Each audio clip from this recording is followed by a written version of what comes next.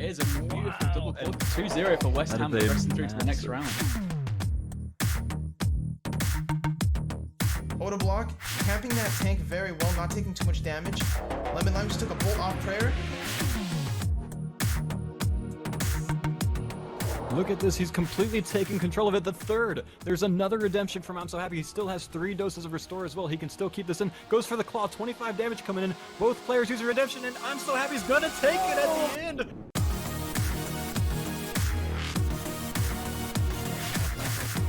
Very good here for Morrow. This is a... Wow, look at this. And 3 hits. 40, 30, 30.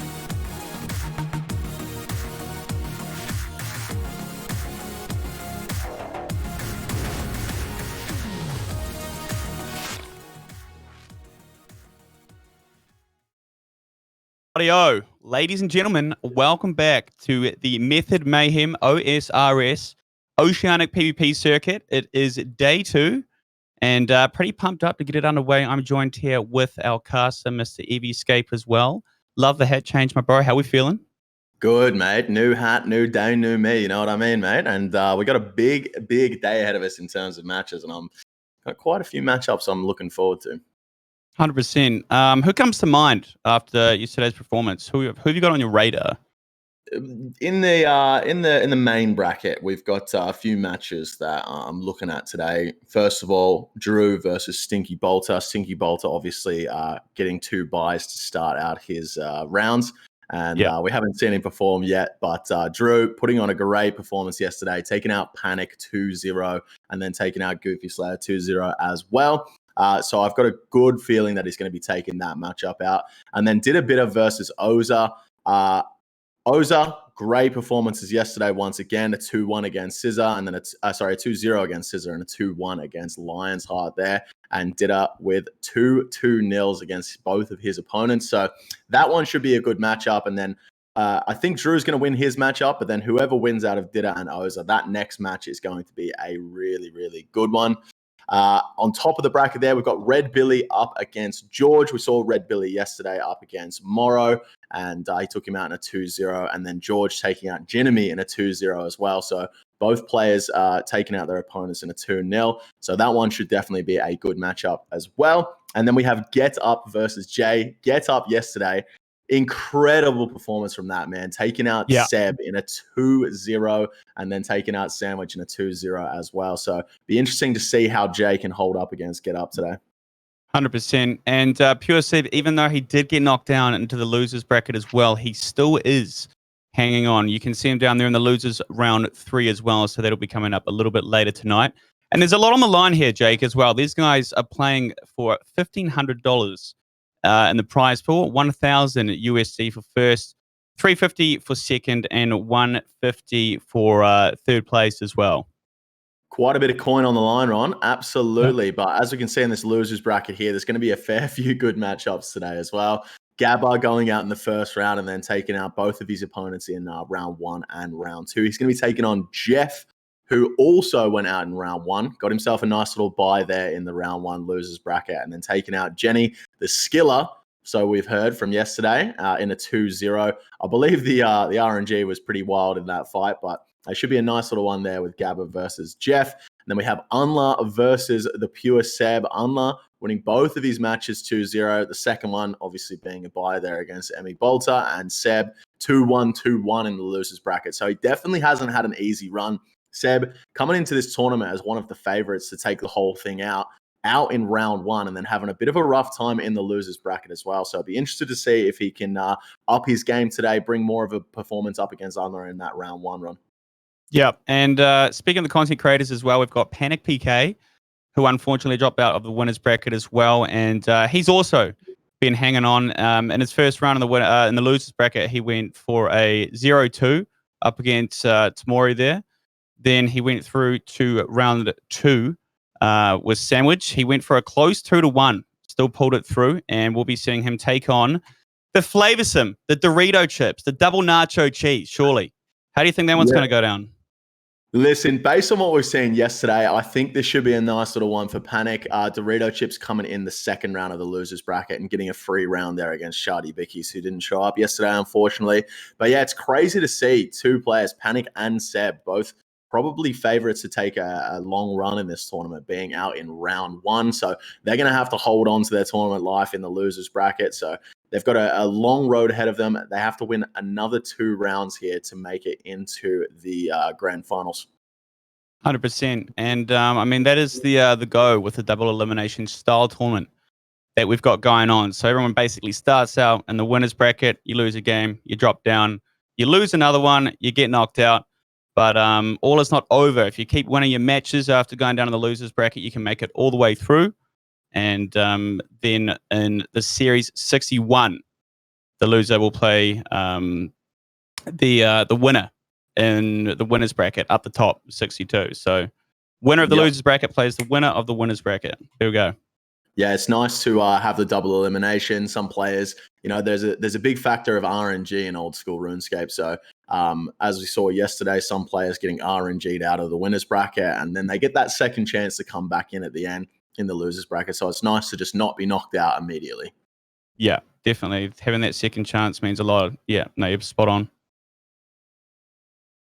So the first match, Ron, we've got Red Billy up against George. Yesterday, George, we saw him up against Jinami, the big PVM of Jinami, unfortunately, who's out of the tournament now. But I got to say, based on what I saw from George a year ago, he's made some insane improvements to his game, and he's going to have a really nice run at this tournament. And the same can be said about Red Billy. We saw him up against Morrow yesterday, who took his opponent out 2-0 in the first round, and then Red Billy just made it look easy in that second round run. Yeah, 100%. I'm looking forward. I've got my money on Billy. I think my man's going to pull through on this one. He's had a pretty dominating performance so far. He hasn't actually dropped a game. And saying that, George actually hasn't as well. He's been on a bit of a spree, but he did get a first pass as Ella was a no-show, and I'm pretty sure probably went down to the pub a little early last night as well. So who knows? He might not be as warm as Red Billy. Yep. I'm sure we won't have any no-shows tonight, mate. It's Sunday here in Australia and New Zealand, so everyone's on the hangover from the Saturday night. I think everyone will be here, but I'm gonna have to go against you on this one, mate. I got my money on George. From what I saw yesterday, this man, he's going to be a force to be reckoned with, and probably one of my picks to take out the entire bracket today. Okay, and just a little reminder as well, there will be some predictions going off in the chat. The great method moderators that we have going on as well. We'll be sorting those out. So make sure you click those little predictions at the top as well, and throw down a few method bucks, a few method coins as well. Have a little punt. See if you can get some winners home. Yeah, absolutely, mate. I unfortunately lost all of my method points yesterday on Big Goofy Slayer with that 25 whip to the dome to KO him in that first round. So I've got 390 method points to whack down on the games today, and I'm looking forward to it, that's for sure. All right, my bankroll actually only consists of about 300 method points at the moment, so I think I need to do a little more watching, bro. I think so, man. I think so. Gonna have to have the stream up on the side today while you cast, you know what I mean? Maybe I just asked the boys over at production if you guys can spot me like an extra 2K. That'd be great. Cheers. I'll pay it back. We'll get some winners today. I got this. Right, here we go. We're in. Red Billy versus George Fremont. My man, take it away, Jake. All right, jumping in straight away. Looks like both players aren't really going for the freeze here. It looks like Red Billy keeping his Mystic top on with that Varric skirt. Maybe a little bit of a misclick to start the fight here. It is the first fight of the day. These players probably would have warmed up prior to this fight with some of their friends, but looks like Red Billy gets himself that DD advantage, and he is taking advantage of it right now, getting a couple of free hits off on George to start the fight. And I think he's got that refreeze just there as well, potentially getting that second DD to start the fight. And that's a huge advantage to start the fight here, having both DDs at the start. Yeah. It'll be interesting to see if George can maybe catch one back here. And it looks as though he might have there. He has caught the freeze with a 31 barrage, the first. Oh, and a second one coming in for a 34 straight into the claw. So this is a nice little turn in momentum for George, who looked like he was on the back foot there at the start of the fight. Now he has the DD advantage. Coming in for a whip, taking a bolt on prayer. Both players getting their prayers and their gear correctly at the start of the fight here. So very close matchup just to start things off here, Ron. Maybe it was just the initial nerves got to him. It's the first fight of the day. You're going to have to set the bar high. I mean, he definitely took a few hits there. He had his robes on. Bit of a choke. Not a lot of activity, but yeah, you're right. I think he does seem to be getting it back there as well. So yeah, absolutely, mate. First fight of the day. It is hard to get into the rhythm. You got to warm your clicks up. Like I said, these guys probably would have been doing some fights with their friends off the stream before this fight just to warm up a little bit. But jumping in, there is a lot of money on the line today, Ron. So these players might be having a bit more nerves than they normally would in one of these tribrid stakes. 100%. So when you're DD like that as well, is that really the optimal time to be wanting to pull out your Dragon Claws and catch your opponent off guard there? Or is there other sort of tactics these guys are looking for? Yeah, so you can't really pick an optimal time to be bringing out the claws. You mainly want to catch your opponent off prayer. That is the biggest thing. Obviously, your Protect from Melee is going to negate 40% of any incoming damage. So you definitely want to catch your opponent off prayer. But with the DD, it's a lot worse these days in catching your opponent off guard, considering everyone's using that Render Self plugin you can get on Runelight. Basically, just hides your own character so you can see what's going on underneath you. As George gets a nice little claw off prayer there. Unfortunately, not a huge one, and takes a claw back on prayer. So that's a nice little exchange there for George, and he's going to eat up, get a little bit of composure, and takes a 41 bolt there. That's really nice to Red Billy. And we're going to see who catches the next freeze here. Tries to get that advantage, and there's a staff bash from Billy. Both these players, maybe a little bit of nerves. A 32 bolt for a 40 bolt. There's a lot of big hits coming in here, and George now frozen, Red Billy with that DD advantage, and both players looking like they're going to eat up here and regain a little bit of composure. There was a lot of damage in a short span of time there, Ron. What I do like to see here from Red Billy as well is he's got that diagonal tactic when he steps out. So that's basically forcing his opponent here, Mr. Thurgo, to basically miss the hit. So he gets a bit more damage in the overall fight. Yeah, absolutely. If you step out diagonally on the DD there, your opponent can only range or mage you, and that can catch them off guard when they try and throw a whip out. They're not going to be able to throw a whip out, and it might end up in a free hit. We just saw there, George getting a bolt on robes off prayer for a 0. He's not going to be too happy about that. Obviously, when your opponent's in their robes, you've got a much better chance of hitting them with a bolt, and 0s are not what you want to see. But both players looking pretty even at this point in the fight, Ron. I can't really pick either way which one of them is ahead at the moment. It looks as though this best of 3 series is going to be a great one to start the day. Yeah, I think these basically I say that the deeper we get into the tournament as well, I think these fights are going to get closer as the better players start to emerge. What really separates the better player, what makes them? It would be down to the I would say the tank flicking. I think is a massive part in negating a lot of that damage as well. Yeah, absolutely, mate. Towards the end of this bracket, you're going to see a lot of players at the end spending all of their time in their tank gear, only coming into their robes for a split second when they cast a barrage, just as we saw George do just then. 1 second for the barrage, straight back into the tank as he takes a 50-ish claw off prayer there, straight into a 26 whip. So this is a nice little bit of momentum for Billy here in this DD. And he cops a bolt back of 40 with that Opal Bolt spec. Obviously, the Opal Bolt spec being able to hit a 53 there. So a nice big hit for George after he takes that big claw. And now he has the DD. I think he might actually be frozen. Oh wow. Damn. Billy's out of food. Wow. My word. It'd be interesting to see as well how much food George has, because I did feel that one was pretty neck and neck, but that is going to be a cheeky 1-0 in favor of Thurgo, I believe. Mr. George Fremont taking that one out. Here's the instant little replay as well. Oh, we got the instant replay today. Yeah. Oh, yeah. Gotta love it. Here we go. I had no idea Billy was out of food there, and a 30 barrage into a 24 barrage. That's a nice little finish there for George. He'll be happy with that. 100%. So we'll be waiting on those numbers as well, and we can have a little look at the deserved damage versus the realized damage as well. Yeah, absolutely, mate. Hopefully we get that tracker coming through. But that first match went exactly the way I thought it was going to go. Like I said, George putting on an absolute clinic in his first round, and like I said, he's going to be a force to be reckoned with. But Billy definitely holding his own in that first fight there. 100%. Might not be all over straight away. We could see a cheeky little 1-1 because that man definitely had some good footwork. He got out of bed today and he definitely tied his shoelaces. I reckon he did a double knot. I don't reckon it's the last we're going to see of Red Billy. Here's the numbers, Jake. Yeah, we have the numbers in here, and it looks as though Billy got 10 extra hits on George there, which is huge. But as you can see, those 10 extra hits not amounting to too much, considering he only got 48% of his hits off prayer.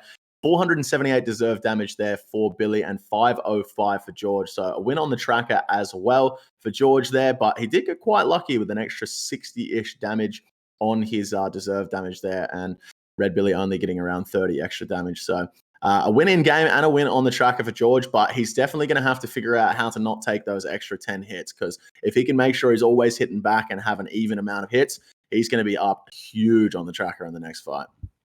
100%. I've got a few of the boys in the chat as well, egging me to put a head on. I tell you what, I'm going to give this one to Billy, though. If Billy can pull this one back to a 1-1, all right, I will wear I'll wear a bucket hat, okay, for the next series that we've got coming up, which will be, it'll be Jay versus my boy Get Up, okay? All right, that's the deal. The T's and C's. The classic suit, jacket, and bucket hat combo, mate. Nothing sharper, nothing better. Yeah, be looking forward to this next fight here, Ron. Like I said, that first one was pretty close. Only about 27 damage into it, in between both players on that tracker there. So yeah, would have been pretty close. Go a little bit longer, and we can see a little bit more of the skill difference. So jumping straight in. And a staff bash there to start with for George. He's not going to be happy with that one, but he manages to catch the first freeze. Doesn't get frozen back, so he's going to start out with a DD advantage. Both players going for a whip, catching each other off prayer. 32 for a 26 there, so a pretty even exchange to start out this fight. But George with that DD advantage, and he gets a free hit. Just like that, he's figuring out how to bring it back. 2 free hits now, Ron. So George potentially seeing on that tracker in the last match that he had 10 hits missed, and gets 2 back to start this fight. So he's up 2 hits already. Both players now frozen across from each other here. So we're going to see a range and mage battle. 36 bolt coming in for George in exchange for a 1 barrage for Billy, unfortunately for him. 19 bolt on the robes, off prayer as well. Looks as though in that range and mage battle, George got the better of that. But he takes a claw back in now. As a 26 claw straight to the dome and a huge bolt. Oh. George's RNG is going off at the start of this fight, and he gets a claw off prayer. That was a chance as well, Ron. There was a chance to finish that fight right there for George, and he has a huge advantage at the start of this fight. Multiple hits going on to George when he's in the robes as well. It's costing him so much damage. He needs to be focusing on getting that tank gear on ASAP.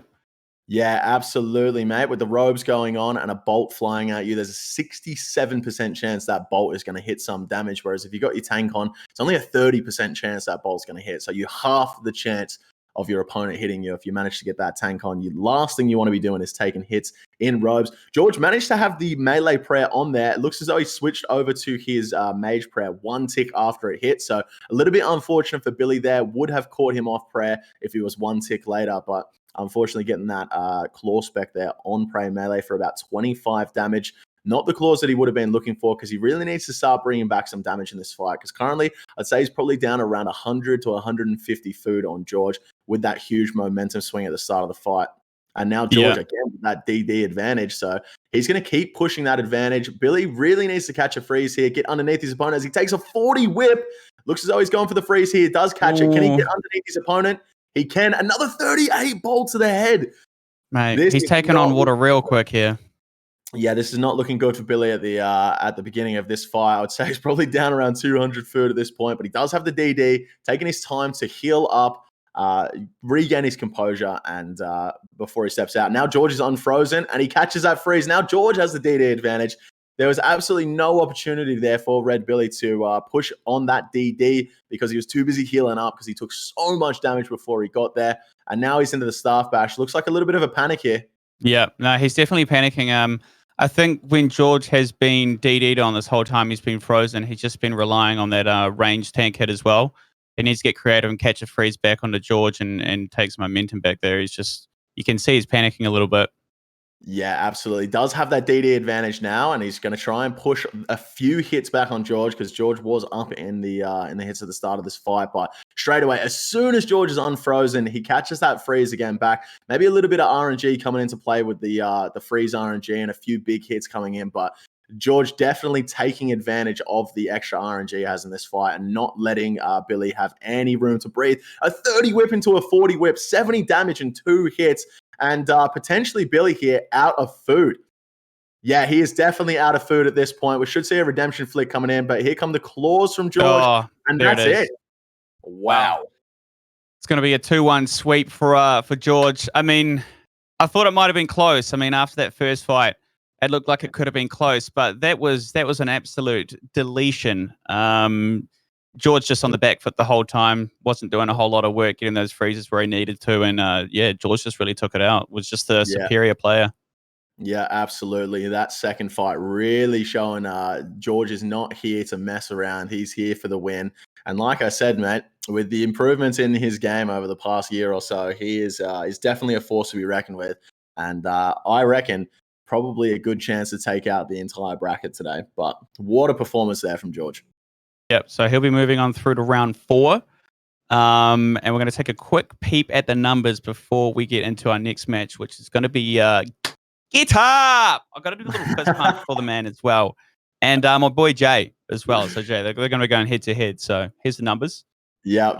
As you can see on the tracker there, 53 hits for George and 50 for Red Billy. So he was 10 hits down in the first matchup, and he really, like I said, he probably looked at the tracker, saw he was 10 hits down, and figured, that's something that he needs to improve on in the second fight, and managed to get himself 3 extra hits over his opponent. 428 deserved damage on the tracker there for 300 for his opponent, but he managed to do an extra 150 damage than he was deserved. George did, and his opponent did 100 less damage than was deserved. So a lot of RNG coming into play in that second fight. But like I said, on the trackers, if you're up from RNG and you manage to push that advantage, you make sure your opponent doesn't have any time to breathe. Everyone gets some good RNG sometimes. Everyone gets some bad RNG sometimes. And it's how you play out those bad RNG situations that really makes the difference between a great PK and a good PK run. Yeah, well said, well said.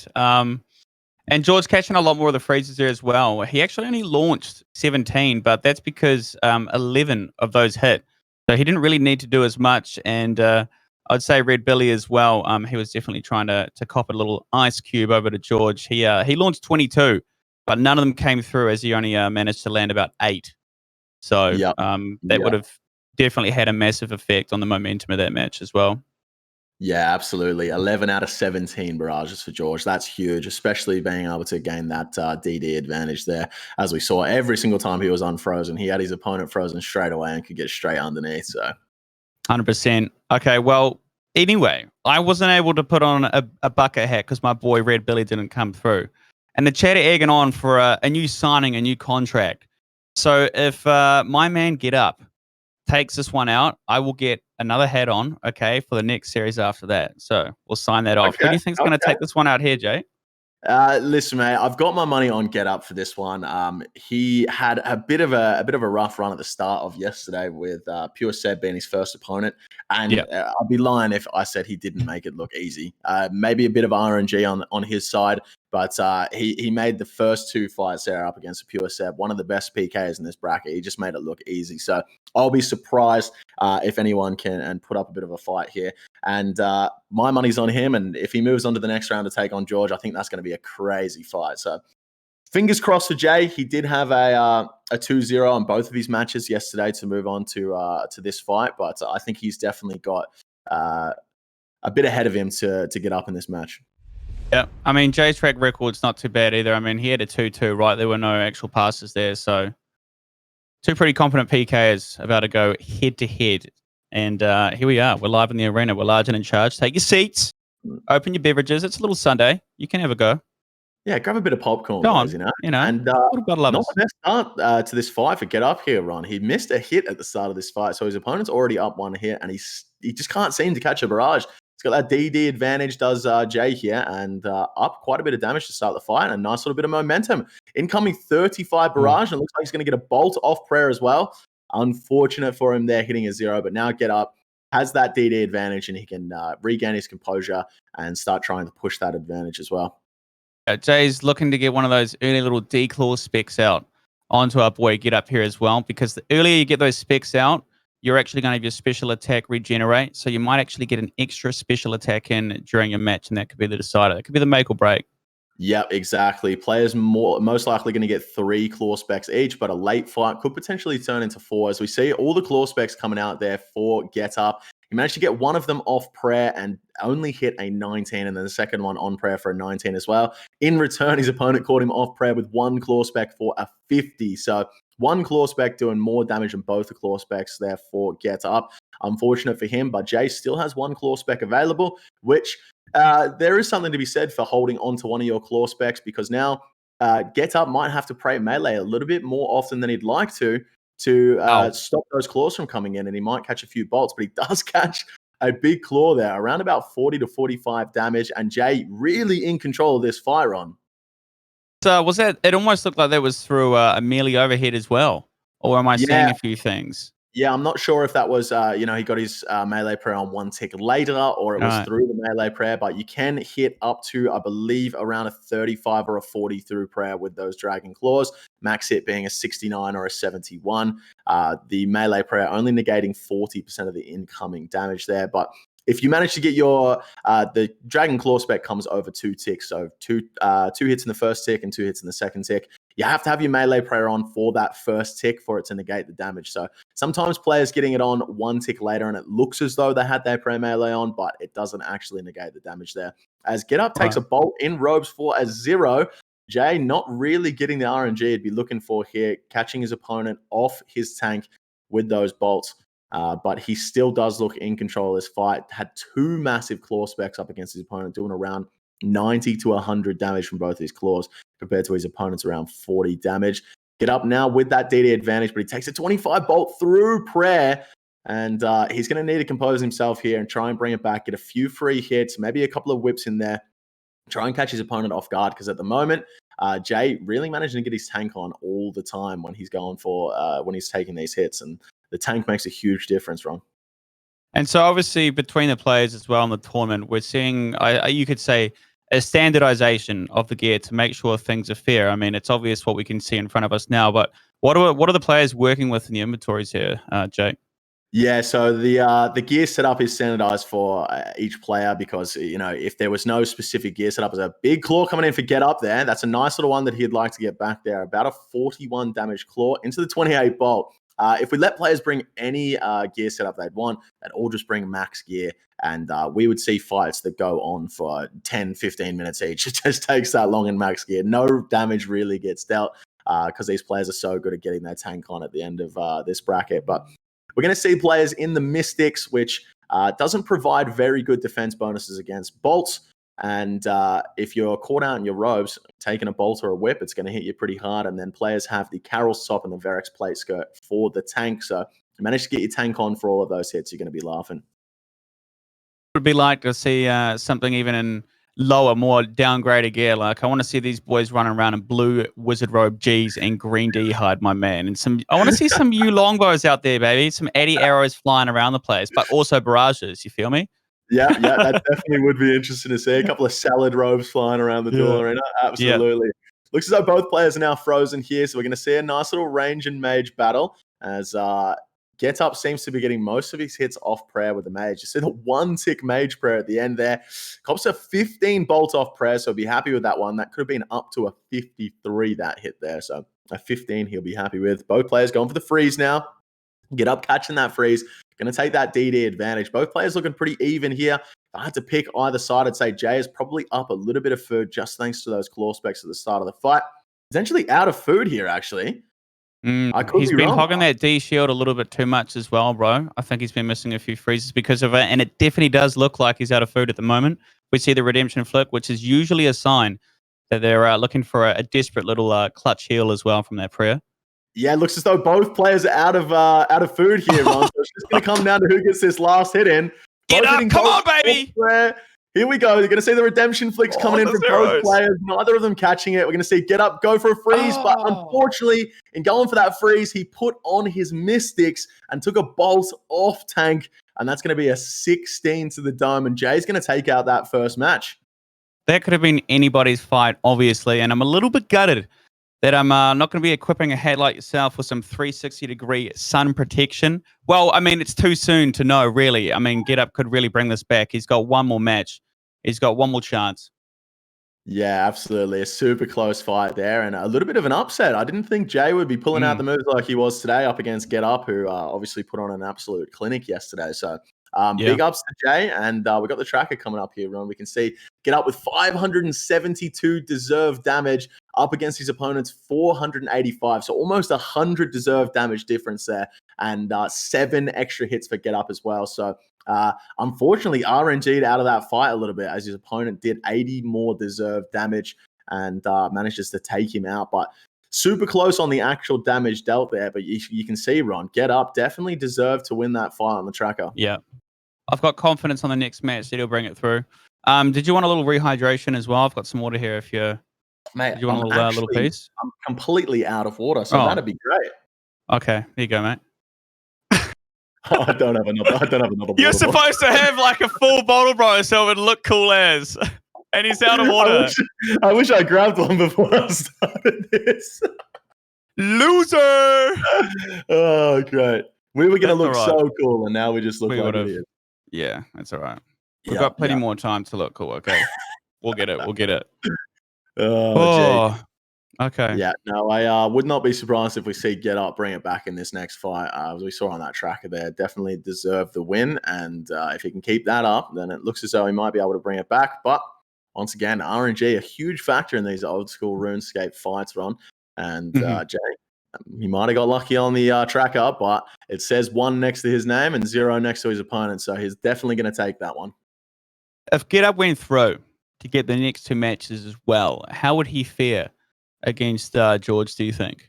Yeah, so based on what we're seeing from George today, I think that Get Up is going to have either player, whoever wins here, is going to have their work cut out for them up against George in the next round. So it'll be interesting to see how that fight pans out. Like how they started that fight there as well, both trying to sort of freak each other out to almost bait a splash, both of them being in the range there. Yep, yeah, absolutely. Players opting more and more these days to not go instantly for the freeze, try and catch their opponent off guard with a bolt or a whip or a claw or anything to start the fight. Because if you can get the first hit off prayer, you can get a claw for 70 damage, you can get a whip for 44 damage, you can get a bolt for 53 damage. And barrages can only hit a max of 35 in this gear. So if you can hit a huge hit to start the fight, not only are you going to start the fight with a damage advantage, you're going to have the momentum as well. And maybe you don't catch the freeze straight off the fight, but if you can get 50 plus damage in one hit, you can catch a freeze straight afterwards because your opponent is already going to be eating up. Get up there with the freeze advantage, but running too far away from his opponent, and his opponent gets unfrozen. So if you run too many tiles away from your opponent, I believe it is 11 or 12 tiles, they will actually get unfrozen, and the 20-second freeze timer is completely negated there. Be a little unfair otherwise, I think, if you just left your mate over there to get rotten tomatoes thrown at him, you know, while you're on the other side eating up, planning your next move, you know? Yeah, absolutely, mate. It's a nice little mechanic in old school RuneScape to stop that freeze. Players unable to freeze you and run away in the wilderness. You've always got that chance to catch them back. But Get Up, copping a whip off prayer there. 2 whips off prayer, both of them. 3 whips off prayer on, all of them zeros. That is quite unlucky there for Jay. 3 whips off prayer, one of them on robes, and all of them hitting zeros. Could have done a lot of damage with those whips. Unfortunate for him, but now both players frozen. Get Up unfrozen now. Got that DD advantage. Gets a whip on prayer, but on robes. And might have been on prayer, but those robes coming out make a huge difference. And he gets 40 damage from 2 whips into a 36 bolt. A lot of damage stacking up now to Get Up, and he gets a huge claw coming in there. That was 47 damage into a 44 bolt. He could take this fight out right now if Jay's not careful. And we see the triple eat coming in from Jay, getting that anglerfish, brew, and Karam 1 in for 60 healing in 1 tick. That was a close one right there. A nice little 150-ish damage stack for Get Up in 3 or 4 hits. That was huge. Yeah, it's nice to see him sort of mix it up when he's got him on the DD run as well. Not only does he do the diagonal, but he goes vertical and horizontal as well. So got to leave the opponent guessing, I think, nonstop. That's a true sign of a very competent PKer, I think.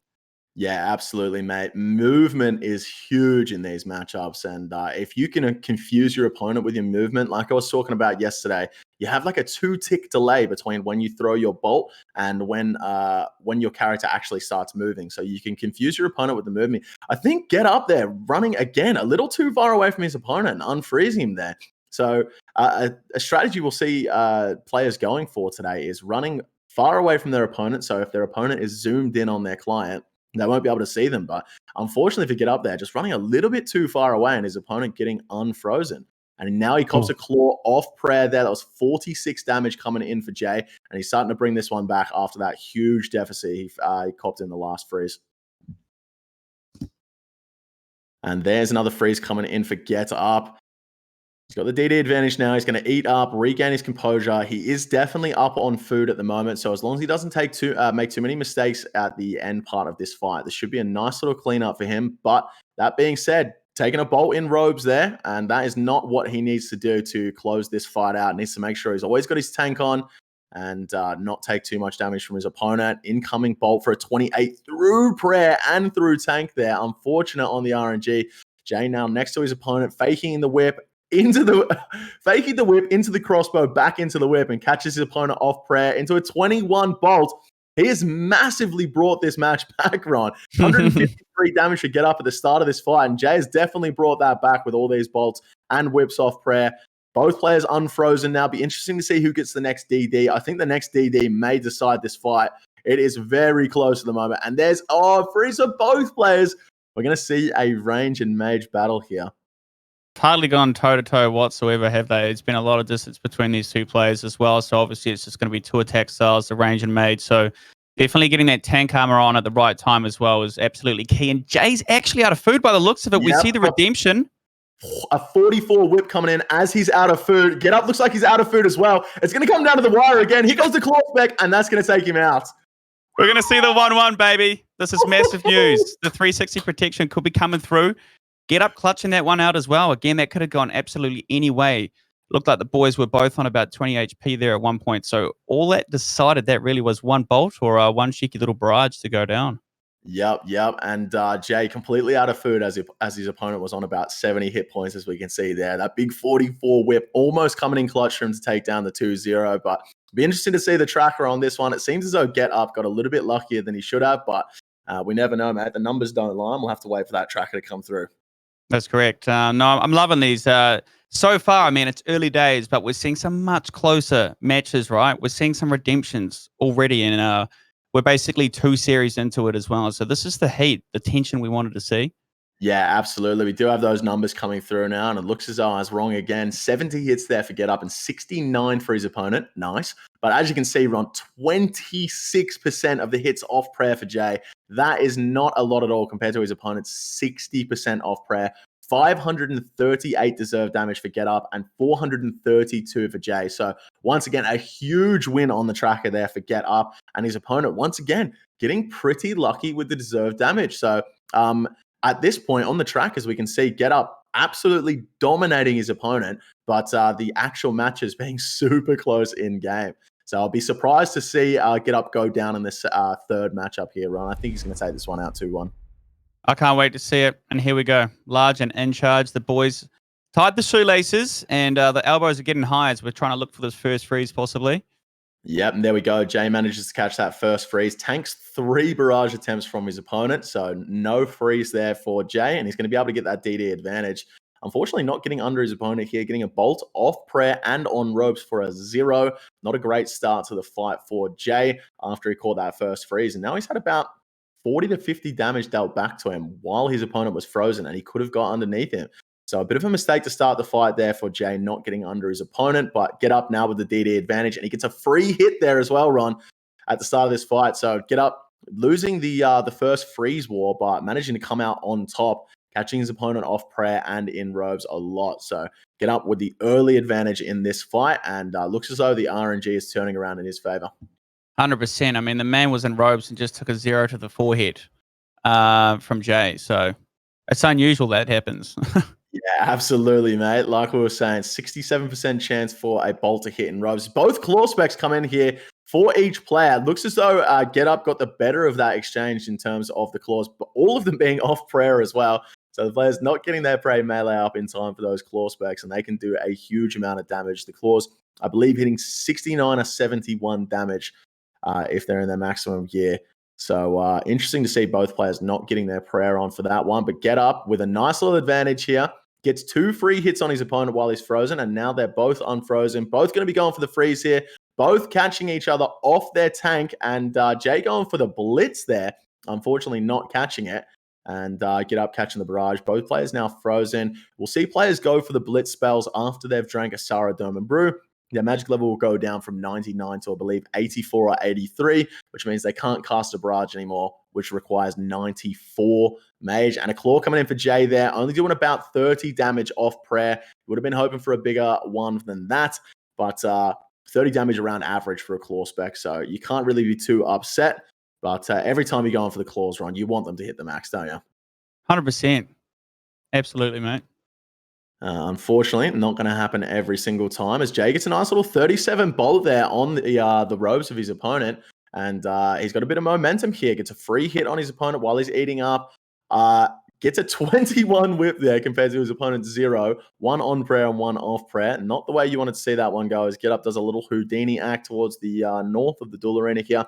And he's not out of food. Ooh. Okay, just put the redemption on there accidentally by the looks of things for Get Up. But at the moment, Jay's got all of the momentum here on. Yeah, 100%. I mean, I don't know if you saw it before as well. There was a little bit of a disrespectful move. Jay gave Get Up a quick kick in the crotch on the E swing. I don't know if you saw that. Just the utter disrespect. The man must be that confident he's going to take it out. He's got time for a little kick. You believe that? Yeah, I didn't catch that one, but what a move from Jay. Maybe a little bit too much of confidence on the man, or either that or just a little bit of a misclick. We'll never know. Yeah. But Get Up here now with the DD advantage. Takes some time to compose himself, but he gets frozen straight away. Jay catching that freeze. Really nice movement into the 33 bolt. Another bolt off prayer on ropes. He's getting a lot of damage in here. Huge momentum. And Get Up is low on hit points. I don't know if he's out of food or he's just getting too much damage right now, but Jay seriously in control of this fight towards the end here, Ron. Jay is deserved, I think, a little RNG, and it's obviously showing. Get Up's taken on a lot of water really, really quickly here as well. He's going to do something pretty drastic to turn this round. I mean, he hasn't done a lot of damage in the later stage of this fight here. I think he's going to be close to out, Jake. Yeah, I think he is out here, Ron. Jay getting a lot of good RNG in the first 2 fights, and it looks as though that has not slowed down in this third fight here. RNG coming in hot from him. Get Up tries to get that redemption off, doesn't get it. Another couple of zeros. It looks as though it's going to be a nice little one for Jay here, and he should take it out unless the redemption comes in, which it doesn't. That was some crazy RNG. It looks as though both those guys are friends. Jay drops a good fight, and the Illy, the I love you, Ron, must be some boys. Absolute classical call. That one goes way back to the old, I'd say, the high school days. I reckon that one came about. Yeah, absolutely, mate. And Jay taking it out. Was not expecting that, Ron, after Get Up's performance yesterday. That was mental. I'm going to call it now. Even Jay's kick was out of pure confidence, bro. He had the tides on his side, and he showed he was the better player there at the end. We'll have a look at the numbers now. Yeah, we do have the numbers coming through, and once again, we can see it was RNG in the favor of Jay. So 3 fights in a row, Ron. Jay getting over 100 damage deserved in the actual damage there. So 458 damage for Get Up and 423 for Jay. 62 hits versus 66, but as you can see, Ron, 20 out of those 66 hits were off prayer for Jay. So not managing to catch his opponent off prayer very much. And as you can see, 393 actual damage versus 551. That's a huge difference in actual damage dealt. And those moments that you get that extra RNG can really lead to some more momentum. We can see 4 extra hits for Jay. That momentum definitely causing those 4 extra hits, and manages to take it out. It might have been RNG at the end of the day, but it's a 2-1, and he is moving on to the next round to take on George. And it just happens like that as well. I mean, you say it's one little move can turn the tides of it, and I feel like when I've PK'd into my limited knowledge of it, when I get barraged and a player stands under me, I absolutely panic. You know, what have you got to do to compose yourself, and what's the strategy these players need to be doing as well when they know they're basically getting DD'd? Yeah, so when you get DD'd from your opponent, there's a few things you can do. Most players will try and catch the barrage back to stop their opponent from having that DD advantage. That is something that happened a while ago before the entity hider thing came in. You couldn't see what your opponent was doing, and they had a huge advantage on you. So nowadays, people can see what their opponents are up to. They're going to spend a lot more time in their tank, because if you're on your ropes, copping those bolts, it's really going to add up to those damage. So players opting to either bolt back or whip back these days, whereas it used to just be straight barrages, try and catch your opponent. Players mixing it up with the attack styles and trying to catch their opponent off guard. Gotcha. Appreciate the insight. So Jay's going to be moving through as well. He'll be fighting George a little later on, not too far away from here. But for now, we have got Drew versus Stinky Bolter. So Drew obviously being pretty warm. He had an absolute blast yesterday going, did drop a game. He actually knocked Panic into the losers bracket as well, 0-2 in that series, going through to fight Goofy. Performed well, but didn't quite break through, and he got 2 matches on him. So Stinky Bolter's had 2 passes We don't often see that either. So a lot of the time, you know, there might be someone who goes out for beers or, you know, doesn't show up or something like that. And they basically lose by default. But this has happened twice. So round 1 and 2, Stinky Bolter has advanced free. It's been on the house as well. So do we know much about the Bolter? No, we don't actually know anything about the Bolter. We haven't seen him perform. Like you said, getting 2 buys. Hopefully Drew actually rocks up today and we can see him perform, because we might have the old Stephen Bradbury story on the line here if Stinky Bolter manages to make it through to the World Champs without going through. For those that don't know, Stephen Bradbury was the first ever gold medal Australia won at the Winter Olympics. And he won because everyone in the gold medal matchup fell over in front of him, and he managed to just skate through. And he only made it into the grand final because the exact same thing happened in the match before. So he managed to make it through the qualifiers and the grand final for the gold medal because everyone fell over at the finish line. But Stinky Bolter getting through without having to face a matchup yet. It'll be interesting to see how he does against Drew here, who had a massive run yesterday. Yeah. First impressions. Haven't actually seen his D square, whether it's trimmed on a head. Look, first impressions aren't good for the Bolter. Gold trim on the boss. He's looking a little bit better today out there. Yeah, not trimmed at all. But just based off the start of this fight, we can see Stinky Bolter definitely knows what he's doing, getting his tank back on. Maybe a little bit slower than his opponent, but certainly not one to be slept on here. He definitely knows what he's doing, but just based on what I'm saying at the start of this fight, he's missing a few hits, getting his Carol's top on. I don't know if it's nerves or just being his first fight in this tournament, but I can definitely say that Drew is much better than Stinky Bolter at the start of this fight. Could just be nerves. He might bring it back to towards the end of this, but I think this should be a pretty easy one for Drew, if you ask my opinion, mate. Yeah, because as soon as he caught that freeze, he really, really took his time under Drew there to basically compose himself. Hopefully overcome a little bit of the nerves now. Yeah. Yep. As we say that, a staff bash coming in for Drew, so maybe a little bit of nerves on the side of him. Both players a bit nervous coming into this matchup. Once again, the winner of this one will actually go through to the World Championships, I believe, Ron. Yeah, so it's the top 8 placements, I believe, get invited for the $3,000 prize pool for the championships there. So definitely a lot on the line as well if you can manage to get that top 8 placing. Yeah, absolutely. As we see Drew here getting a nice claw off prayer on his opponent for around 40 damage, taking a 25 whip back, and now 38 whip coming in. Both players catching each other off prayer. But yeah, the winner of this matchup will go through to the World Champs, which means we completely forgot to mention in that last one, George actually making it through to the World Championships, as well as Jay qualifying for the World Championships. Massive news. Props to the boys. Some claps in the chat. We've got some lads locked and loaded already for the World Champs, so it's good to see. Yep, so they're going to be playing for that $3,000 prize pool, or translated to Australian dollars from US, around $1 million Australian dollars, which is absolutely insane money for these Aussie and New Zealand boys. I'll tell you that much for free. Okay, back into the fight here. Stinky Bolter trying to get the DD advantage, not actually catching a freeze, and Drew just opting to go for the whip rather than catching his opponent with a freeze. As we come back into the fight here, Drew, at this point, not trying to catch a freeze. Every single time he goes for a hit, his opponent is praying mage because he thinks he's going to be frozen, and he gets him with a bolt or a whip off prayer, which is huge. Catching your opponent off prayer, the prayer is obviously negating 40% of the damage dealt. So if you can catch your opponent off prayer, when you do hit, you're going to hit 40% harder than if you catch him on prayer. And a 38 whip coming in for Drew, as well as he's now frozen next to his opponent. Should see Stinky Bolter step under him in just a moment. Should be unfrozen now. I think he can step underneath. There we go. And steps under and comes straight back out. A nice little bit of movement here for the Bolter. And he pulls a 37 bolt out into a 28 barrage. And he's catching a bit of momentum towards the end of this fire on.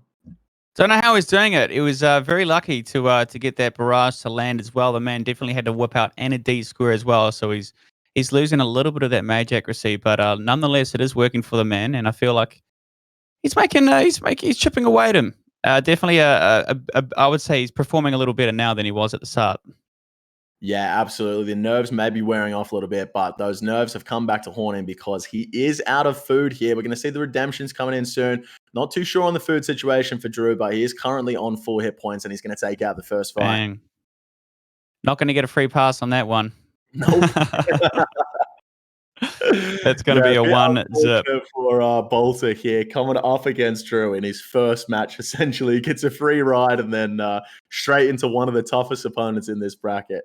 But Drew putting on an absolute clinic there. I'm very interested to see the tracker on that one. I think it's going to be hugely in Drew's favor. As we saw at the start of the fight, Stinky Bolter trying to catch barrages in his Varric skirt, trying to catch barrages in his Carol's top, trying to catch barrages in his tentacle whip run at some point. The man, look, he was trying everything in the wardrobe, wasn't he? He was furiously putting things on and off. I mean, if Drew... Yep, no, you got the numbers coming up. Over to you. I'm hanging up first. We do have the numbers coming through here, and as we can see, just as expected, Drew there with 68 hits versus opponent's 53, and 15 hits is such a big difference, Ron. It might not seem like a lot in comparison, 68 to 53, but 15 extra hits is huge. 520 deserved damage versus his opponent's 343. So an insane tracker win there for Drew as well, and he's really showing his dominance in this tournament. And like I said yesterday, there's a good chance this man makes a big run at the end here. Yeah, it's just non-stop green for the man as well. And he was copping a lot more of those freezes. He landed 10 out of 17, whereas Stinky Bolter only landed 9 out of 21 as well. So definitely does work in terms of the momentum for Drew. Yeah, absolutely, mate. Getting that DD advantage, which is going to allow you to get those extra hits off on your opponent. So maybe that's where the 15 extra hits came from. The better players in this tournament won't give their opponents any free hits when they're being DD'd on. We just saw there 2 free hits there for Drew against his opponent. We'll see towards the end of this bracket, there's no chance that these players are going to be giving away free hits while their opponent's DDing on them. And here comes a clause for Stinky Bolter. Drew gets the prayer on just in time, and only 20 damage dealt back there. 30 barrage in the Varric's plate skirt. Absolutely insane RNG from Drew there, and he has a huge advantage to start this fight already. And mate, if I was a betting man, I'd be putting the house down on Drew at this point. Yeah, it's really not looking good for the Bolter, man. Drew's just clearly a more competent PK here. Yeah, I think Bolter is absolutely outclassed here. Almost gets KO'd by the claws, and then almost gets KO'd by the whip as well. And yeah, man, it's not looking good for the Bolter here. He's going to have to pull out something special to bring this one back. And a bit unfortunate for him. Yeah, he's just missing a lot of those opportunities to get that tank gear on as well. I mean, he's in robes a lot of the time, and that's why Bossong's he's dominating. He's getting some red hit splats, whereas Stinky, he's not at all. Yeah, absolutely. Another 40 whip coming in there off prayer on robes for Drew. So getting a lot of damage in where he should be getting damage in with those the robes and the off prayer. And not sure who was typing the big LOL in the chat there, but someone thinks something is funny, that's for sure. The disrespect. Where's the sportsmanship, you two? Come on, play nice. I wonder which one was laughing, mate. If it's Drew, that is disrespect. If it's a Bolter, he might just be laughing at himself at this point. Yeah, but, you got to make fun of yourself before someone else does, Jake. It's key. It's absolutely key in this industry. Exactly, mate. And Drew there catching a freeze on his opponent. Both players frozen next to each other. Drew going to be unfrozen first here, so I wouldn't be surprised if we see a whip coming in. Potentially just got refrozen there, actually. Nope, there he goes in for the whip. Like I said, as soon as he's unfrozen, straight in with the whip, trying to catch his opponent off guard, but unfortunately doesn't manage to do it this time. And now he is refrozen. Stinky Bolter with a DD advantage, actually starting to bring a little bit of damage back here. The start of the fight not looking good for him, but he is bringing it back a little bit towards the end of this fight. But a little bit probably not going to be enough. He's going to need a lot of damage coming in. Drew barely having eaten throughout this entire fight, and Stinky Bolter probably mostly through his food at this point. A 16 whip to the head. He's going to be happy with that one. Another bolt off prayer. Unfortunately, the RNG not coming through. There's a whip on robes as well for Drew. So RNG not coming through for both these players here. Drew gets to freeze.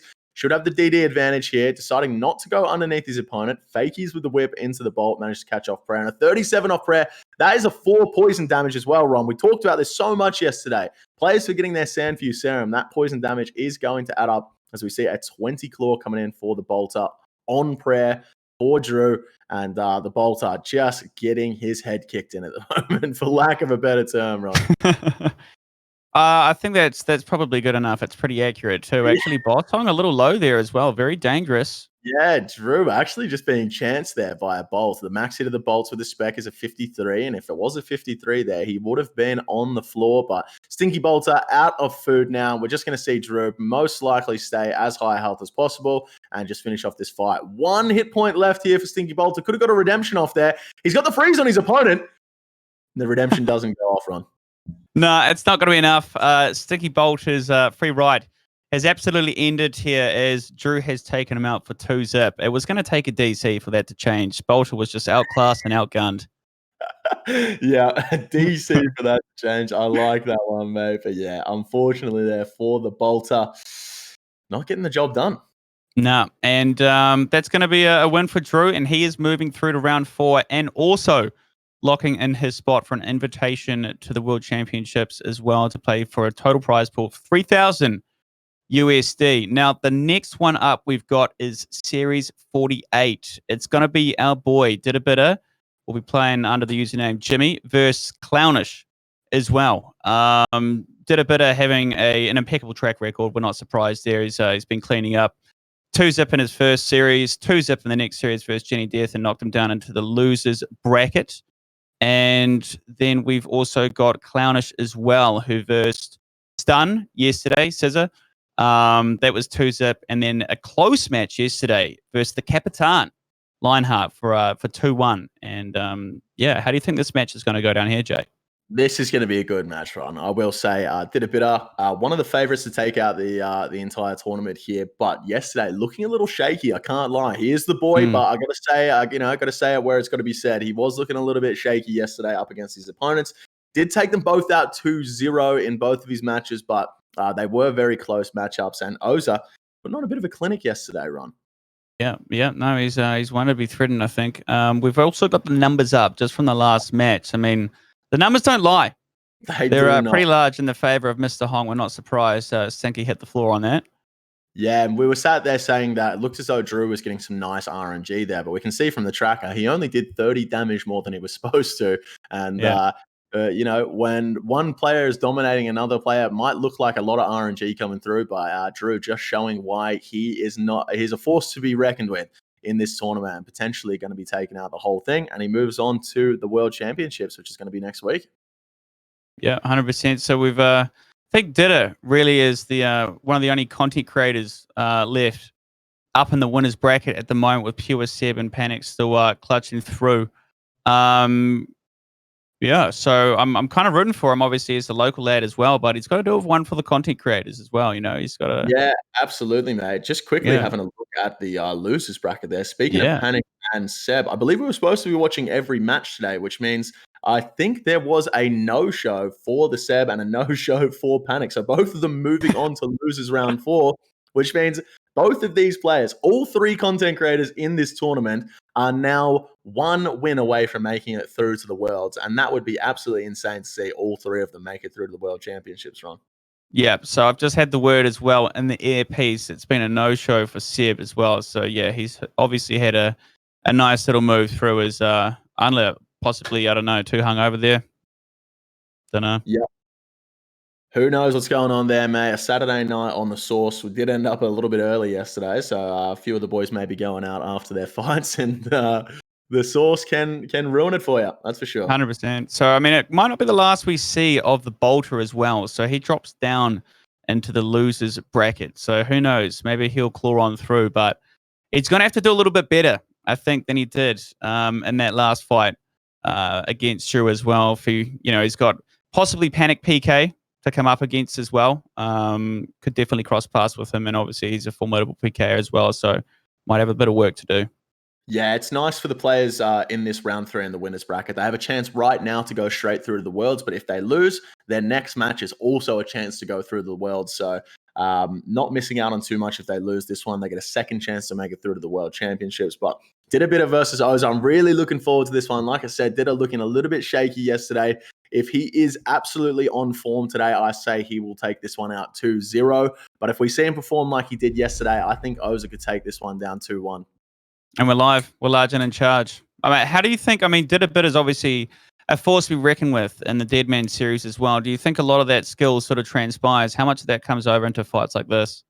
Yeah, in the Dead Man series, it's only really the final fights that would really translate into fights like this, and those final fights don't really happen very much. You know, it's at the end of the season, so did a bit of PKing throughout the season. Is mainly him fighting up against people that don't really fight back. He rarely gets a fight against another PKer. Most of the Dead Man PKers don't fight each other just because in a one-on-one fight, if both players are good, no one's going to die. You can get unlimited food out of the bank. So it's rare to see a PKer go up against a PKer in a Dead Man unless it's in the finals, which you don't really get too much experience in. So not a whole heap translating there for Didabita, but I know for sure he spends a lot of time doing these Tribrid stakes.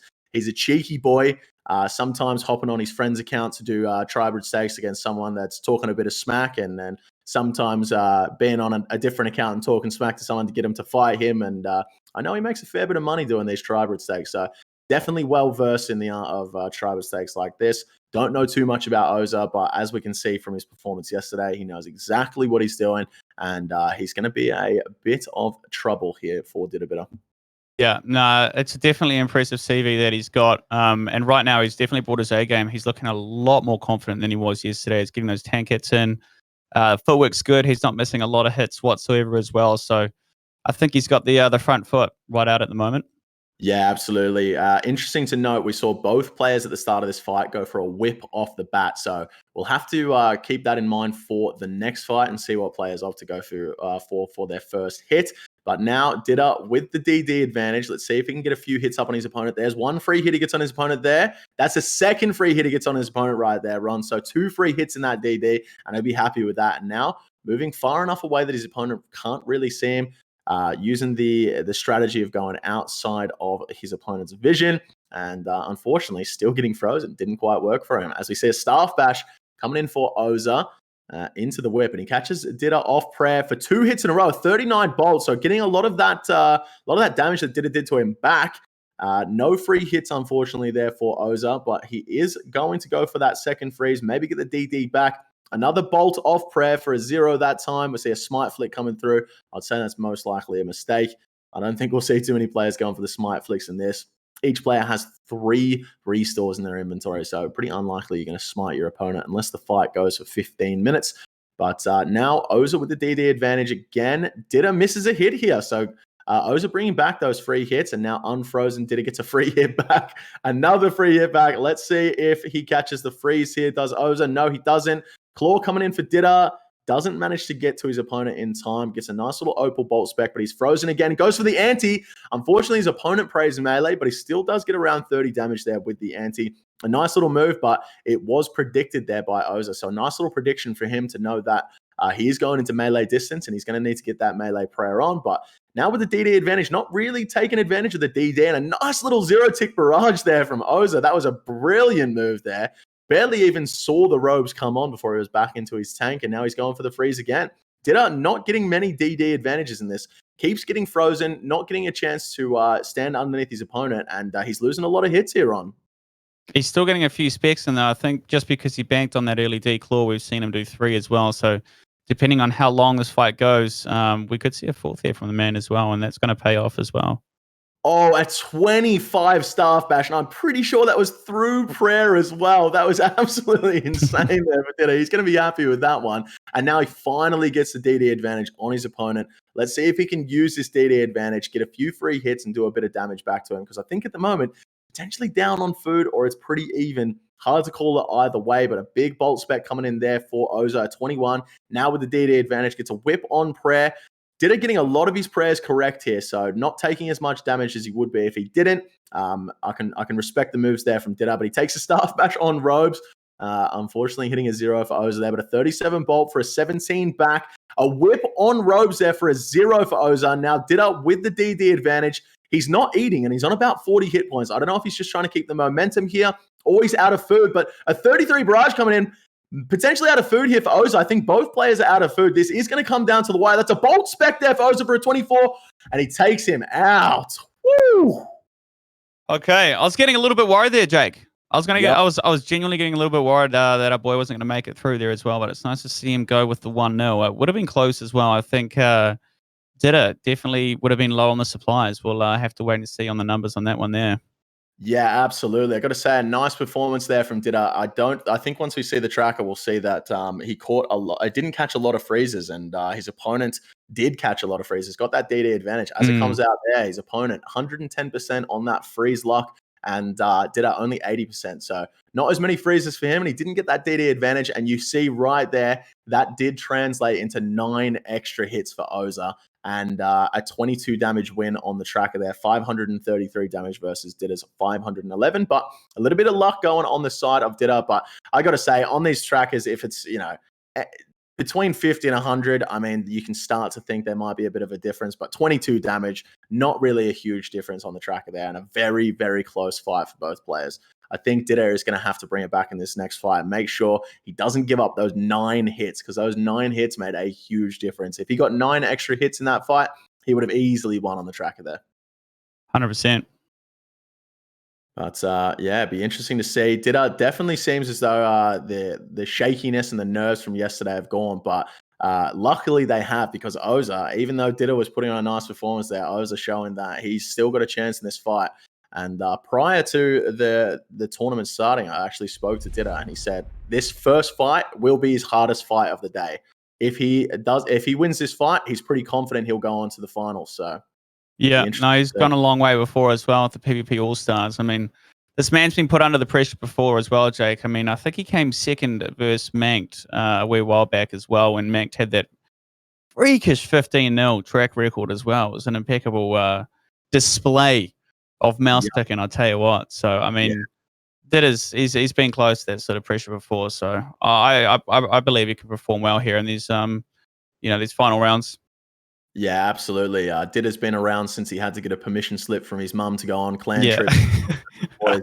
He's been around for a long time. So we see the DD advantage here up against his opponent, getting a couple of free hits. So this is nice. This is exactly what I said we needed to see from Didder in the second fight. If he's going to take this out 2-0, has to make sure he's not getting hit by his opponent when he's not hitting back. Here comes the claws for both players. Didder managing to get that one off prayer. His opponent coming in for the second claw on robes on prayer and only getting a 0. Unfortunate. And the bolt spec coming in only for about a 12 there. I wasn't sure the exact hit there, but not the damage that Oza would have been looking for with those off prayer hits. Unfortunate for him, but now Didder with that DD advantage and a nice little anti with the claws we saw just before. A great move from him. And he's really brought the heat today, Ron. There's no doubt about that. 100%. And you can definitely see it's obvious that the boys are using the rend itself as well, because even when they're DD'd on top of their opponents, they're still baiting different attack styles, because it's their opponents can essentially see what they're doing. Yeah, exactly. And Didder getting a nice claw there on prayer of his opponent, but hitting around a 30 damage anyway. So he's going to be happy with the RNG being in his favor in this fight, and he's definitely up in this one as he takes a 9 bolt. That spec could have hit a lot higher. 32 barrage coming back here for Oza into the 34 whip. This is a nice little bit of momentum for him. Didder's going to have to make sure he continues to hit back here. And unfortunate for Oza, he got another whip off prayer there and could have kept pushing that momentum. But now with the DD advantage, let's see how much he can push it here. A 37 whip there for Clownish as he takes a 32 back to the head. And he's going to have to eat up now. And Didder's going to get a few free hits here and the DD advantage. Let's see if he goes in for it. He does. The second barrage hitting a 0 there, but Didder sitting on around 60 hit points here, really risking his hit points to make sure he continues that momentum, whereas Oza is full on hit points. Didder going to take a moment here. No momentum to be had when your opponent is full hit points, so it takes a moment to eat up, and goes for the bolt in the defender there. We discussed yesterday, the defender having like a -5 or something range bonus compared to the -2. It doesn't help, Yeah, absolutely. I mean, yeah. So we'll have to see what goes on here. We see both players are frozen across from each other, 1 tile away. I believe Oza is going to be unfrozen first. So we should see, no, it is Didder that's unfrozen first. He had the whip out, faking his opponent for a melee attack, but unfortunately it didn't work. And now we should see Oza catch the freeze here if he gets lucky enough. Unfortunately not. Both players going for the freeze. Neither player getting it, and in comes Didder with that freeze now. Should be able to grab that DD advantage if he wants it.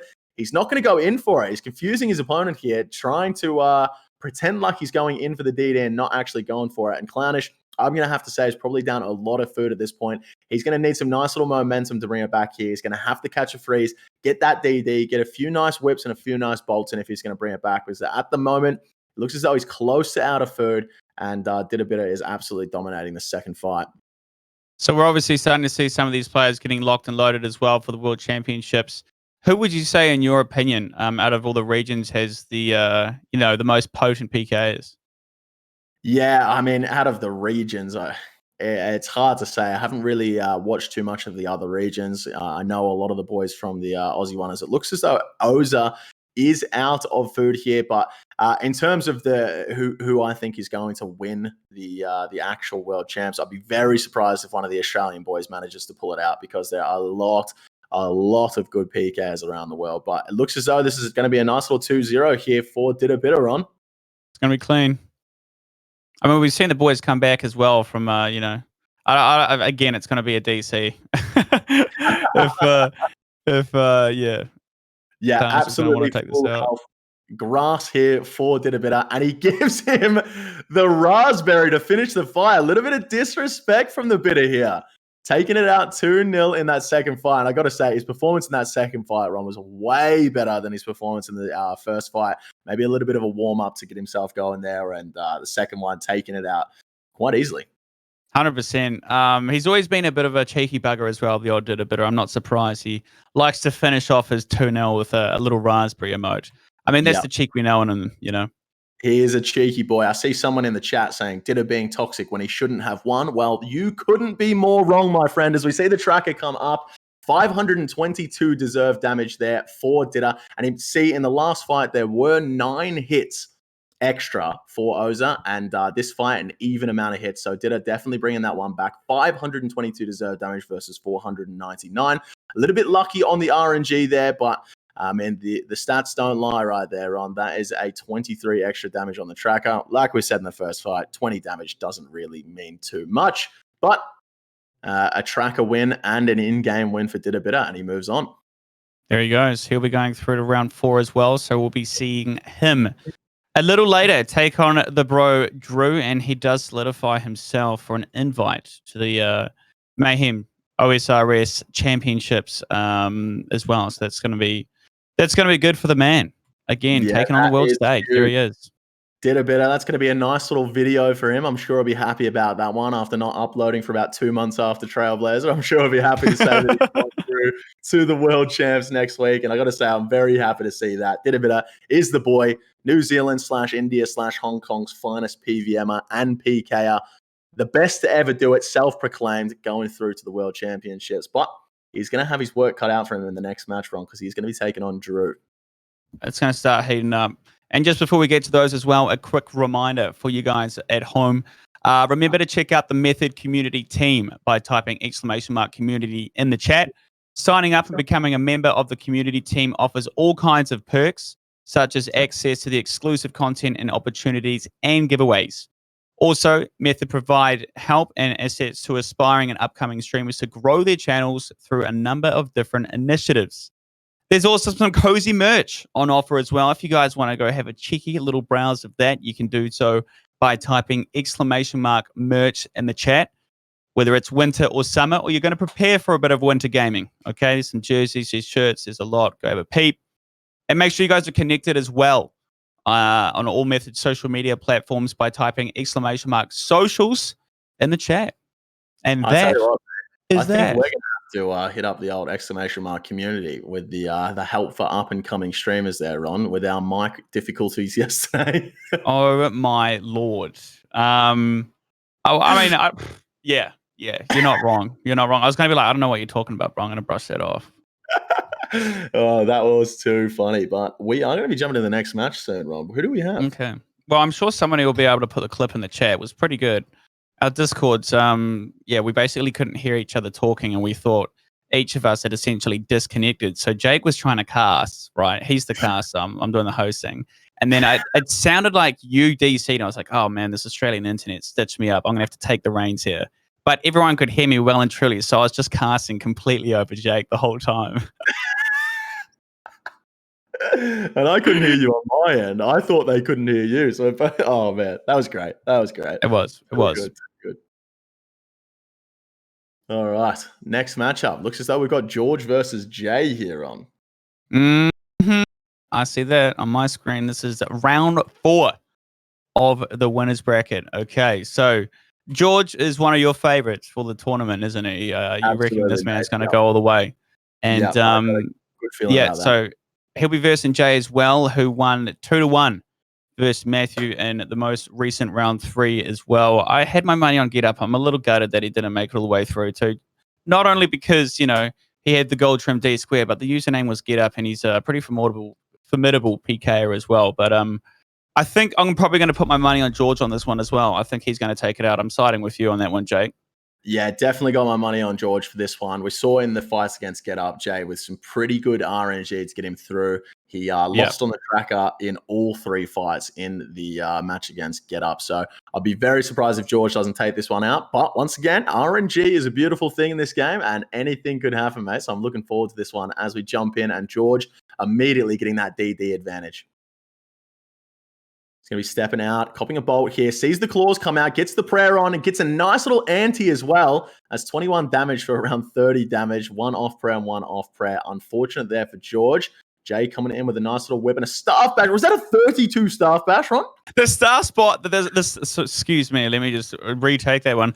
The staff bashes are popping off today. I see, honestly, yesterday, staff bash goes through and they're just non-stop zeros, bro. But today, man, they're doing some serious work. I mean, they're not starting to look like accidents at this point. They're almost looking like deliberate, you know? Yep. That staff of the dead being around as good as a dragon scimitar. Obviously, when you get the staff on, pretty unlikely you're going to have your piety. So to see a 32, that is absolutely huge there for George. You'll be happy with that one.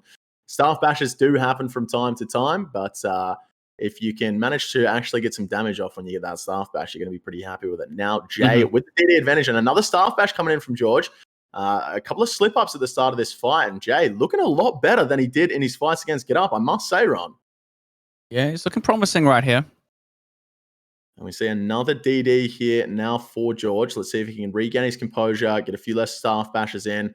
Almost looked as though he was going to miss a hit there, and manages to get a free hit on his opponent. Look at the movement there, Ron, going straight from one side of his opponent to the other, going from 1 hit down to 2 hits up. That was an incredible move from George there, really confusing his opponent on what side he's coming out of and what style he's going to be attacking with. Both players going for the freeze here. Who's going to get it? Neither of them do. Actually, George does get the freeze. He can step under here, and he does have the DD advantage. Again, a 38 whip off prayer, and just get the second one on prayer. Unfortunately, Jay, nice little prey there. And he's going to have to take some time to eat up, which means George is going to get another 2 free hits there, Ron. That was a big thing we saw in the first fight with George up against his opponent in the first round, is that he went down 9 hits against his opponent. And in the second fight, he brought that back and made sure he didn't lose any hits. And here, up a couple of hits on his opponent in the mid-game. Who's the better tank flicker out of these two? Who's negating all that damage there, do you think? Mate, they're both just as good as each other from what I can see. Both of them getting their tank on when they need to. And we're going to see that a lot towards the end of this bracket here, as Jay gets a claw off prayer there, only for 26 damage, and now gets a free hit back on George. So he's getting that momentum going and making sure that he gets a few free hits when he's got that DD going. And that claw really helping him get that extra few hits there. And here we go with a freeze for both players. Ooh. They are within bolt distance. I think that might have been a long range. That could be a long range bolt. I think you're right. So it's either the long range or the mage. Yeah, based on the timing here, I'm pretty sure that is a long range there. So Jay opting to go for the long range bolts when it is a slower attack style. Potentially. I could be wrong there, but straight back onto the rapid now that he is in close to his opponent, and he loses a hit there, Ron. Interesting to see both players unfrozen and then Jay to lose a hit there. George waiting a moment as well and losing a hit as well. So both these players not attacking every moment they can. I guess they're biding their time, making sure they catch their opponent off prayer, trying to catch them on their robes as well. Because if you can lose a tick, potentially 2 ticks to make sure that your opponent is in their robes when you bolt them, that can make a huge difference, not only in the game, but on the tracker afterwards. And as we can see from a lot of the PKs these days, Ron, a lot of them think it doesn't matter if you win. It's what the tracker says. You can't play in the numbers. Look, it's definitive. You either win or you lose, baby. Yep, exactly. As Vin Diesel said. That's right. That's an exact quote. Vin Diesel saying you can't blame the numbers. Yeah. He's an avid RuneScape PKer as well. He's not too bad on the sticks, I tell you. Used to PK with him back in the day, Hill Giants, Death Dotting and stuff. The lot, bro. He's good. He's good. Good binds on the man. Always lands them. Jay getting a claw off prayer there on George for 31 damage. Both players looking like they're going to try and catch a freeze here. George catches it. The barrage gets a 0 though, unfortunately for him. And he manages to get a free hit there on the way in for that DD. Might see a whip come out here. We do. And another whip, both of them on prayer, unfortunately doing 0 damage to George, but he does have the DD advantage. Let's see if he can get a few free hits on his opponent. Does get a free hit there. One free hit. Jay, unfortunately, missing one there. Going for that freeze. Does he catch it here? He does. Jay now with the DD advantage. Is he going to get underneath as he takes a 34 bolt off prayer? He is now underneath. Takes a moment to eat up, regain his composure, and wow, he gives up a hit with the DD advantage there. Unfortunate for Jay. That is not what he wants to see. That is definitely not what he needed at this point in the fight. Pretty sure George is up a little bit in terms of the food. And now claw off prayer coming in for around 33 damage into a 17 barrage. George getting a lot of momentum. Is Jay out of food here? He's not currently eating, and he's going for the barrage, potentially just trying to get that freeze. But it looks as though he might be out of food here, Ron. He does get the redemption off, though. Wow. But I think he's going to need a little bit more than just one redemption to take this fight out as George eats up to full health. He can see his opponent's out of food. There's no point sitting on a low amount of health when your opponent's completely out of food. You might as well eat up. He's only one hit away from taking out this first fight. But anything can happen. A big claw for Jay into a big bolt, so he could potentially bring this back here. But full health there for George, and he's just taking it easy. Another redemption, Ron. Oh, okay. It's rare to see one redemption pop off, but two. There's some very precise timing and a little bit of luck to get within that threshold as well to receive that little heal.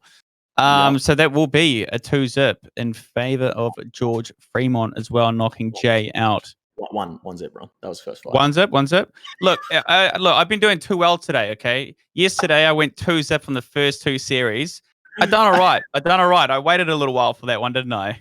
That was brilliant. But yeah, great performance there from George. Interested to see the tracker on that one. It looked like it was an absolute domination. That's what we expected going into this fight. George putting on an absolute clinic in his first 3 matches in this bracket, and Jay coming through to this one due to a bit of RNG in the last match. So be interested to see what the tracker is saying for this one. 100%. It doesn't look like the man's going to be dropping a game until a little later. We'll see, because his track record so far is really, really good. Very good. Yeah, hasn't lost a single match throughout this entire tournament so far. Okay, we could be seeing a 14-zip manked run from George here. That would be amazing. But George doing really well in this tournament so far. It's great to see. And to be honest with you, man, it looks as though he's going to take this one down 2-0. Yeah, I think it might be that way as well. I mean, I would really, really like to see an AGS today. I mean, the players have an option to either bring Dragon Claws or an AGS, and D Claws is the obvious meta. It's more consistent damage. You don't lose any gain ticks for future hits that come after. But the AGS has some good KO potential to really catch your opponent off guard, doesn't it? Because it's quite a high hitting on the same tick weapon as well, whereas the D Claws sort of spread over a couple of ticks. Yeah, absolutely, mate. I highly doubt we'll see an AGS at this point in the tournament. Players really find it out for that $1,000 prize money, and also very, very close to moving on to the World Championship. So, bit unlikely we see an AGS, but I would absolutely love to see it popping out today. That's for sure. All right, it doesn't look like we have the tracker just yet, Ron. Might not be coming through for that first fight. Probably likely that we'll be jumping through into the next fight before the tracker comes up. But a great performance from George in that first fight. There's no doubt about that. Yep, no, 100%. The boys might be on the old Windows 95 at the moment. Or they could be changing the batteries right now. We're not too sure. But it was definitely in favor of George with that one. Yeah, absolutely. We saw like I said, in the last 2 fights for Jay, a lot of RNG in his favor, and it looked as though the RNG wasn't in his favor for this one, and RNG always turns around. So be interesting to see if he can bring it back in this next fight. But if I was a betting man, mate, I'd be chucking all my Method coins on George for this one. 100%. So as we saw as well, the winners in round 4. So these guys here, we've got George, we've got Jay, Drew, and Did a Bitter all confirmed as well, going through to Worlds. And then it will be the players in the losers bracket in round 5. There are 4 free spots up for grabs as well.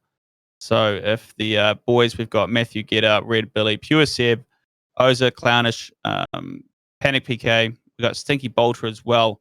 Even though they've been knocked down to the losers bracket, still have an opportunity to make it through for that whopping prize pool of 3,000 USD. Yeah, absolutely. Not only a chance to make it through to the Worlds, but also still a chance to win this entire tournament here for the $1,000 for first run. 100%. And we're back in, boys and girls. The numbers weren't going to come around, but that's okay. Straight back into the action. Straight back into the action here. Both players catching a freeze to start the fight. So we're going to see a nice little range and mage battle to start this one out.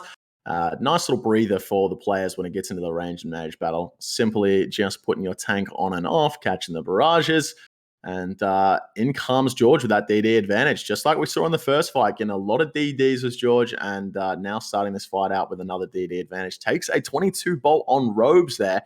So a bit unfortunate for him to be in the robes when Jay goes for his bolt, but nice little move from Jay to manage to catch him off his tank. Both players now unfrozen. A D-Claw coming in for George, but unfortunately was one square away, and he cops a claw back for around 39 damage on prayer from his opponent into the Staff Bash. A lot of momentum coming in here for Jay, not only getting a lot of damage, but catching his opponent off guard and seeing a Staff Bash come in from George, and that is not what he would have liked to see.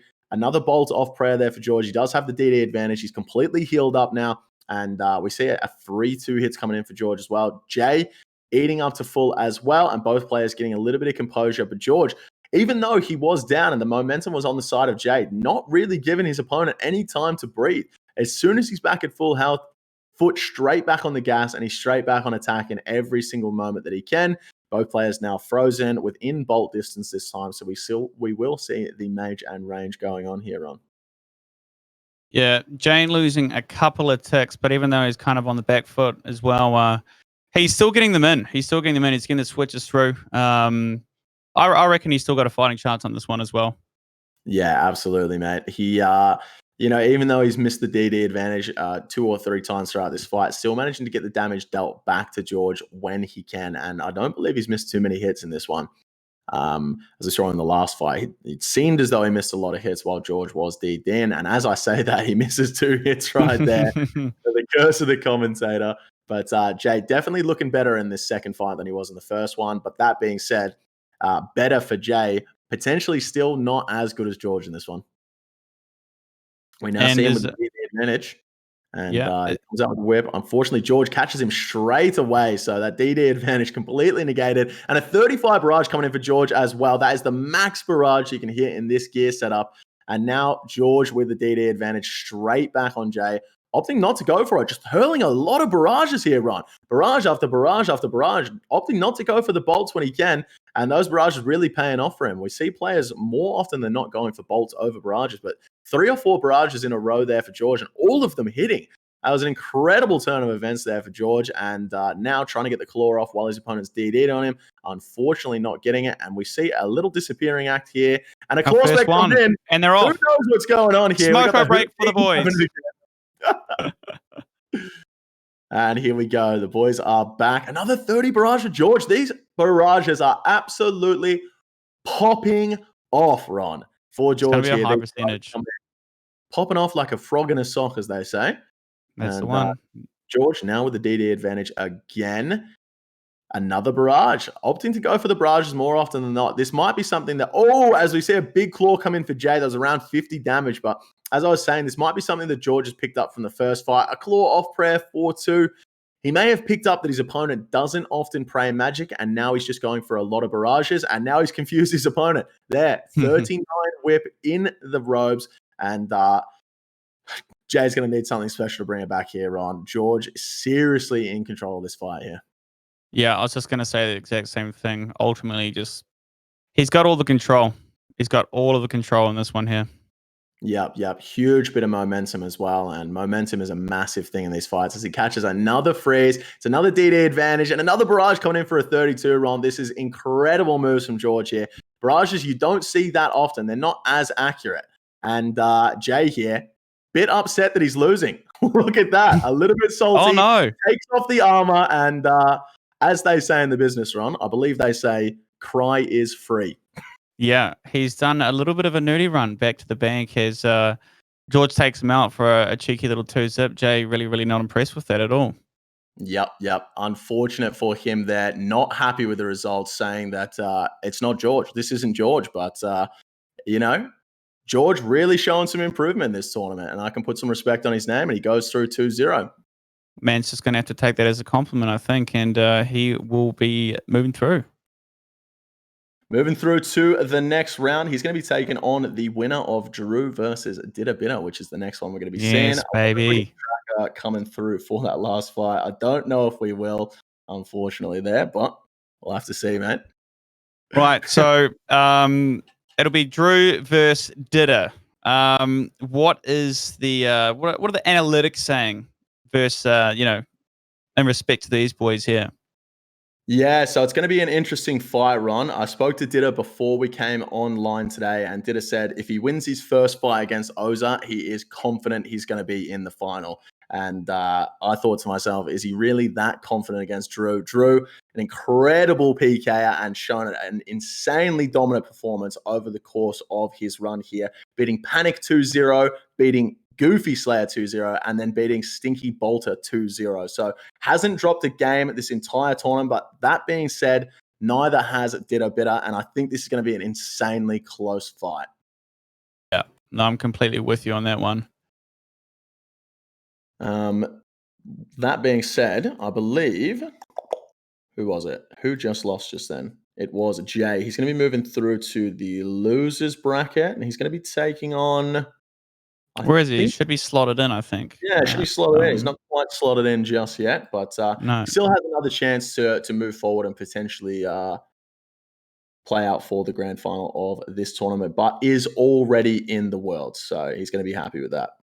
100%. So even if he doesn't get anywhere with this tournament, he'll still be able to, I guess, redeem himself in that tournament. It's going to be a massive one, that one. Yeah, absolutely. $3,000 on the line. Like I said, that's a lot of Australian dollars, mate, once you get the currency conversion in.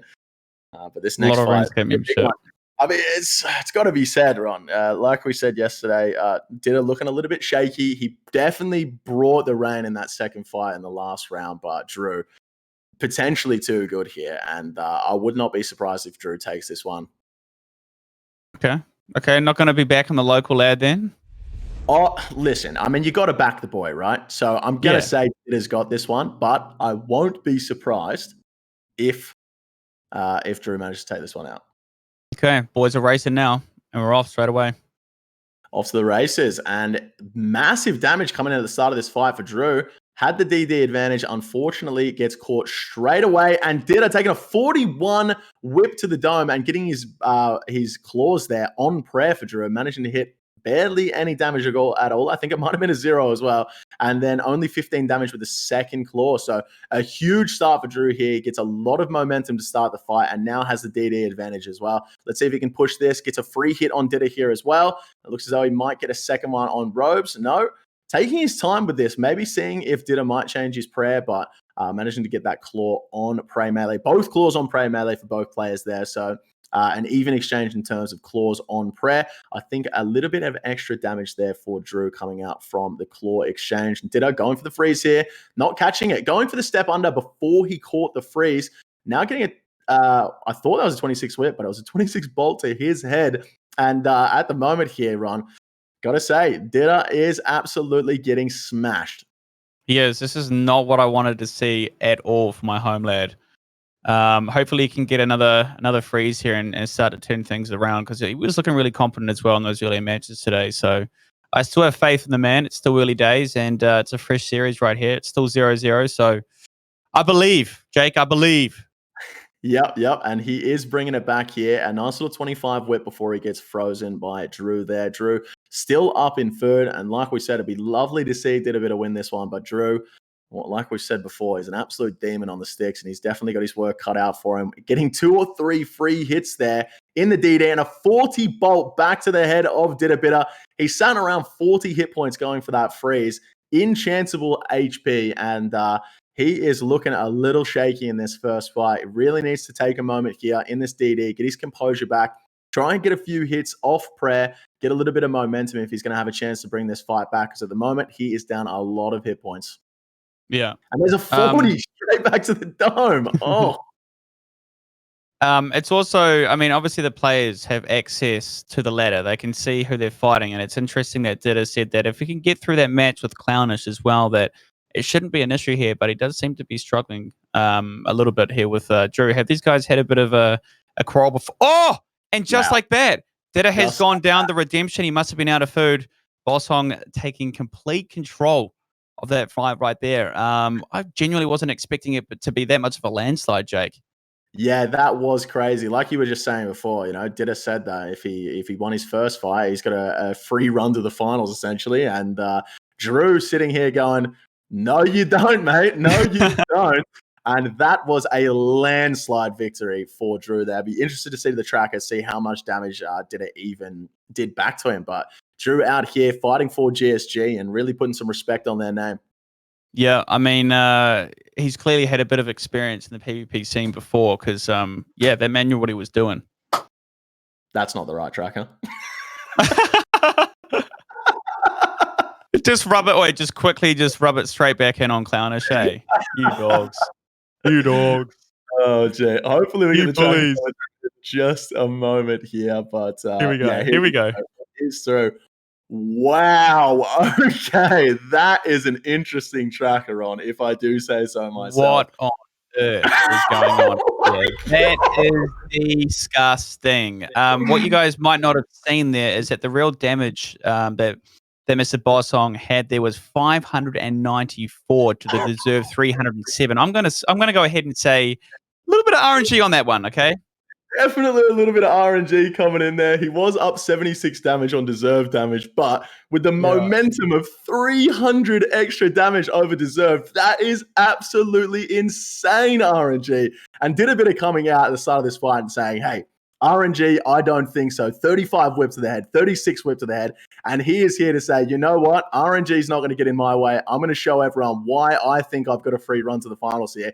And he's absolutely destroying Drew at the start of this fight. After getting his head kicked in the last one, he has come out to play. Takes a 30 claw scratch, was a bit unfortunate there. And a claw off prayer for a 0 there for Didda Bitter. But he's come out and showing that he is ready to win this tournament. He's not going to let a little bit of RNG stand in his way. That was crazy on the tracker in the last one.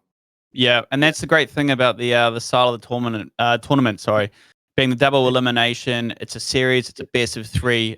You know, RNG can only play so much of a factor as well. So over the long run, you know, you at least get 6 matches there. The better players generally are going to progress through, aren't they?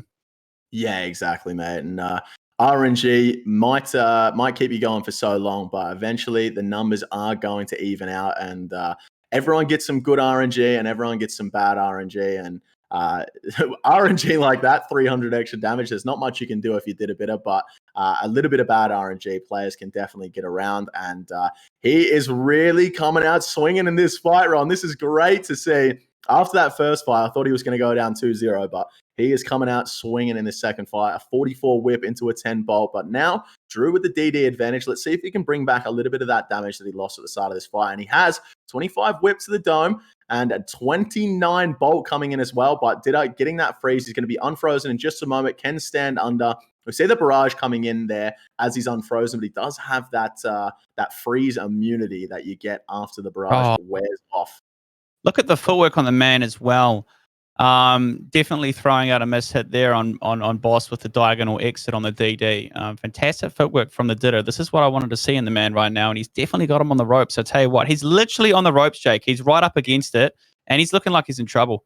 Absolutely, Ron. He looks like a completely new man in this second fight. After the first fight, really on the back foot, barely able to get a hit off. And in this second fight, he's come out and Drew barely able to get a hit off himself. Like, Didda is completely in control of this fight, getting a lot of good whips and a lot of good bolts. And now, unfortunately, frozen Drew can try to bring it back. It's a couple of free hits here, and he's got to take a moment, compose himself, stop getting hit 40s, and try and bring a few hits back. And he does get 3 free hits there, Ron, against Didda. So at the later stages of this fight, Didda giving away a few hits. Does get a couple of whips there off prayer, 22 into a 6. He might have caught the freeze there. A staff bash coming in for Drew. Unfortunately, a 0 for him. Both players frozen next to each other. Staff bash for Didda. Also, a second staff bash for Didda. This is not what you want to see at this point in the fight. after such a dominating display. And I just saw a smite flick there on the exact tick that he was hitting from Drew. That was definitely deliberate. A third Staff Bash. What is he doing? He's throwing the fight as he comes in for a 53 claw. What is going on the side of Didabita here? 3 Staff Bashes in one fight in quick succession. This is absolutely insane from him. He was up so far and he's just thrown his lead towards the end here. Oh, absolutely insane, Ron. Drew now with the DD advantage, and I would be surprised if Diddy can pull this one out now. 3 Staff Bashes in a row. Drew up to full health. Didda not eating at all. There is no way he's out of food here. Oh my word. I think he's out of food. Didda. I think he's out of food. There's a redemption. He needs to catch a freeze here. He needs to get that DD. He needs to get the free hits off. Gets caught a bolt off prayer there. Unfortunately, no damage for Drew. He's got another bolt coming in. Does not get the redemption off. He needs to get some damage in here. He's running away. He's done the Houdini act. Is he going to die there? Potentially. He might die off screen here. It looks as though he's frozen off screen. We don't know what's going on. Both players out of food, both in only mage distance. So both players can definitely get their redemptions off here. Drew, down to about 10 hit points. We can't see what's going on with Didda, but he does eat, and that is not over. What is going on? The helicopter pilot's losing control too. Hold it steady. Insane. He comes back in. Didda's back in. Let's see what happens here. Both on about 5-10 hit points. It's going to come down to 1 hit, and that is it. Didda is out of the tournament, Ron. Bro, no way. He was holding on for so long there. He had 15, 20 HP at least for so long. He really needed to come back across and get that DD momentum on Boss and make him miss a few hits and sort of get a few more in on him, eh? Oh, that was so close. Absolutely insane there, Ron. A huge start to that fight for Didabita, but he just could not keep the momentum going. And Drew hitting a raspberry back at the end of that fight, giving Didda a piece of his own medicine there. I got to say, it might be my boy Didabita, but Drew showing that he is not here to be messed with in this fight. And Drew from GSG moving forward into the semi-final matchup. Fair play. And he'll be duking it out with the bro George as well. So that's going to be a red hot match. I think that's going to be that's going to be serious. That's going to be real serious, Jake. Yeah, absolutely. And we see the tracker again, a much more even fight this time. The last fight, Drew having 300 more damage than deserved, but completely even on the tracker there. 548 to 548. A little bit of extra damage coming in for Drew there. And he's going to take out the fights 2-0. So a bit unfortunate for Didabita there, especially in that first fight, missing out on 400 actual damage to his opponent. And once you win those fights, that first fight, he's got to bring 2 back. And unfortunately, he had the advantage at the start of that fight and couldn't bring it back. Right, yeah. So, I mean, now that Didda has actually, I believe that is the first series that he has lost, obviously. Do we see him drop back down into the losers bracket to be able to reclaim himself? Yeah, so he is going to go down into the losers bracket. He is going to be taking on either Stinky Bolter or Get Up. I'm not 100% sure which one of those two he's going to be taking on. But the losers bracket is going to have a few nice matches. We're going to be watching all of these matches coming up. The first match we're going to be watching is, I believe, Gabba versus Jeff Ron. Is that right? Yeah. That is correct. And then the winner, I believe, from that match, they will go through to play on Get Up. Yes, correct. Yep. Right. Wait, hang on. Okay. I see what's going on in the losers bracket. The players that lost just there in that round are in losers round 6. We're actually on losers round 3. Okay.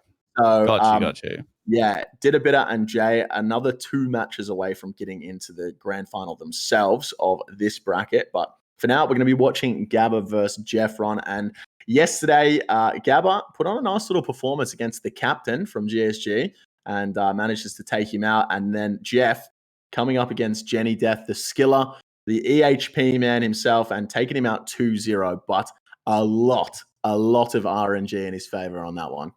Yep, 100%. I'm looking forward to it. But before we get into those matches, as you said, it'll be Gabba and Jeff. We are going to be taking a quick 6-minute break as well.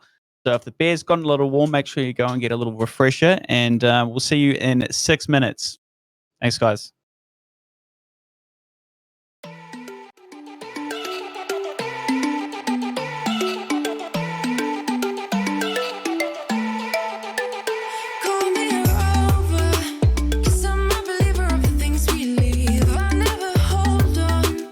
Ready for whatever they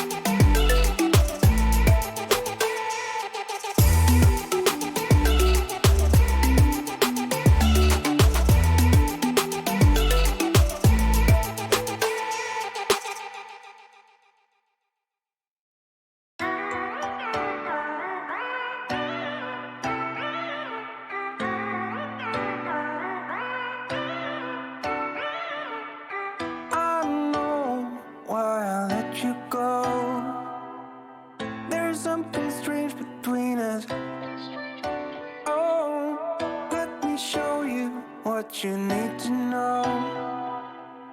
If you see me how I see you, it will show.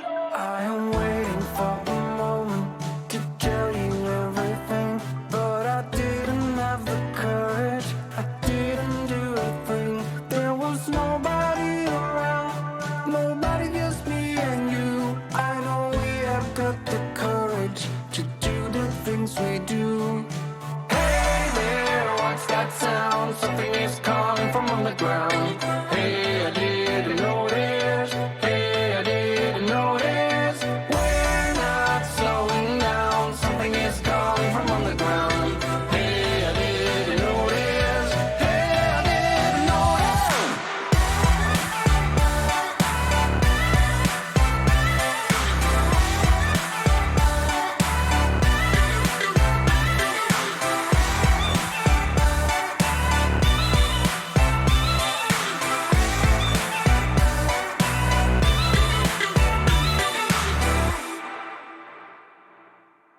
I know why I let you go. There's something strange between us. Oh, let me show you what you need to know. If you see me how I see you, it will show. I am waiting for a moment to tell you everything, but I didn't have the courage, I didn't do a thing. There was nobody around, nobody, just me and you. I know we have got the courage to do the things we do. Hey there, what's that sound? something is calling from underground. Hey, I didn't notice. Hey, I didn't notice. We're not slowing down. Something is calling from underground. Hey, I didn't notice. Hey, I didn't notice.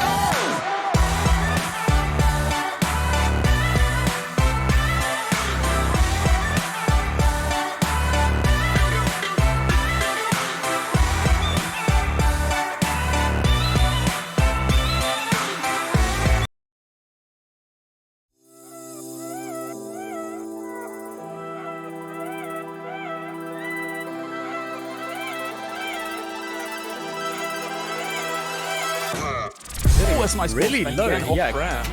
Oh, no way! Great actually winning going into a 5-5. He No books it way. again. How is he still alive right now? I do believe they can range each other with long range. But Sanctified going in for a beautiful chloride there. Into a 38 and actually wins the fight. I mean, that's an insane comeback.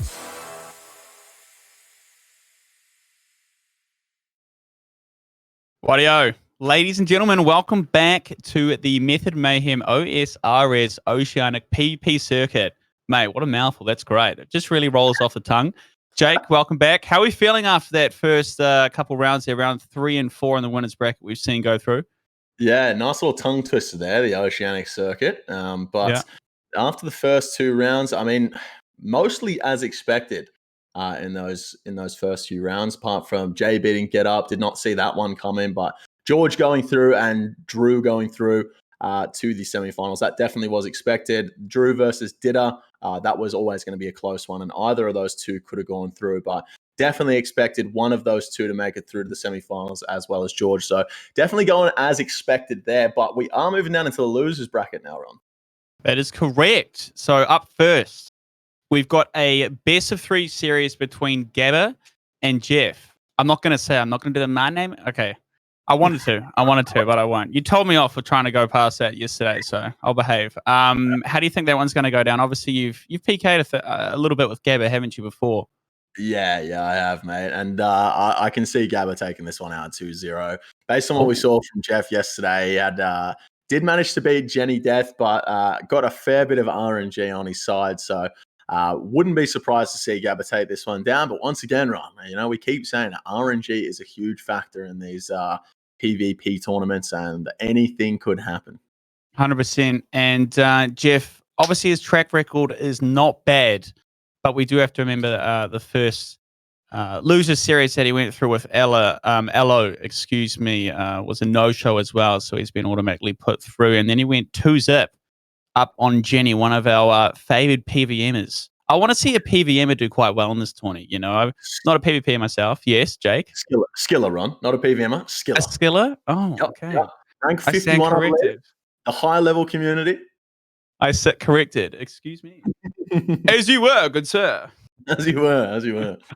But yeah, I can definitely see Gabba taking this one down. But anything can happen, mate. Jeff could pull out of nowhere and just come in and say, "Hey, I was just messing around yesterday. Wasn't trying my best." Bang, Classic. I used to do that with my siblings. I got 2 sisters. Unfortunately, I'm in the middle, but we were quite competitive, I guess, in the family as well. But every time you were losing big time, you always used to say, "Okay, I'm going to start trying now. I promise. Like, I'm actually going to start going from the get-go, Yeah, and speaking of your sisters, I believe not only $1,000 for the winner here today, but they also get your sister's Instagram account. So that is correct. And if they do win by a landslide, I think in some of the later matches here, I believe it's a best of 7.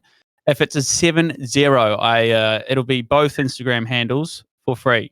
Okay, it was just usually going to be one, but I'm a good sport, right? And I'm going to chuck both in. Hey, I can put some respect on that, man. I can put some respect on that. Yeah, like everyone in the chat's like little meerkats, bro. All the competitors watching this room be like, wait, sorry, is this guy serious? Damn, this is a good tournament, bro. This is good value, bro. Stuff the $1,500. I'm liking the sound of this. Okay. I've just got word, Ron. Apparently it's Gabba's birthday, so happy birthday to him. Hopefully he can get a nice little victory to take this one out on his birthday. That'd be brilliant for him. Nice. And playing a RuneScape tournament on his birthday, this man must really want to show his skills, that's for sure. The dedication. I mean, he's probably got the birthday cake right there. He's in between matches. He'll be having cheeky little slices. Gamer fuel, isn't it? It's the primo gamer fuel. Yeah. And knowing Gabba, I wouldn't be surprised if it is his birthday. A few beers in between the matches as well. Both players now frozen across from each other. Both going for a barrage on each other's robes. And in comes the Dragon Claws there from Gabba. Only hitting a 2, unfortunately. See a little bit of that RNG coming back in here for Jeff. Both claws are 0 for Gabba. Does get a nice little free hit there as Jeff goes for the claws himself and misses. A freeze now for Jeff. Is he going to go for that DD? A 37 bolt to the head into a staff bash. Okay. Gabba getting a little bit of momentum here. Jeff coming in with the staff bash while he was taking a fair bit of damage from that bolt. Now taking a bit of time to regain his composure here underneath his opponent while he is frozen. And Gabba whipping out a few whips here, for lack of a better term. Whipping out a few whips. I think I need to open a thesaurus, Ron, that's for sure. I think you're doing bloody fine, mate. Don't worry about it. All right. So Gabba now getting the free. Yeah, go ahead. Yeah. Oh, can I have this one? Can I do it? Yeah, all right. Yeah. So the lightning bolt. I wanted to ask a question, right? I usually see diamond bolt specs because of PBM and things, and Dragon Bolt is now the opal spec. I believe they're using Dragon Bolt's opal spec. What does the opal spec do? It's an increased damage. Yeah, so I believe it's increased damage and accuracy. Could be wrong on the accuracy part there, but a regular Dragon Bolt will hit a 42 as a max, and the special attack going to hit a 53, get a 5% chance of that proccing. So once in 20 bolts, you'll see that lightning effect. And if you've done your diaries, you get a 5.5%. So gotcha. The players may not have done their diaries before this tournament, and who knows, that might come into effect, getting every 19 and a half hits instead of every 20. I think you have to send a cheeky little memo. It looks like we're going to have to get some more parents on the phone as well. I'm seeing poison ticks, Jake. I'm seeing the poison ticks once again. El Capitan, I think it was Capitan yesterday, falling victim to a lot of poison damage, and we can see that right now from Skim Tibia. And if you don't take care of that with a nice sand few, it's going to stack up over time, and it can cost you a lot of HP. Yeah, absolutely. If you forget your sand few, you might as well just drop 2 anglerfish at the start of the fight, because that's how much the damage is going to stack up over the course of one of these fights. And a staff bash coming in for Gabba here. It's a 15. We are seeing the staff bashes pop off today, Ron. Believe it or not, that toxic staff of the dead there has a really nice slash bonus. That round staff has a slash bonus here. RuneScape, and Gabba with the DD advantage now and a lot of momentum. I'm gonna say it's. Oh my word! No way!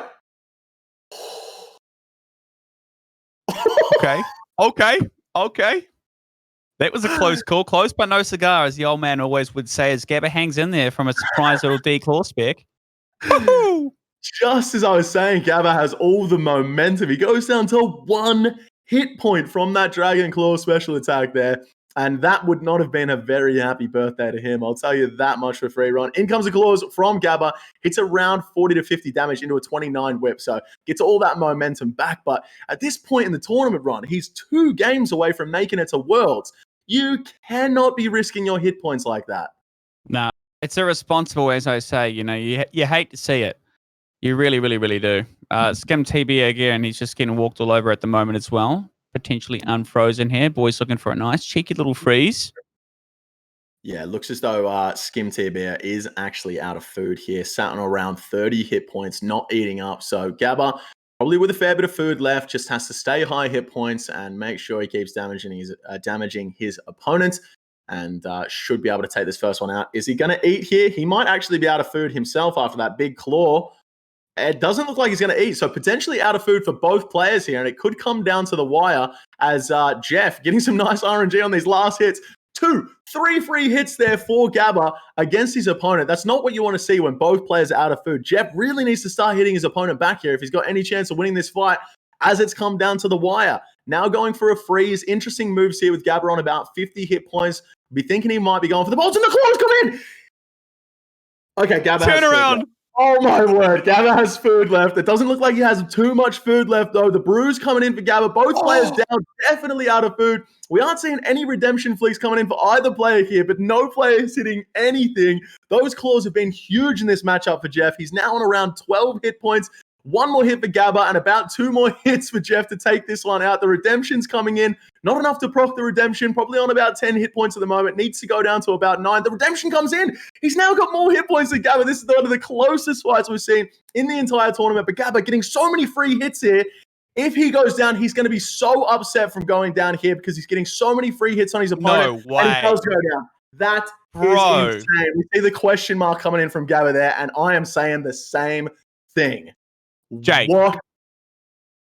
Jake, I mean, Yeah. you just, that I would say right now has definitely been my favorite fight from the entire tournament. Definitely my favorite fight, without a doubt. It was so unbelievably close. I think you could see it on Skim as well. He almost didn't believe that the redemption was going to come through and save him and keep some skin in the game. You could see him start to, he started messing up his attack styles, his overheads. He didn't believe that was going to come through, but it did. He's turned it around somehow for a 1-0. Absolutely crazy there, mate. Look at the difference on this tracker, Ron. 101 hits for Gabba against Skim TV's 77. He got 24 free hits, 767 deserved damage versus his opponent's 586, and he still loses the fight. That is insane, Ron. And just to say as well, the number before the 77 and the 101, we've got 43 and 57. Is that how many attacks were off prayer or on prayer? Correct, yep. So Skim TBR made 43 hits against Gabba off prayer. Got you. Okay, so you want to see that number essentially higher. It means they're a little bit better in reading their opponents, right? Yeah, exactly, mate, exactly. But both players with 56% there, but it's just Gabba got extra hits because he had extra hits. And I'll tell you what, if we ask Gabba what he got for his birthday, it definitely wasn't RNG. All right, okay, we're back into the arena. Jake, on the cheeky shots, bro. Fair play. Even on the birthday, the audacity of you. I feel like that was the old kick to the crotch in a previous match that we've seen as well.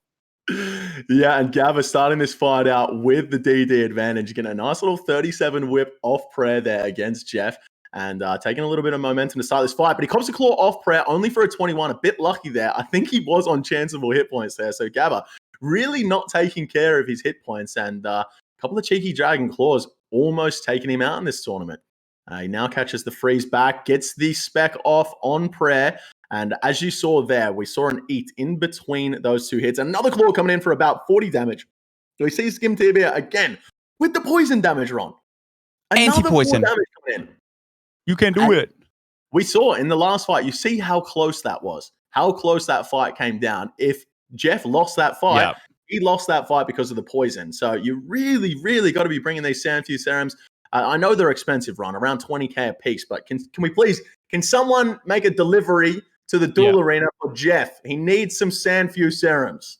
I reckon we do a crowdfunding page or something, maybe a GoFundMe.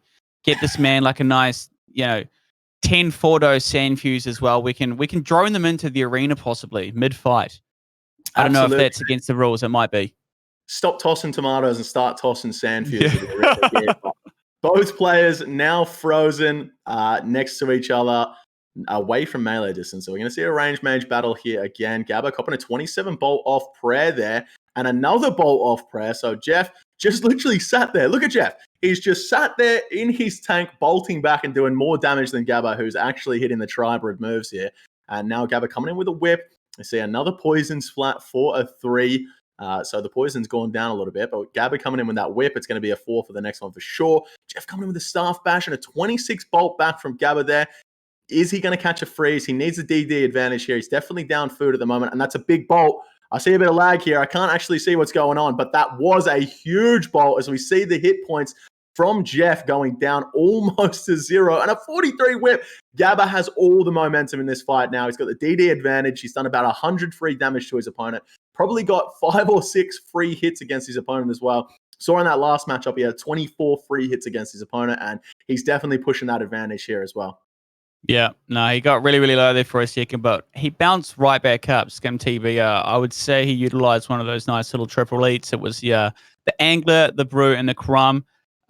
These boys are working 3 brews, 2 super restores, a Sani, super combat, a range pot is basically the loadout as well. Yep, exactly, mate. And Gabba copping a claw there on prayer for a decent amount of damage. So that RNG still coming through again for Jeff. And he now has the DD advantage there. Gabba hitting a nice little whip back off prayer, but unfortunately doing no damage. Gonna need to see Gabba get a freeze here and get underneath his opponent. He's not eating at the moment. There is no way he's out of food at this point in the fight. I really need to see this man eat some food up. Goes for the fakie there with the claws, but unfortunately, Jeff not falling for it. Gabba, please eat some food. I beg. he's around 40 hit points. That was a bolt chance. He must be out. He must be out at this point. Both players must be out here because there's no way Gabba would sit on this low hit points for this long if he wasn't out. And Jeff getting another redemption off. Not again. Not on his birthday, Ron. Not on his birthday. Blow him out like a candle. Let's go, Gabba. 1-1 it, baby. 1-1. We got to see it. He is now eating up, so he does have food left. Interesting to see him sit on such low hit points for so long. And a 19 staff bash coming in for a 0 whip. One more hit, Gabba. Okay, there we go. Oh my word. Wow. I feel like that OMFG might have been, it could have been aimed towards one of its internet service providers there. I mean, he obviously had food and he was at a very irresponsible level of HP. He could have been one banked as well by Skim, but don't know what happened there. I don't know if he was just trying to make the most of the fact that Skim was frozen. He's trying to finish him off and get those hits in as well. It possibly could have been that. It was just getting really unlucky towards the end there. Yeah, absolutely, man. I think he might just be a little bit shocked by the RNG. Let's not sleep on Jeff. Getting this far in this tournament, we can't say that he's a bad PK by any means, but this man has some of the best RNG I've ever seen. I got to say it, man. I got to say it. As the numbers come in from that fight, we see 71 hits to 64. So a bit of an improvement there for Jeff in terms of hits taken compared to how many hits given, but 66% off prayer there for Gabba, 693 on the tracker compared to his opponent's 567. So once again, a massive win on the tracker there for Gabba, and still 100 damage less than he should have dealt, but his opponent's still 50 damage less than he should have dealt. So still a little bit unlucky for Gabba, even though he takes that fight out, and he's going to be a bit worried about the RNG of his opponent here because I would have to say he is definitely better than his opponent, but like we say, anything can happen.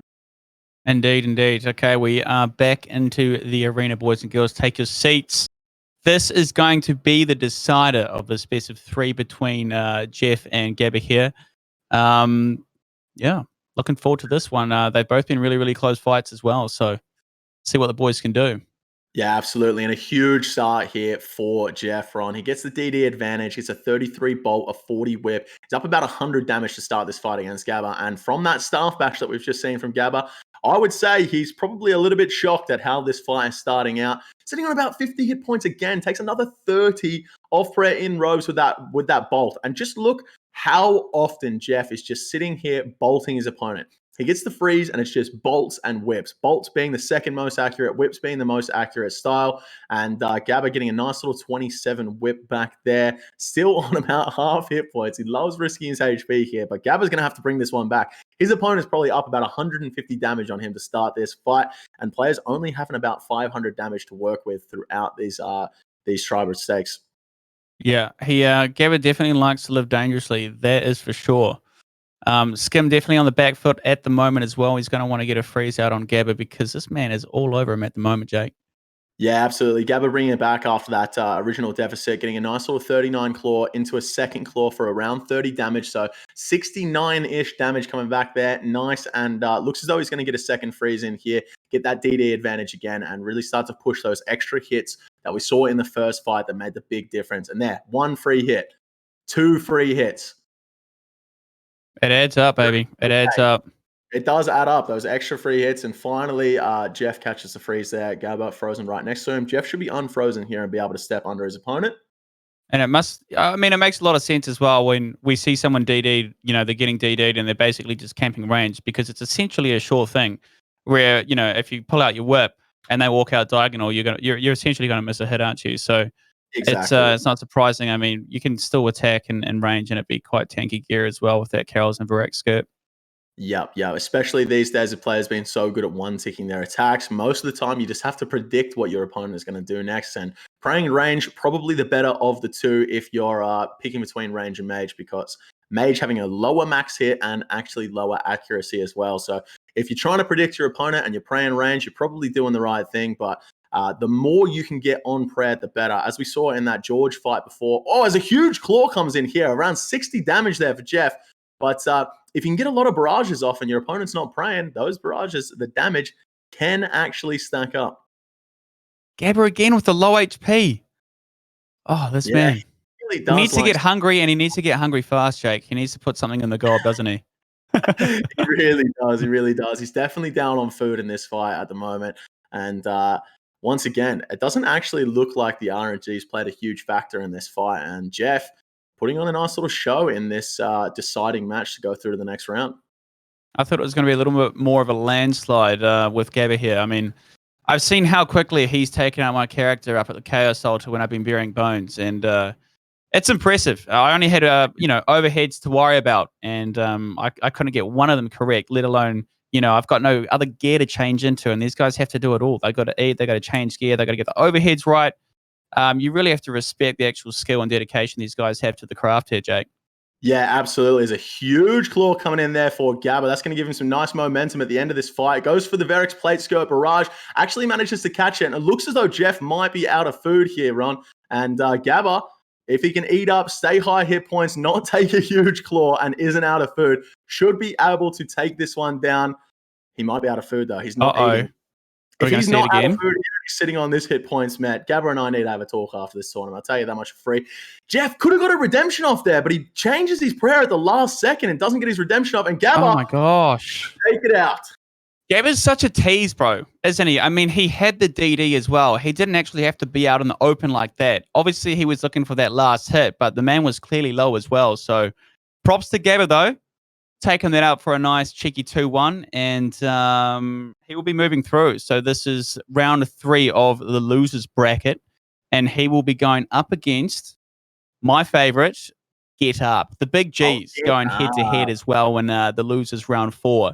So just really quickly, while I've got everybody here, it's that time again as well. Actually, 1 second. Let's get to the numbers first. And then we'll get to the reminders, eh? Let's do the numbers. I like the numbers, Jake. What do we got? Quickly, Ron, just got to quickly correct myself. We got the numbers man himself in the chat, Panic07. He says Mage is higher accuracy than range. So I said range was higher, but if there's any man that's run the numbers more than me, it would be him. So I'm going to take his word for it there. But as we see with the numbers on the screen right now, 69 hits versus 61 hits for Gabba, and 708 deserved damage and 565 actual damage. So Gabba been very unlucky with his hits in this fight, and still managed to take it out. So huge moves for Gabba there. Yeah, no, I think he's deserved a little bit more in the way the fact that it is his birthday today. Definitely deserved more. Real quickly, ladies and gentlemen, remember to check out the Method community team. Okay, by typing !community in the chat. Signing up and becoming a member of the community team offers all kinds of perks, such as access to exclusive content, opportunities, and giveaways. Also, Method provide assets, resources, and help to aspiring and upcoming streamers to grow their channels through a number of different initiatives. If you guys are also in the market and you want to maybe change out the wardrobe, remember to drop an merch in the chat as well. Get your hands on some nice Method merch. You got some hoodies on there, nice little showcase of the shirts, very clean little logos, nice and minimal as well. I like that. If you're not already, make sure you're connected to Method through the social media channels as well by typing !socials in the chat. Jake, I got to say, I'm a big fan of the color of the hat choice there. A nice little navy blue, bro. You were rocking a green one apparently yesterday. Yeah, I'm a bit of a hat fan, man. I actually ordered my Method hat last night. It's still not here. You wouldn't believe it. I mean, but no, I've been collecting hats a bit recently. I have to collect hats, mate, because I mean, as you can see, the hair not doing too great. I've got to put a hat on, Look out, they'll get you. I almost got whipped in the face from NZ, bro. You've definitely got some long locks these days. Look out, I'm going to dodge that. Yeah. No, every time I go down the shops, I always find a nice new hat to buy, and you got to mix it up. You got to mix it up. Stay fashionable, Ron. You know what I mean? Yeah, that's right. You got to keep the guys and the girls guessing, I'm sure. Now, up next, guys, we've had to have a little bit of a skip through the loser bracket at the moment. there was a no-show. Anla was not present, so Pure Seb is going to get a free pass into losers round 4, and he will be going head-to-head against Red Billy. We also had another no-show. It seems people are bowing out for the content creators as Panic PK moves on through to losers round 4 to face Clownish, who's been really holding on there as well. So next up, as you can see on the screen, we've got Lit versus Scissor, aka Stun. Do you know a little bit about these players here, Jake? Yeah, so I know a little bit about Scissor. Don't know too much about Josh there, but we do know that he came up against Didabitty yesterday and did pretty well. Didda said himself that it was going to be a tough fight. So this one should be a good one. If I had to pick either side, I'd probably say Josh, just based on what we saw from him yesterday. And Scissor not really putting on the performance that I was expecting from him. Okay, I'm going to back Scissor, okay? He's going to be the underdog in this one as well. I'd have to agree. Josh was pretty dominant, even though he fell and jumped into the losers bracket. He's definitely showing potential at the moment. Yeah, absolutely. And I tell you what, I got to put some respect on Scissor here with the enchanted robes. Nice little bit of fashionscape.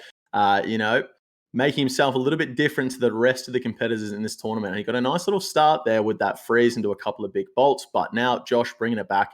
No big momentum switch there for Scissor, and a huge claw there off Prayer. And by huge, I mean it should have been huge. That was a 2 in the face of Scissor there from Josh, but unfortunately not doing too much damage. How important really is it to get that initial freeze on your opponent, Jake? How much does that really play in the longevity of the match? Oh, as we see a huge claw coming in there from Josh, potentially could have KO'd his opponent there, but the first freeze, it's not massive, Ron. Not massive. The momentum you gain from the first freeze isn't too big these days. Back in the day when you couldn't see what your opponent was doing underneath you, that first freeze was huge. But these days, you can see what your opponent's going to switch into. Having the freeze isn't massive. It does get you some free hits here and there, but getting the damage off at the start of the fight is where you get those big momentum swings these days. So we see players going more for bolts and whips at the start of fights rather than going for barrages. And speaking of barrages, Josh, with a 35 barrage against Scissor there, that is the maximum hit with the barrage in this tournament with the gear that they have. And he's got a nice little bit of momentum up against his opponent here. Both players trying to catch a freeze. And Josh does catch that freeze. Looks like he's been caught back. He has stopped in his tracks for a 31 barrage. That's a nice little barrage there. We see Scissor going in for the blitz. Obviously, Brood down, not going for that blood blitz, which is interesting to see. We saw a few players going for that blood blitz yesterday, but Scissor going for that ice blitz. And it might just come down to the muscle memory of him knowing exactly where that ice blitz is in his spellbook. Both players unfrozen now. Scissor going for that refreeze. Unfortunately, not catching it. Only catching a 7 bolt back with that Opal bolt spec.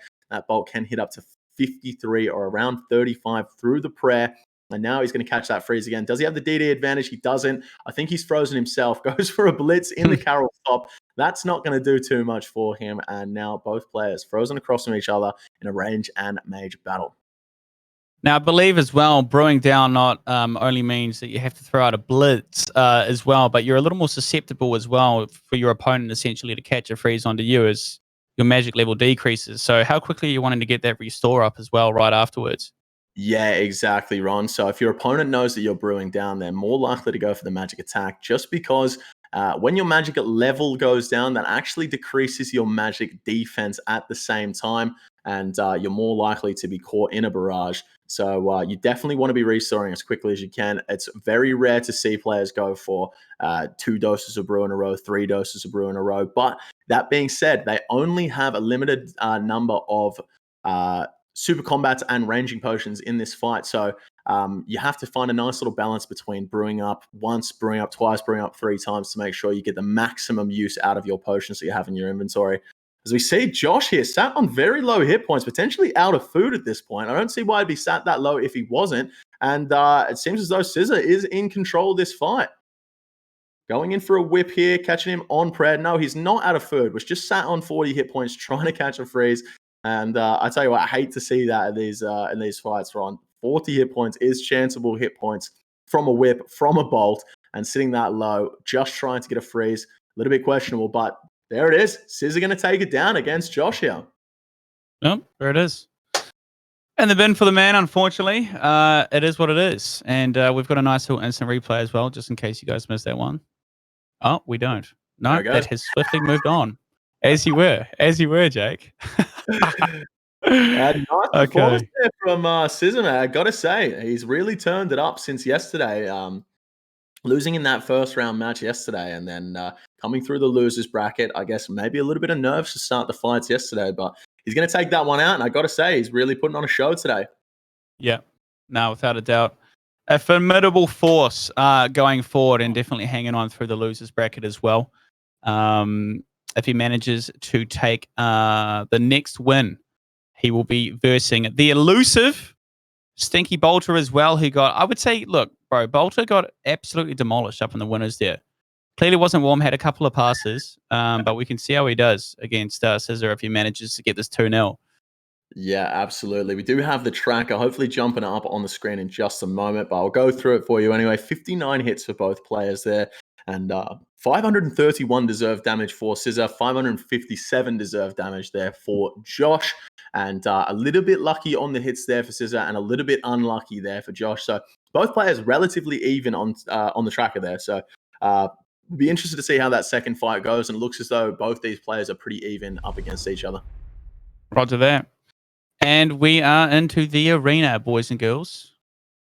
Here we go. Scissor starting this one out with a freeze. Not getting that DD, though, because he gets frozen straight back. A nice little 19 whip into a 35 barrage. Really good momentum to start this fight. Into a 30 bolt. He's getting a lot of good damage to start this fight out, and potentially a couple of free hits here. 2 or 3 free hits against his opponent at the start of the fight. And the hits do not stop. A 19 whip into a 21 barrage.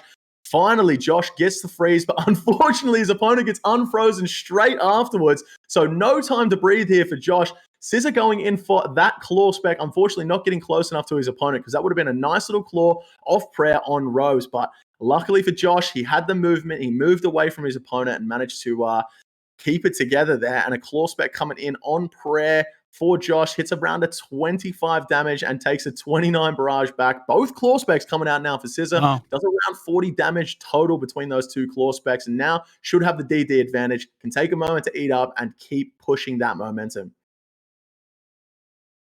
Now coming in, Scissor steps out, not taking that DD advantage, still not frozen. Is he going to go back under his opponent? He's not. He takes a claw off prayer in ropes for a 0.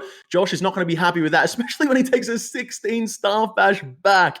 The claws hit a 0 and the staff hits a 16. That is not great to see for Josh. A little bit of bad RNG. Let's see if he can turn this one around. He's definitely down food at the moment. Needs to get himself a nice little DD, get some momentum, get a few free hits on his opponent. But it seems as though every time he gets a hit, it's not a huge one. And every time Scissor gets one, it's massive. 37 bolt into the 42 whip run. He's running a train. This man needs to be tested. I think this man might be doping or something here, Jake. I mean, this man's whip hits are they're out of control. Absolutely out of control. Even the lamppost as well seems to be popping off big time. Yeah, absolutely insane RNG from the start of this fight from Scissor as he comes in with another staff bash, a 0 this time. But like I say, if everyone gets these big pits of RNG sometimes, and it's about whether or not you can capitalize on that momentum. As we can see, Scissor not even giving his opponent a second to breathe. Even though he's coming in with a few staff bashes, it's still a hit, and he's still getting that damage in while he can, while his opponent's eating, getting those free hits, and he's really, really pushing that RNG advantage he has at the moment. Now both players stood next to each other, both frozen, going in for a few whips.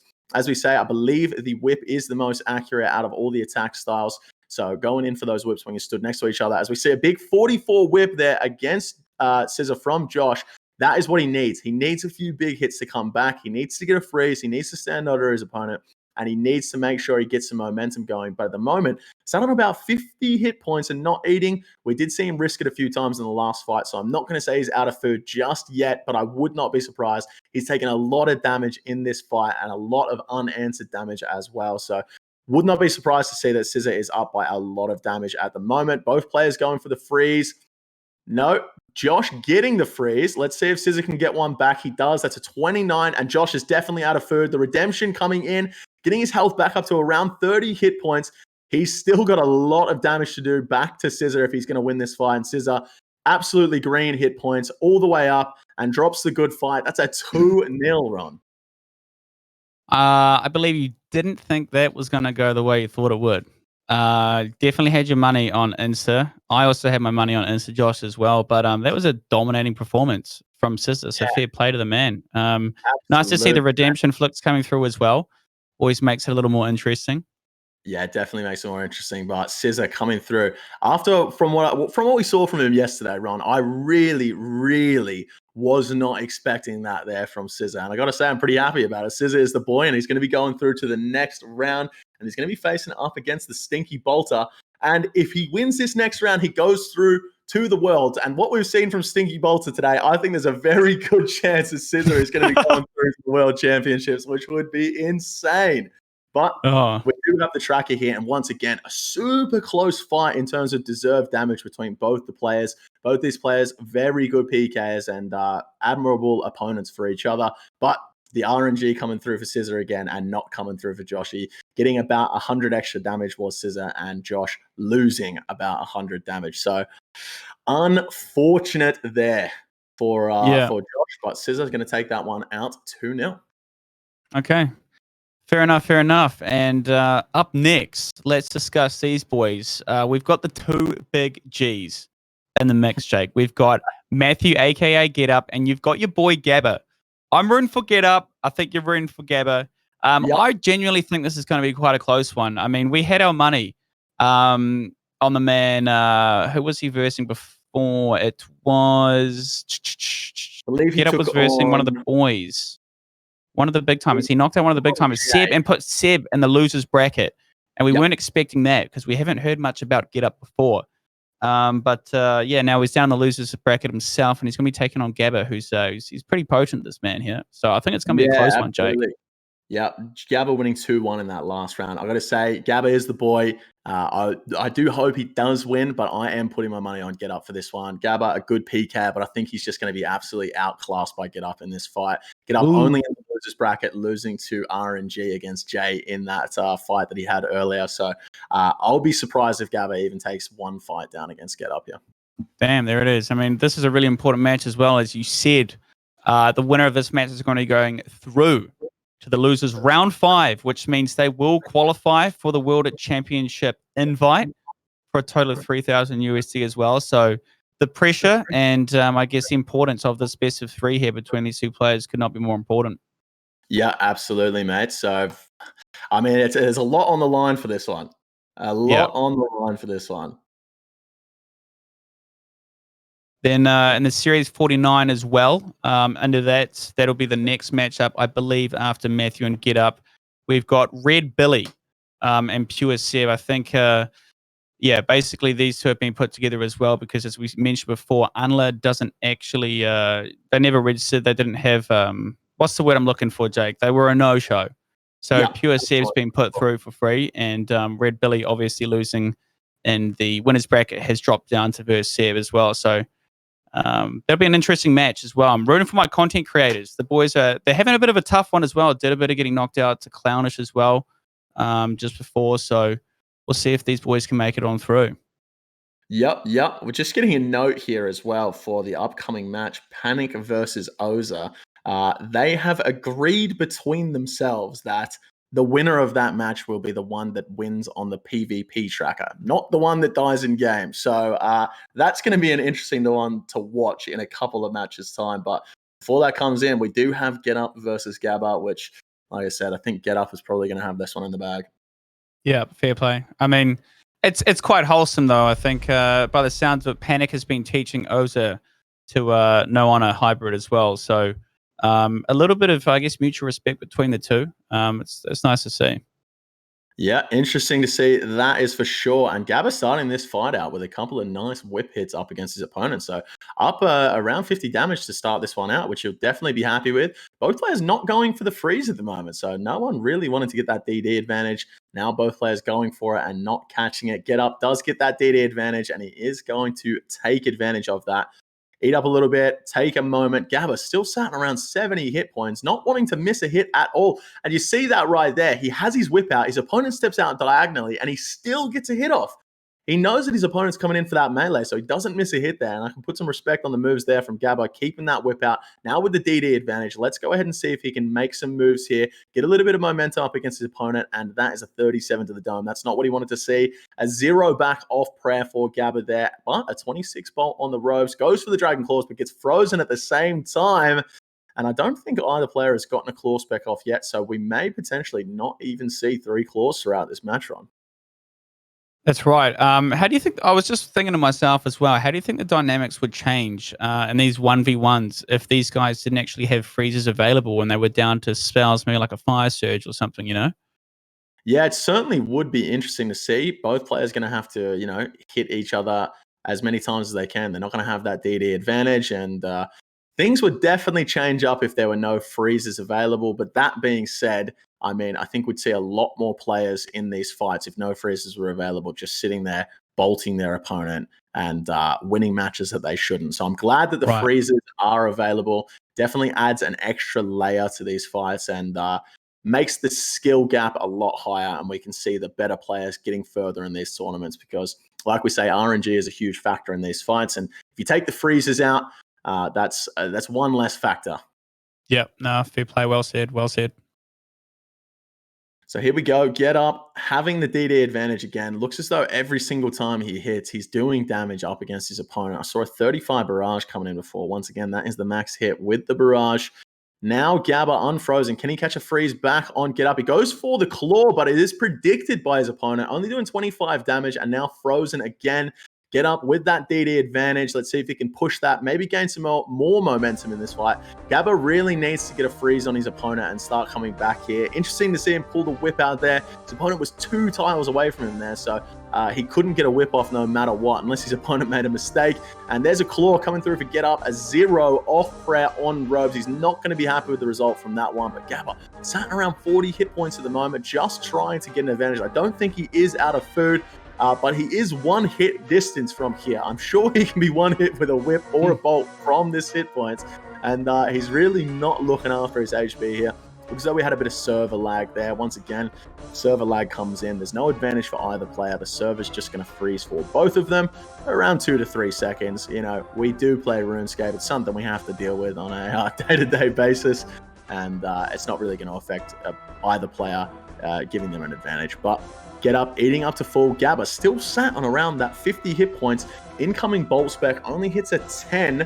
Now with the DD advantage, a 23 coming through with the bolt. He is getting a little bit of damage back here on his opponent, and he is starting to eat up. It's interesting to see Gabba wait until he doesn't have the DD advantage to eat up here, giving his opponent a few free hits when he could just stand underneath him while he's frozen and not give away any. But Get Up sat on around 40 hit points here again. I don't think either player is out of food here, but I could be wrong. No, they're both eating up. Still a little bit of damage left to do for both these players, but frozen apart from each other in a mage range battle. All about who can keep their tank on and get their prayers right in these mage range battles. And that's a 23 barrage coming in for Get Up. Now sat on around 40 hit points, potentially out of food at this point. I think we would have seen him eat up by now. And once again, these guys just love to risk it. Make me look silly. And Get Up does eat. Surely at this point is out of food. He's 1 hit distance from a bolt or a whip. Looks as though Gabba potentially out of food as well. Maybe down to just his brews. Brewing up. Incoming claw spec. Hits a 0. Might have been brewed down as he was eating up there. Get Up with the DD advantage now. And Gabba has made this fight a lot closer than I thought it was going to be. And it's going to be interesting to see who can get the RNG at the end here. Gabba, a lot higher hit points than his opponent. His opponent 1 hit away from death, and the redemption doesn't come in there. 1 more bolt is all he needs here. He is frozen. He doesn't freeze his opponent. His opponent can get the DD advantage now. Gabba's just 1 bolt away from winning this fight. Can he get the RNG? And he can. And Gabba takes it down, Ron. And the bin for 1-0. It's so interesting to see that every other player we watch, they like to remain high HP as well, because I guess when you're really nice and topped up, you spend a lot less, time having to eat, and you can start getting your attacks in. But Gabba always risks it for the biscuit. And, I mean, fair play to the guy. I actually haven't seen him get KO'd accidentally with food left in this tournament yet for it. So, I mean, maybe he's doing something right here, Jake. Maybe he's doing something right. There is something to be said to risk it a little bit in these ones, Ron. But, I mean, the amount of times we've seen Gabba get chanced in this tournament, I think he's risking it a little bit too much for my liking, that's for sure. But that being said, he's in this tournament and I'm not, so there might be something we're missing from this. But the tracker coming up, we can see here, Get Up with 61 extra deserved damage and 4 extra hits. 54% of his hits off prayer compared to Gabba's 37%. So on the tracker, looks as though Get Up should have won that one, but Gabba getting a little bit lucky and managing to take out the victory. And like we said, unless you're Panic v Oza, doesn't matter what the tracker says, it matters who dies in game. Yeah, and it's pretty clear. I think Get Up probably had a little bit more to make of his freezes. I mean, he landed 16 out of 23. Yet his realized damage was only 466 as opposed to Gabba's 564, you know. Probably didn't utilize those freezes as much as he could have, having that DD advantage. Yeah, absolutely there. The freezes do come in clutch in certain parts of this, and we see, speaking of freezes, Gabba getting the first freeze in this second fight here. He's going to be looking to take this one out 2-0. He definitely will not want to take this one to a third fight. So he's going to be doing everything he can to push that lead he has right now and make sure it doesn't even come close in this last fight. And once again, the winner of this fight going through to the Worlds run. This is a big, big moment for both these players.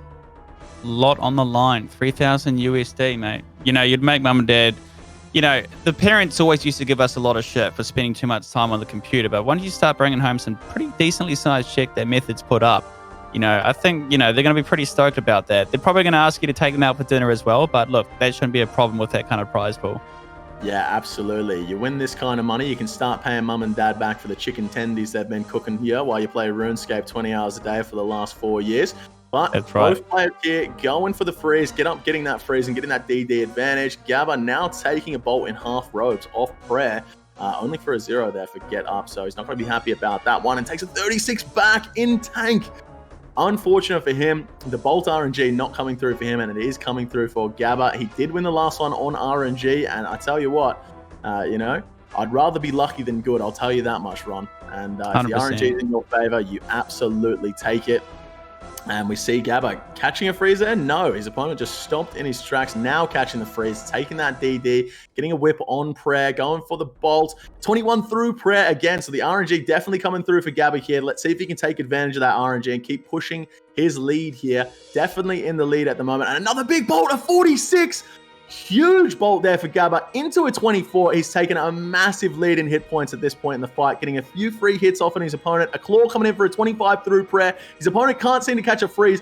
Whip chances him on about 40 hit points, and then a bolt as he comes in for the DD. Gabba now eating up, taking that advantage, and then eating up. That was an insane play right there from Gabba.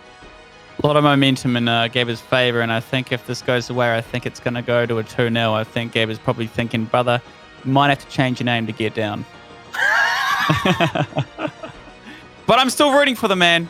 I still believe. We've seen some big comebacks in this, and it doesn't take a lot as well. I had to do my man like that, I feel bad. I'm sorry, brother. Back into it here. Gabba on full hit points here. I believe he is frozen next to his opponent. Should be unfrozen pretty soon. And a 37 bolt coming through. The RNG on this man is absolutely insane at the moment. Gets up going for another freeze. And Gabba coming in for the whip. We should see a staff bash. A 26 staff bash, Ron. Mate, what is going on? The amount of staff bash. The amount of, there's some I'd say, wait, they look like lampposts, really, don't they? There's a lot of light bulbs being broken on people's heads in the arena is what I was trying to say. Yeah, absolutely, mate. And a lot of staff bashes coming in. And look at this, Gabba. Every single time he comes in with the bolt, even though it's off prayer on robes, he's hitting almost the maximum hit every single time. And a lot of big RNG coming through. And as you see a staff bash coming back from Get Up. And Get Up really needs to bring something special out here if he's going to be moving on to the World Championships. He's 1-0 down at the moment, and he is down a lot of food. Gabba really just needs to stay high hit points, keep damaging his opponent, and he should be able to take this one out nicely. But Get Up really needs to bring something back here. His opponent's on low hit points, potentially going to get a chance here with a bolt, potentially with a claw spec, but Gabba finally eating up to full. Love to see that. And if I had to guess, I'd say Get Up's probably close to out of food at this point in the fight, if not already out, as a bolt spec comes through at 46. This is exactly what we need to see for Get Up right now. If he's going to have any chance in this fight, he needs to keep this momentum going right now. It looks as though he's got no food left, so he can't eat it anyway. He can keep this momentum going, just constantly hit his opponent. But a 26 bolt coming back through for Gabba, and a 7 in return, and that is going to be it. I would have thought Gabba still has a lot of food left. The only way that man was going to come back was it had to be a cheeky little KO. That 46 little bolt at the end gave him a little shimmer of hope, but definitely not going to be enough. I think as Gabba returned with a nice little freeze and kept the distance between the two, it was just a matter of eating the full and getting another couple of bolts in. Yeah, 100%. Interested to see the tracker on that one, see the RNG, but I got to say, regardless of what it said, Gabba put on a great performance there. As the tracker does come through, Ron, and it doesn't matter what the tracker says because Gabba actually won on the tracker as well in that second fight. You love to see that. 69 hits for him, nice. Up against Get Up 61, 638 deserved damage versus 548. You got to say, a bit unfortunate there for Get Up, missing 250 deserved damage, and that can definitely have some big momentum swings. But regardless, Gabba winning on the tracker and winning in game, and believe it or not, Ron, that means he is moving through to the World Championships, the big Gabba King himself. That's huge. I think he's going to consider that a pretty nice birthday present to himself as well, isn't he? Yeah, absolutely. Let's see some claps in the chat for Gabba. That was an amazing performance from him. I believe he went out in the first round. He did. He got first rounded, Ron, and still made it through to the World Championships. Absolutely insane there from Gabba. Yeah, beauty of the old double elimination. You got to believe in second chances, if you will, Jake. It's pretty much how that spells it. Right, so I guess up next, we have got Series 49. No, we don't. I'm not going to do it. Wait, no, we do. It's 2-0. It's just one on the board, isn't it? Gabba took that out? Is that right? Yeah, Gabba took that out. Yeah. Close call, guys. Remain calm. We've got it. We've got it. Gabba took it out, of course. We've got Red Billy versus Pure Seb as well. Pure getting a free pass on the losers round 3 against Ala, who was a no-show. Keen to see Seb fight. I've heard a lot about him. I've only seen him fight a couple times now, so I'm looking forward to this showdown between him and Billy. By the sounds of it, Pure Seb probably the favorite in this one, Jake. Yeah, I'd have to say that Seb is the favorite. I believe we only saw one fight from Billy yesterday, and that was in the early rounds. But then today, saw him come up against George, and a 2-0 there for George. Crazy performance from him. And then coming up against Seb here. It's going to be interesting to see how he does. Seb obviously getting first rounded in the winners bracket. He got first rounded by, if I can find it here, by Get Up. So, yeah. There it is. Interesting to see both of those players in the losers round 4 after coming up against each other in the first round. But I will say in that first round, there was a bit of RNG in the favor of Get Up. So I'll be very surprised to see Red Billy take out a victory here. But that being said, we haven't seen too much from the man, and he might be a bit of a demon on the sticks from secretly. Yeah, it would have been quite funny actually to see Get Up and Pure Seb go head to head again, from the winners to the losers. Oh, fancy seeing you here again. Real quick, guys, as well, just another little reminder, if you haven't already, make sure you check out the Method community team by typing !community in the chat. Signing up and becoming a member of the community team offers all kinds of perks, such as access to exclusive content and opportunities and giveaways. Also, Method provides resources and assets and, a nice little tap on the shoulder, a little nudge in the right direction for aspiring content creators and upcoming streamers to grow their channels through a number of different initiatives. If you guys also are in the need for some new clothing, some new gaming hoodies and shirts, !merch in the chat. Method right now have got on display some very, very cozy little pieces out there. Cop your hands on some of those.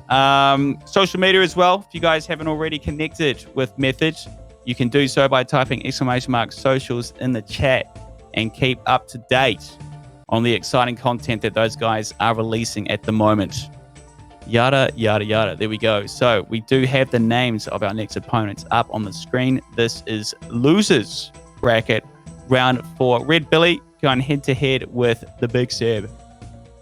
Yeah, up against Seb here, a YouTuber. Been a while since I've seen a video from that man. PKing is slowly getting, less and less people doing it in the game. He used to be uploading a lot, but I guess these days can't get too many clips, so it'll be nice to see him move through into the worlds here, potentially get himself a few clips, maybe get a few more YouTube videos out here, does Seb. But like we said, Billy having a decent performance yesterday, not doing too well this morning. Tonight up against George. But it'd be interesting to see how he does up against Seb here. I say more than likely Seb's going to take this one out. Okay, yeah, I think I'm in there as well. I mean, I haven't watched a whole lot of the man's content, but I have heard the stories. He's a bit of an animal on the mouse movements and the clicks as well. So these boys are getting it underway right now. Here we go. Jake, over to you, my friend. Get in there. Yeah, starting off this fight, we see Seb already taking a whip in robes off prayer. Luckily, only for a 0, but the Dusk Mystic and the Dragon Square Shield ornament kit, this man is all about the fashion. We know the RNG comes in good for you if you have both of those items on. But we see here Billy with the DD advantage, but he's not getting any free hits on his opponent here. Almost got a free hit there, but unfortunately stepped a little bit far out. And now Seb with the DD advantage. How do you think you say the in-game names here, mate? Both of them. Oh, Red Billy and Seb sounds pretty good to me. I was just thinking that as well. I would love to be able to know how some people get their usernames and things like that. You know, like you could click in, it's a nice little info box of the story behind it. How did you get yours, Jake? EV Skate. I came from a bit of a poker background, mate. Used to play a bit of poker back in the day, and expected value is a term used a lot. So moving into RuneScape, it just seemed only fitting since I do like the numbers. But jumping back into the fight here, Seb copping a whip off prayer just before for a massive 37 into a 26 bolt into a 32 bolt. So Billy here up quite a bit of food in this match to start off with. There's still a lot to go, but up a bit of food to start with. Tries to go for a freeze there after the claw fake. He doesn't catch it, but gets a bolt off prayer as well. Gotta say, to start this fight out, Billy looks as though he's getting the better of Seb in terms of prayers and gear switches. So it'd be interesting to see if Seb can bring this one back as he takes around a 60 claw off prayer. And now a claw for himself, a 19 and a staff bash for Billy. Maybe a little bit panicked after that claw spec coming in. That's it. No, that's a poison splatter on. There it is. There it is. It's the green. It's definitely green. I'm not colorblind. I saw it too. It had a 4 on it and it was green, Jake. Alert the authorities. This man needs a sandfew once again. Come on. Come on, boys. I don't know which player it was this time because they were both sit on top of each other, but come on. Yeah. How many people are going to see a sandfew in this tournament? It's absolutely insane. Both players going for the freeze here. Billy catching it, and Seb, unfortunately, not. He went for that last freeze there, and he's Carol's top. You're not going to catch too many freezes when you've got a Carol's top on. Little in-arena banter going between the two. Bit of banter saying just freeze me. I guess Billy knows as well that Seb's getting a little bit unlucky on his freeze here. And a 26 star bash. A little bop to the dome with the toxic star for the dead there. Speaking of the gear changes as well, Jake, I'm seeing a lot of casts early on here with the D squares on. Get the Majors book on, boys. It's a little more accurate. Those freezes are incredibly important. Yeah, absolutely. I'm also seeing a Dragon Defender here from Billy. What is going on? The man forgets his Sandview and he's wearing a Dragon Defender in this fight. This is the matchup to go through to the World Championships. You don't bring a Sandview and you're wearing a Dragon Defender. What is going on here? Both these players absolutely struggling at this point in the fight. You can see Seb coming in with a question mark about his freeze. Billy saying, stop freezing me with Rigor on. Rigor being the ranged offensive prayer and Augury being the maged offensive prayer. And a nice little bit of banter in the middle of this fight. I wonder if it's friendly banter on or these two are kind of in a rivalry. I think it's a little bit of banter, but I like the fact that not only do these boys have time to click back and forth against a couple of sets of clothes, mate, but they've also got time to shit-talk each other. That's what I like. A little bit of entertainment and a little bit of commentary between the boys, away from us as well. Red hot. Yep, absolutely. And I mean, these days in the PKing scene, it's not only just about how good you are at PKing, it's how good you are at smack talking your opponent, because that's a huge one these days. And Seb, at the moment, he's kind of getting run over a little bit here from Billy. Let's see if he can bring this one back, potentially close to out of food at this point in the fight. And those freezes really not helping him. I'm definitely going to be interested to see the tracker after this one to see the freeze percentage on the side of Seb here. but it looks as though he is out of food, sat on very low hit points. Billy potentially out as well, sat on about 50 hit points. Both players going for freezes at the moment as we see Billy eat up. So I'd say not out of food, and Seb is going to need something special to bring this one back. Down to around 10 hit points while his opponent is on about 50. Does get a nice little freeze there and a staff bash chance there. He could have died to a staff bash. We still haven't seen the staff bash KO. He's getting a lot of damage at the end of this fight. Red Billy coming in for a fakie with the whip. Seb just leaving on his redemption instead of going for the flicks, and unfortunately is taken out. I'm really interested to see the tracker on that one. Yeah. Look, I think Red Billy definitely deserved the win as well. Towards the end of that fight, definitely got a declaw spec. Seb had the wrong overhead on as well, and it didn't go high. Here's a cheeky little instant replay as well for the final moments between these two. Yeah, we can see here Seb not flicking his redemption here. He's just leaving on at the end of the fight. And what I can say from the end of this fight is if he had his mage prayer on there and then flicked the redemption, he wouldn't have died. It would have procced his redemption and he would still be alive. So flicking that redemption at the end there definitely costed him towards the back end of that fight. But if we have a look on the tracker run, that's actually going on the screen now. Wasn't actually unlucky on the freezes at all. Seems as though he did catch as many as he was supposed to. But that being said, the timing of which those freezes came in definitely affected Seb there, not being able to get as many DDs as he might have wanted. 79 hits up against the 76, but 62% off prayer there for Red Billy. 579 on the deserved damage versus 557, so too close to see any difference there. And then around a 30-ish damage difference for Seb there in the deserved damage compared to the actual damage, and only 13 extra there for Red Billy. So regardless of the result in game, a very, very close fight from both these players, and not only did the actual match show that, so did the tracker. Yeah, 100%. There was no real RNG to either side as well. It was pretty fair. But yeah, no, Seb's got a bit of making up to do as well. He's definitely going to be feeling the pressure going into this one match down. Yeah, absolutely. I did notice a fair few times in that matchup there, Seb was copping a few bolts off prayer and in his robes. Stuff that I haven't seen from Seb in the past. So it might just be a case of, PK's getting slower and slower in the game these days, and he's a little bit out of practice run. Yeah, fair play. It is what it is, If the environment's not there to keep him sharp between the ears, what can you do? What can you do? Exactly, Ron, exactly. Starting out this fight, looks as though both players are frozen right next to each other. A nice little 31 whip coming in for Red Billy to start the fight. Goes for the claw, on prayer, on tank for a 0. And Seb back on tank, on prayer for a 0 as well. So both players getting a 0 claw to start that one out. 32 barrage for a 35 whip. Nice even exchange for both players at the start of this fight, so no real advantage. It looks as though it's going to be another close one, just like the last one, which is exactly what we want to see. We love to see these matches go through to a third match and make it super close, especially when we're this close to the World Championships. Whoever wins this one will be going through to the World Champs, and Billy one match away as he takes a huge claw but gives one back. Around about 50 damage each, both players there, but Billy, I believe, was on chanceable hit points from that Dragon Claw spec, and he was too busy focusing on his own Dragon Claw spec to eat in between those ticks. Potentially could have died right there. We see now Billy with a DD advantage, and he's going to try and get a free few hits here off on his opponent. Seb not going to let him do that though. Both players eating up, taking a little bit of time to compose themselves, and there is a free hit. Billy does get a free hit on his opponent.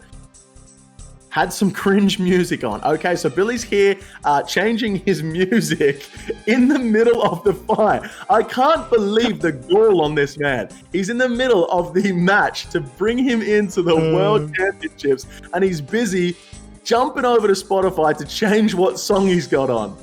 The man just went out to turn one of his steaks as well and tuck in one of his siblings and read them a bed. The man could have logged out. That was a lot of time there on the DD, wasn't it? Legit. I think he might have chucked a bit of Eye of the Tiger on to get him, pumped up. Yeah. But at the moment, Seb taking a lot of free damage versus his opponent. Around 100 free damage there for Billy and 0 back for Seb.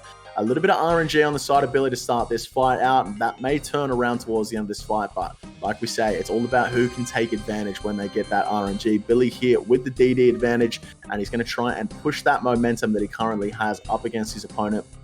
But a lot of zeros being flown out, and we see the Mystic Top Barrage on there for Seb, something that was, I believe, invented by Panic.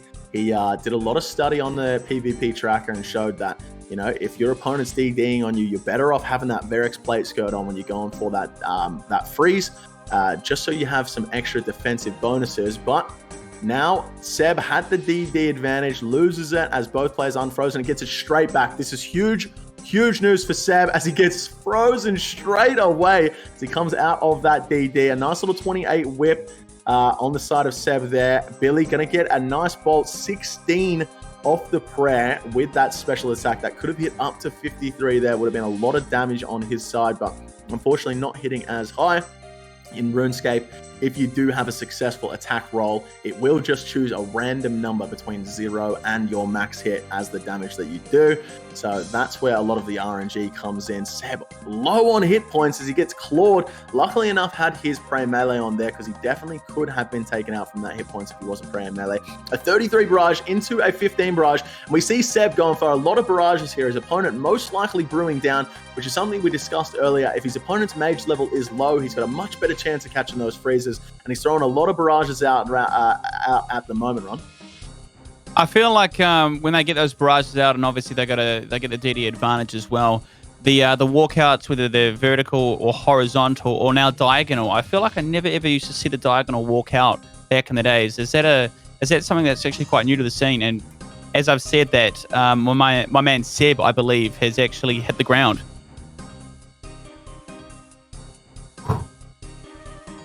Can you believe it? Speechless. I'm speechless. Who's that? I believe he was out of food at that point. I don't think that was a KO, but wow. A 2-0, and Seb is out of the tournament. Billy moving on to the World Champs run. And he will be going up against one of your favorites, Big G, who recently won against Matthew, aka Get Up, in a 2-0 victory. Those guys will be playing the losers round 5. I wasn't expecting that. I really wasn't. Really wasn't expecting that. I thought Pure Seb was going to do some serious work there. Yeah, absolutely, mate. Like I said, at the start of this tournament, he was one of the favorites to take the whole thing out, and now he is out before he even makes it to the World Championship. So a bit unfortunate for him. Don't know if we're going to be getting the tracker coming through, but a really nice performance from Billy. He went down 2-0 against George in the winners bracket, and now he's managed to move on to the Worlds. We do have the tracker coming through, and wait, is that the same as the first one? That's the exact same. That's the wrong tracker. Same one, yeah. Unless, on the unlikely chance that the numbers were exactly the same, Jake. Exactly the same. I mean, it's possible. It's very possible. Here we go. Okay, we do have the second tracker coming through, and as we can see, once that one pops up on the screen, that is a tracker win again for Seb. But with these low amounts of difference in the trackers, it's hard to say what really went on in the fight. But we can see 130 extra damage there for Red Billy over what he deserved, and 15 less there for Seb. So a bit unfortunate that he's gone down 2-0 there, won both times on the tracker, but in these massively close fights like both these guys have just had, it's really hard to tell. And Red Billy putting on a nice performance against Pure Seb there, and coming in as the underdog and taking it down. Yeah, fair play. So he'll be moving on through to Group C as well. Next up, my man, I'm quite looking forward to this fight. We've got another content creator in the mix. He's going to be going head-to-head with Clowner, so Panic PK as well, known as Nice Splash in the game at the moment. Had a bit of a rough start to the tournament and got bounced down in the loser round 1 initially, but he's been doing pretty well to bring himself back as well. He's only dropped one game back in round 2 against Sandwich, and since then he's had a pretty clean record, Jake. Yeah, first rounded, and then in this losers bracket, really coming in nicely, taking a 2-0 against Tom and a 2-1 against Sandwich. And I believe it was a no-show there from Big Dorito Chips. But this is going to be an interesting fight for the next one, Ron. As we said before, these players have decided that whoever wins on the tracker, the other player will forfeit. In my personal opinion, this is something that I don't really want to see from tournaments coming forward. I think RNG is a great part of the game, and I think everyone just sort of, you know, these trackers might come through and ruin it a little bit. But both these players, obviously friends. We see Panic being the person that has taught Oza how to NH in these fights, and they've just decided between themselves, whoever wins on the tracker is the one that's going to be going through. Yeah, fair play. And I mean, if Ozzo really goes on through here to do quite well, I'm sure Panic will be taking a nice little coaching commish, you'd think. I heard it was in the realm of about 80% of the prize money as well, something like that. So getting all the lowdown on these guys.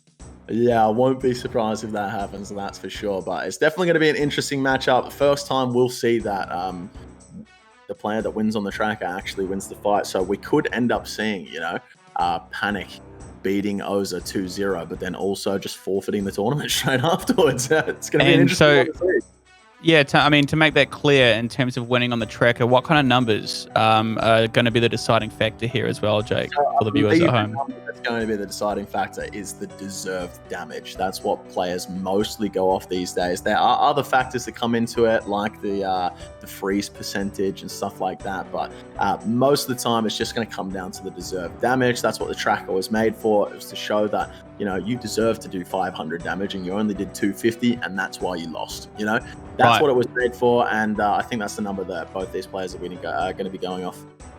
Okay, I guess it is what it is, but you know, that's a little bit of a mutual respect between the boys, I guess. Oza, you know, being taught so much as well, maybe feels like if he won by RNG, he wouldn't be winning at all. It was just undeserved. So it'll be interesting either way. It's going to be good content nonetheless, Jake. Yeah, absolutely. And we see to start this fight out, Panic getting 2 free hits on his opponent. So he's definitely already going to be off on the tracker in that regard. Both players frozen across from each other. Panic now taking a 37 bolt in robes off prayer. But once again, the RNG from both these players is not going to matter at all. It's whoever gets the most damage on that tracker. And a 70 AGS coming in from Panic. That is huge, and I think we're only seeing the AGS here because it is more of a gimmick fight in this one with the tracker. These guys obviously friends, and I don't think he'd be bringing the AGS along if it came down to actual RNG. But that is crazy to see. Big respect. AGS coming out in the tournament. Love to see that, and a few free hits there for Panic. We did see the claws coming back out for Clownish there and getting a nice little hit back to him. Both players now frozen next to each other, I believe. So we should see a few whips coming out here. Clownish gets a nice little whip off prayer. Every single time you see a player get an off prayer hit, that's going to be a lot of deserved damage on that PvP tracker. So it's definitely something to look out for. And these players are really going to have to get their prayers right. And look at that. A huge claw coming in there for Oza, aka Clownish. And Panic sort of risking his hit points a little bit here. I wonder what's going to happen if one of these players gets KO'd, Ron. Maybe you go into the fight and you take in the, what's that, the Dwarven Rock Cake or the Locator Orb and get a 30 damage bolt on your opponent and then just deliberately die. Do you win? Is that how this works? I don't know. Oh, no. Some recoil damage. I feel like, obviously, Panic's done a pretty good job in coaching Clownish. He's been a pretty dominating performance, actually, through the entire tournament. And you can see that. I mean, Nice Splash hasn't exactly had the most perfect of switches as well. Definitely been panicking himself, I would like to say, Jake. So it's been an interesting fight so far. I'm liking where this is going, actually. Yeah, absolutely. Clown is showing that, you know, they might be fighting based on what the tracker says, but I think the tracker is going to say that he's doing pretty well here. See some big AGS whacks coming in for Panic, and that might be something that, since it is a tracker win, if we see tournaments move towards a tracker win in the future, that is something that you're going to see more. If you hit with an AGS off prayer, that's going to show a lot of deserved damage on your tracker. And if you're standing underneath your opponent in a DD, regardless of the attack speed of your weapon, it's always going to be a 1-for-1 exchange. So if you go for the thing that has the highest max hit, you're always going to get the most deserved damage. So if we see more tracker fights like this in the future, that's something we're going to see a lot more of. The AGS whack, and I guess that's why Panic brought the AGS along in here, Ron. He really wants to win on that tracker. Yeah, no, he knows he can capitalize on those mishits and those incorrect overheads from Clownish as well. Yeah, absolutely. I believe the AGS can hit somewhere between a 50 and a 55 whack, and it is super, super accurate. Yeah. So if you're getting those whacks every single time, probably around the 30-40% chance of hitting your opponent in their tank, you're looking at like 20-25 deserved damage on the tracker every single time you swing. So that is a big move there by Panic. I wouldn't be surprised if we see Clownish bringing the AGS into that second fight, Ron. Yeah, look, he definitely could have dropped Clownish on the ground there. I don't even think he had an overhead on him, Jake, when he went in for that 37 AGS spec. I mean, he got away with murder right there. Yeah, I believe the AGS can actually hit a 73 in this gear, and he definitely didn't have 73 hit points, so it would have been a KO if the AGS did its maximum potential. But a nice little Opal Bolt spec coming in there for Clownish, and Panic catching How's he got away with that? Catching a freeze in his whip. Both these players with the Staff of Light. There are 4 different variations of the Staff of the Dead. You have the Toxic Staff, the Staff of Light, and the Staff of Balance. Which one's your favorite, Ron? I have to go for the Staff of the Light. It does look very, very clean. And it gives me some good nostalgic vibes as well from back in the day. I don't believe we didn't have a Staff of the Dead back in the day, did we? We did, I think. Did we? I don't know, but I'm a fake gamer. Clownish down, Ron, and yes. We're about to find out who actually won that fight, because we don't know yet. We're going to wait for the tracker. I reckon I've got my money on Panic, though. I think we saw a lot of zero splats as well when he had the AGS wax across the forehead. None of those really connecting, and some of those were on robes as well. So I think Panic is going to be getting a bit up on the deserved damage there as well. And yeah, we do have the numbers. Oh my god! Yeah. Wow. Not bad. Pop up on the screen. You can see what we're laughing about. 213 difference in the deserved damage, and we saw that was a pretty close fight, and it was the RNG on the side of Clownish. 20 extra hits for Panic there. 20 extra hits. That is a big, big difference on the tracker, and I guess we can see why Panic wanted to do a tracker fight there, because he almost lost that fight in terms of actual damage dealt, and was way, way ahead. And I think that's got a lot to do with that AGS whack. Yeah, no, definitely. That would have been running some numbers if it had popped through, for sure. Yep. Do you think another thing as well, I mean, with these missed hits, a lot of that is due to the fact that these players will be focusing on getting the right defensive gear as well. I mean, in a fight like that goes on for a long time, it's almost just as important to make sure that you've got your tank gear on when they're hitting you, as opposed to having your offensive gear on at the right time when you're about to attack as well, right? So does that add up in a sense as well to miss hits?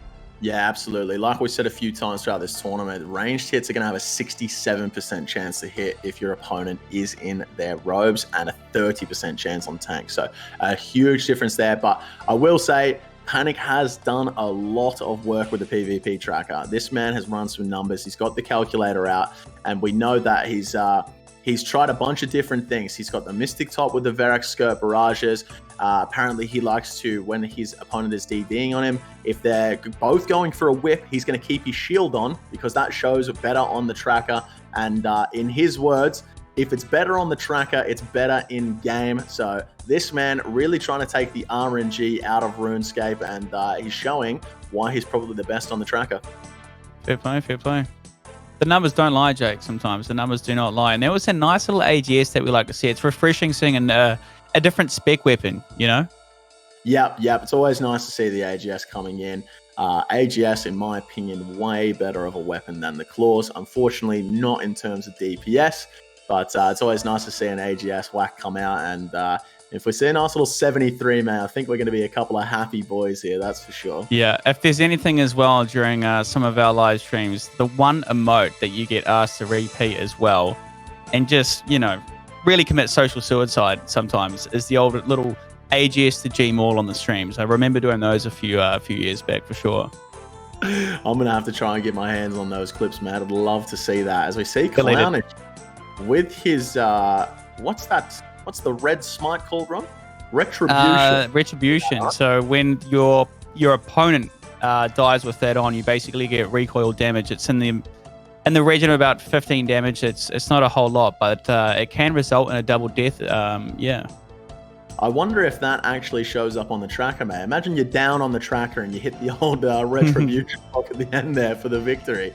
But Clownish here with the DD advantage and still losing a hit there against his opponent, regaining it back straight away, and is now refrozen by Panic. We saw him there go for that Verix plate skirt freeze that we were just talking about before. Likes to keep that Verix plate skirt on for the extra defensive bonuses in terms of ranged and melee, while he's trying to catch a freeze on his opponent who's DD'd on him. Let's see if he goes in for a couple of whips here. Just going for the bolts, puts on the staff, maybe for the fakey. Actually gets a mage hit off. He doesn't. He goes in for the staff bash. That one is not going to show up very well on the tracker here.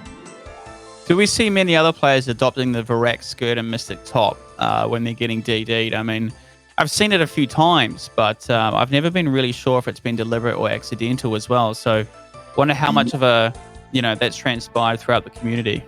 So it's something that Panic has definitely come up with. Like we said before, he's done a lot of tracker work and a lot of numbers run, trying to come up with a new meta for these NH stakes because, I mean, over the course of hundreds of fights, the RNG is going to turn around. And if you're supposed to do the most damage on the tracker, it's definitely going to be better in the game over the long run. That being said, I'm not too sure on the numbers about the Verix plate skirt and Mystic top barrages, but speaking to Dittabitter and West Ham last week, two very good NH stakers, they say they can't see a world where that is better and you're much better off actually catching the freeze. So it's a bit up for debate between the top end PKs here, whether the extra defensive bonuses and less chance of catching a freeze is better than, keeping that defensive bonus on and not catching the freeze compared to actually catching it there. So it's interesting to see, but Panic, I mean, it makes sense.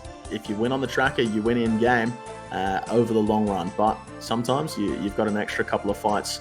It comes down to it in these fights with, you got 2 fights and RNG definitely plays a factor. But over the hundreds of fights that Panic has done, the RNG doesn't play a factor. And Clownish actually wins this fight. It's going to be interesting to see if he won on the tracker. It is a 1-1 on the screen, but a cheeky little reminder as well to the viewers at home.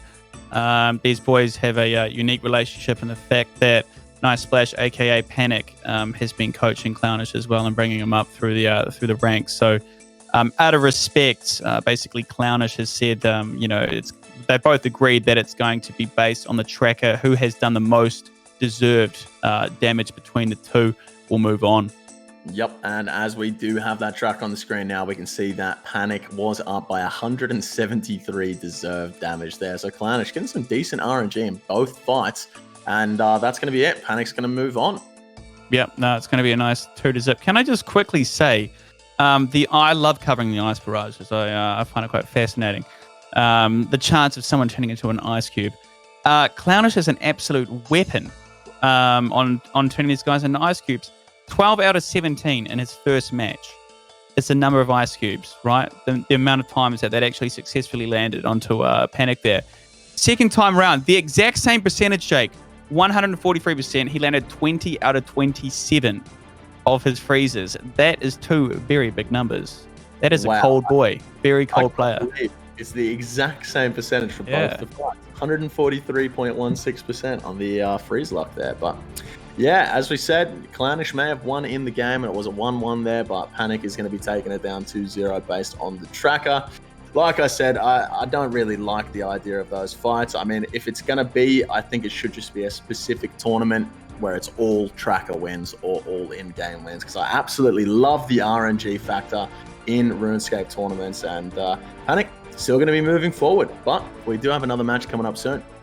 Yep, and that is going to be Stinky Bolter versus Scissor here, and Stinky Bolter having a couple of free passes here, got kind of dominated, a little bit deleted, if you will, in the winner's bracket, and he was playing Drew, who was an absolute beast, went up against it a bit and actually knocked him out as well. So this man's got a bit of work to do to redeem himself. So I'm probably going to put my money on Scissor on this one as well, Jake. I think he's just in another league completely.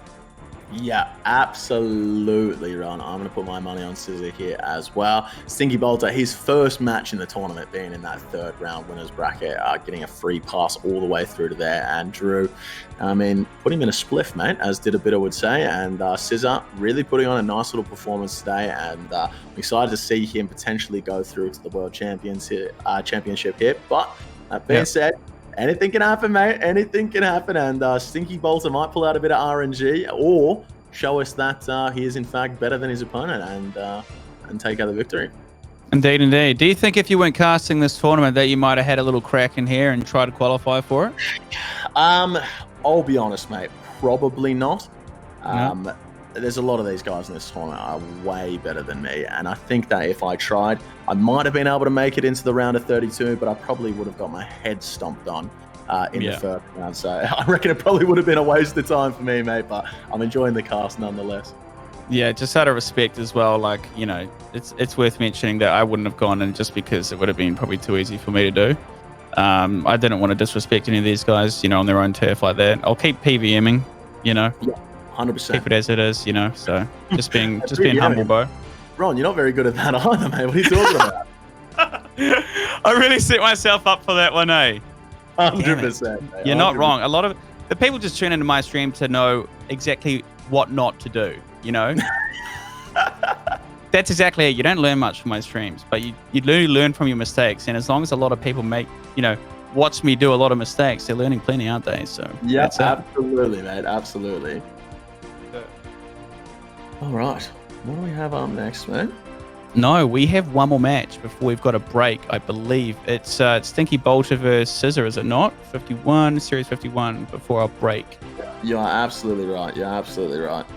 Yep. And whoever wins this one will be going through alongside Panic to not only secure their spot in the World Championship invite, but they'll be going through, to reclaim a little bit of dignity as well from being in the losers bracket.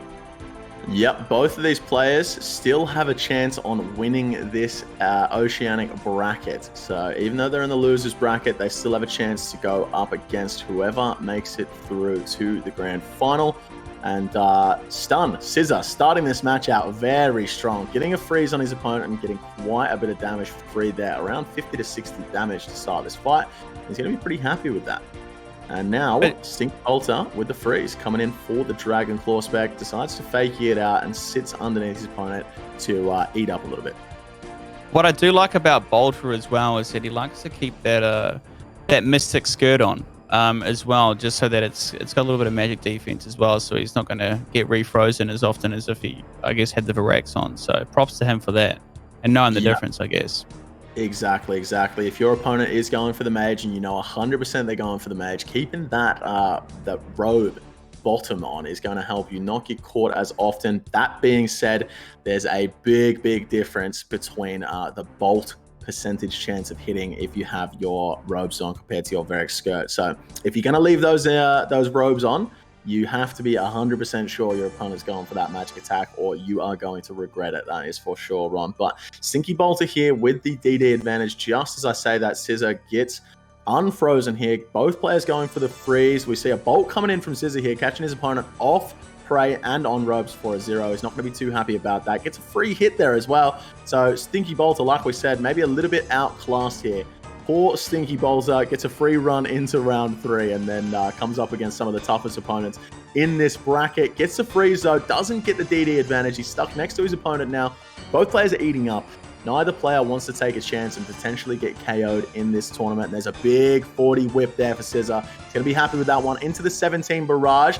He does eat something there, most likely a potion. Probably that range pose he goes in for the range hit, but unfortunately can't keep the momentum going.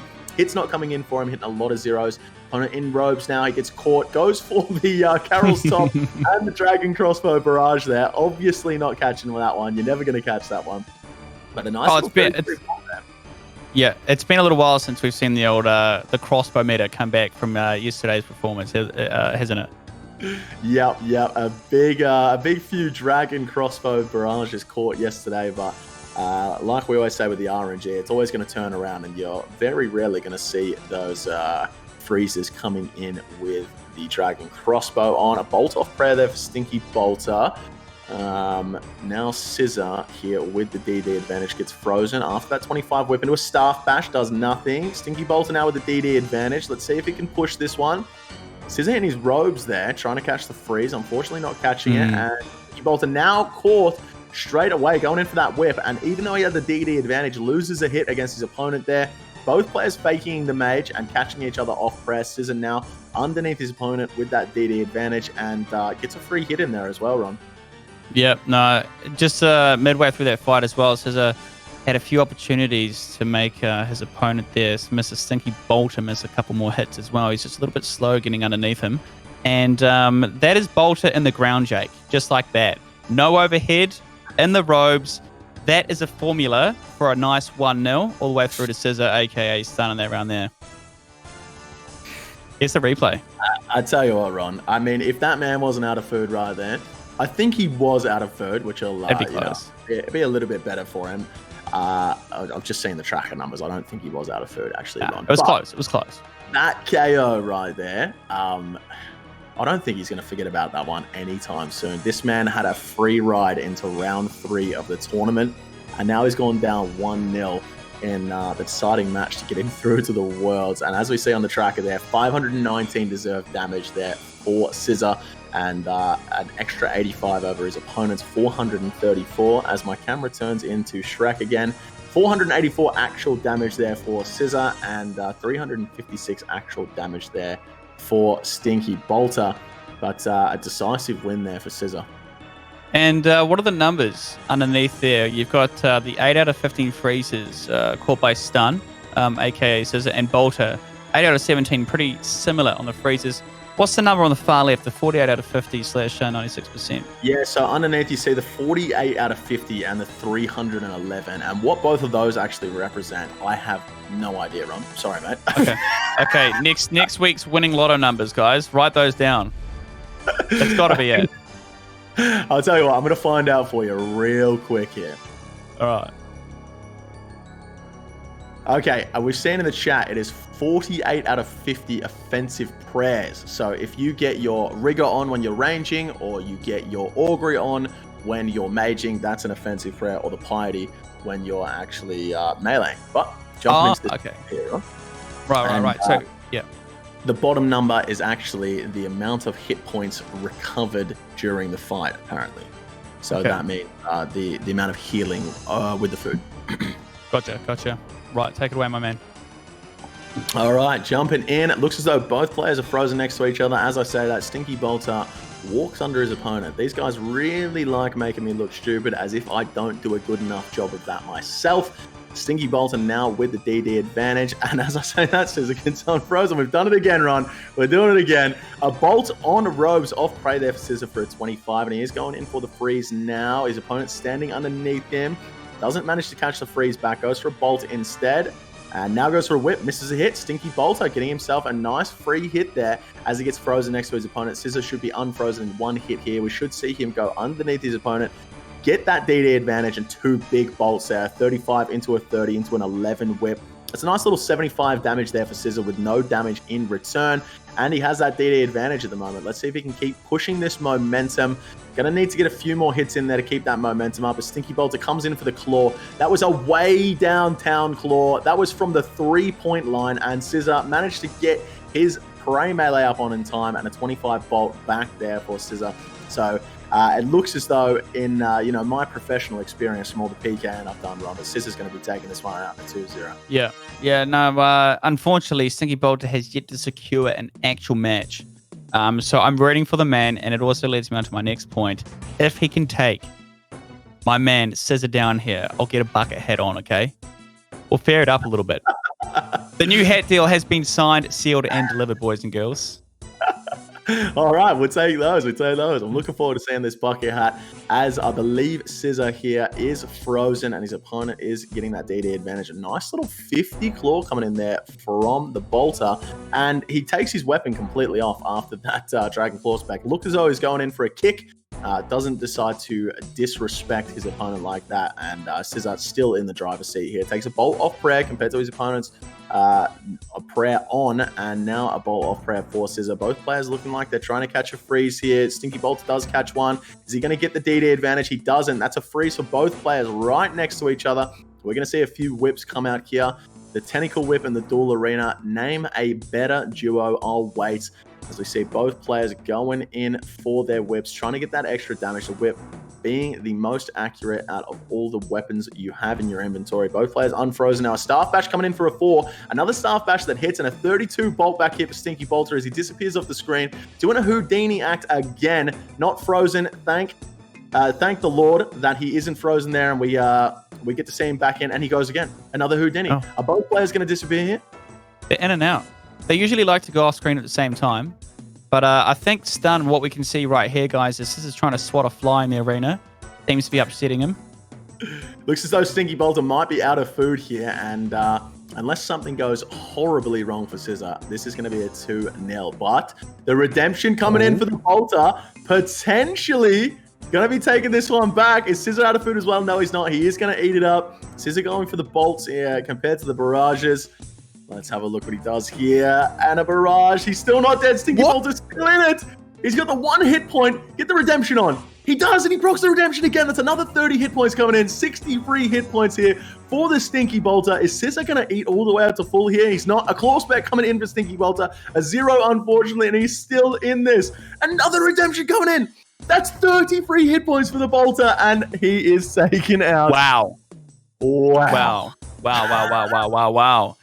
It was almost looking like a little bucket hat equipped. That reminds me of that whole fight, those 3 redemptions. You don't see that. You see 2, it's impressive. You see 3, it's like, okay, we're on here. Yeah, absolutely. That was a crazy end to that fight for the Bolter, but unfortunately, he is going to be out of the tournament, Ron. Gets a free ride into round 3, and then both these matches, a clean sweep, unfortunately, and taken out.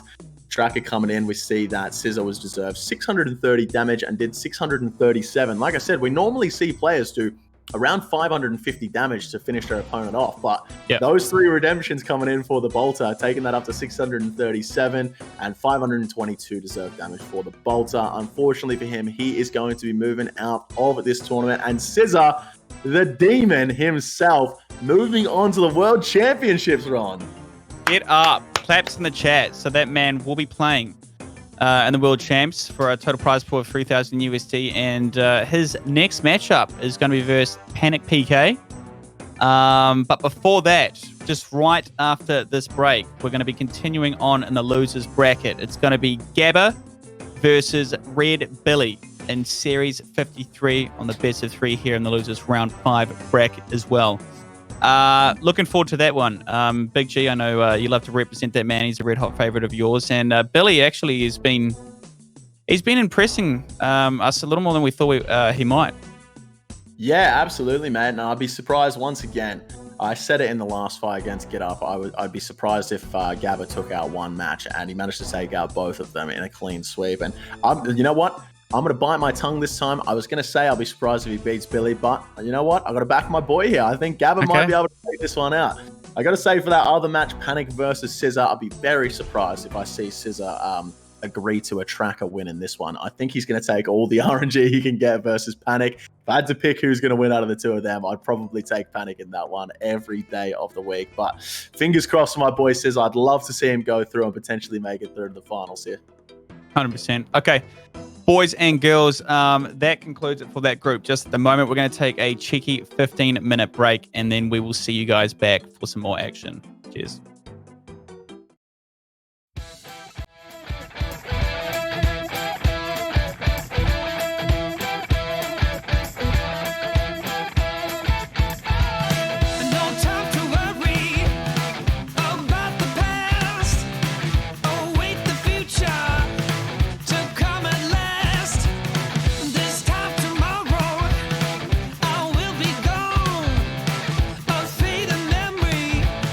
Forever.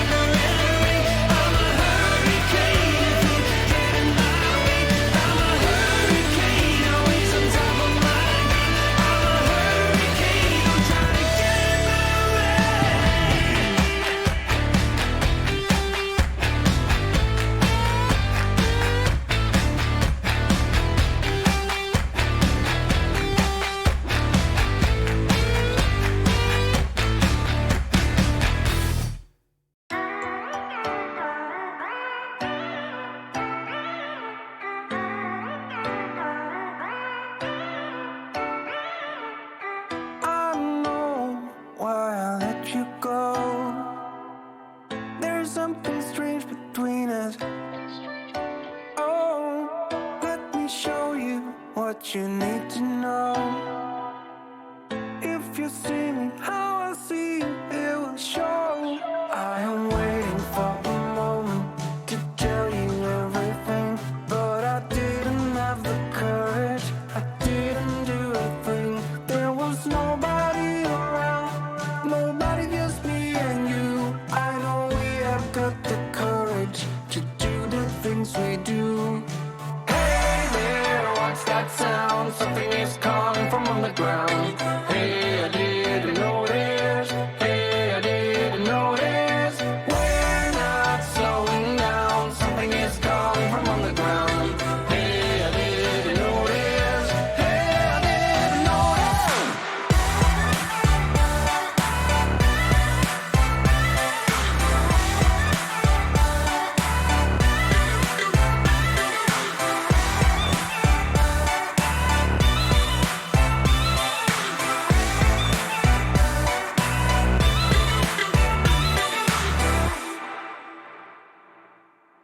I don't know why I let you go. There's something strange between us. Oh, let me show you what you need to know. If you see me how I see you, it will show. I am waiting for a moment to tell you everything, but I didn't have the courage. I didn't do a thing. There was nobody around, nobody, just me and you. I know we have got the courage to do the things we do. Hey there, what's that sound? Something is calling from on the ground. Hey, I didn't notice. Hey, I didn't notice. We're not slowing down. Something is calling from on the ground. Hey, I didn't notice. Hey, I didn't notice.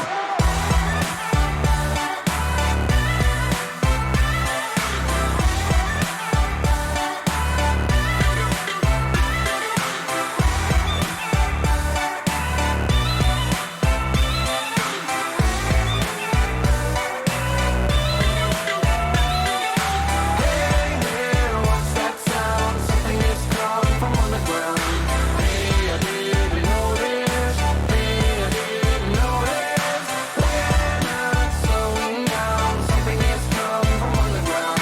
Hey, I didn't notice. Hey, I didn't notice.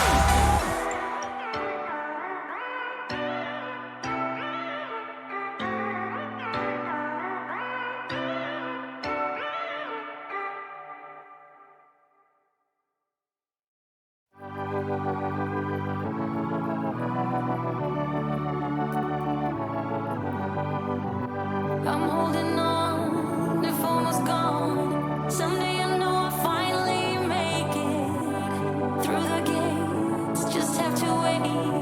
You whisper to me, there's no maybe. There's only time for dreams even greater. I hear the call, and I close my eyes to see even clearer. I see it all. I know that we can go higher.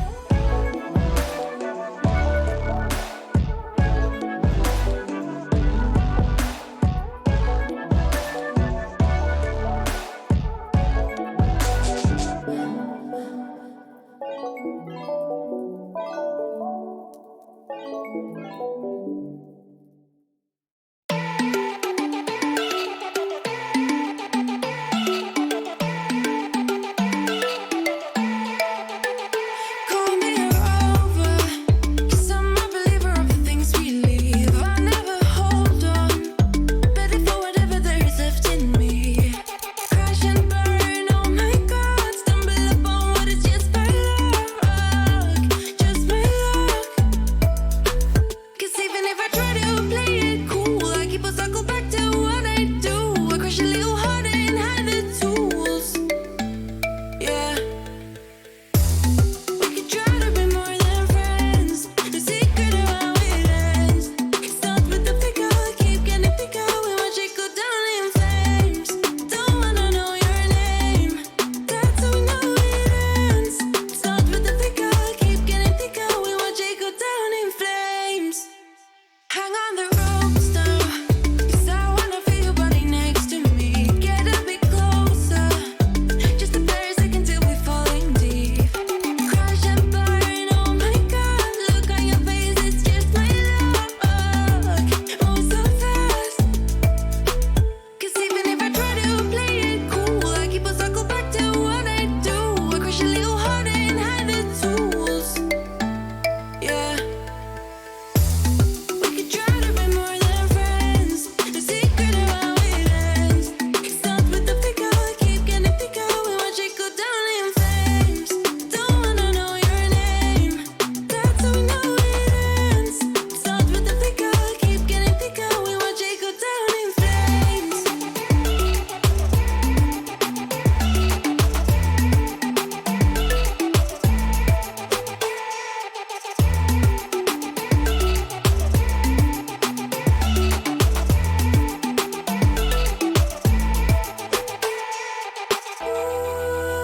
I feel it under mask.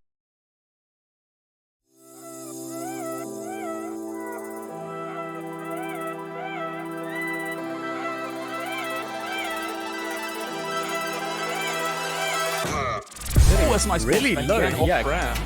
Oh, no way! Great's actually winning going into a 5-5. He No books it way. again. How is he still alive right now? I do believe they can range each other with long range. But Sanctified going in for a beautiful chloride there. Into a 38 and actually wins the fight. I mean, that's an insane comeback.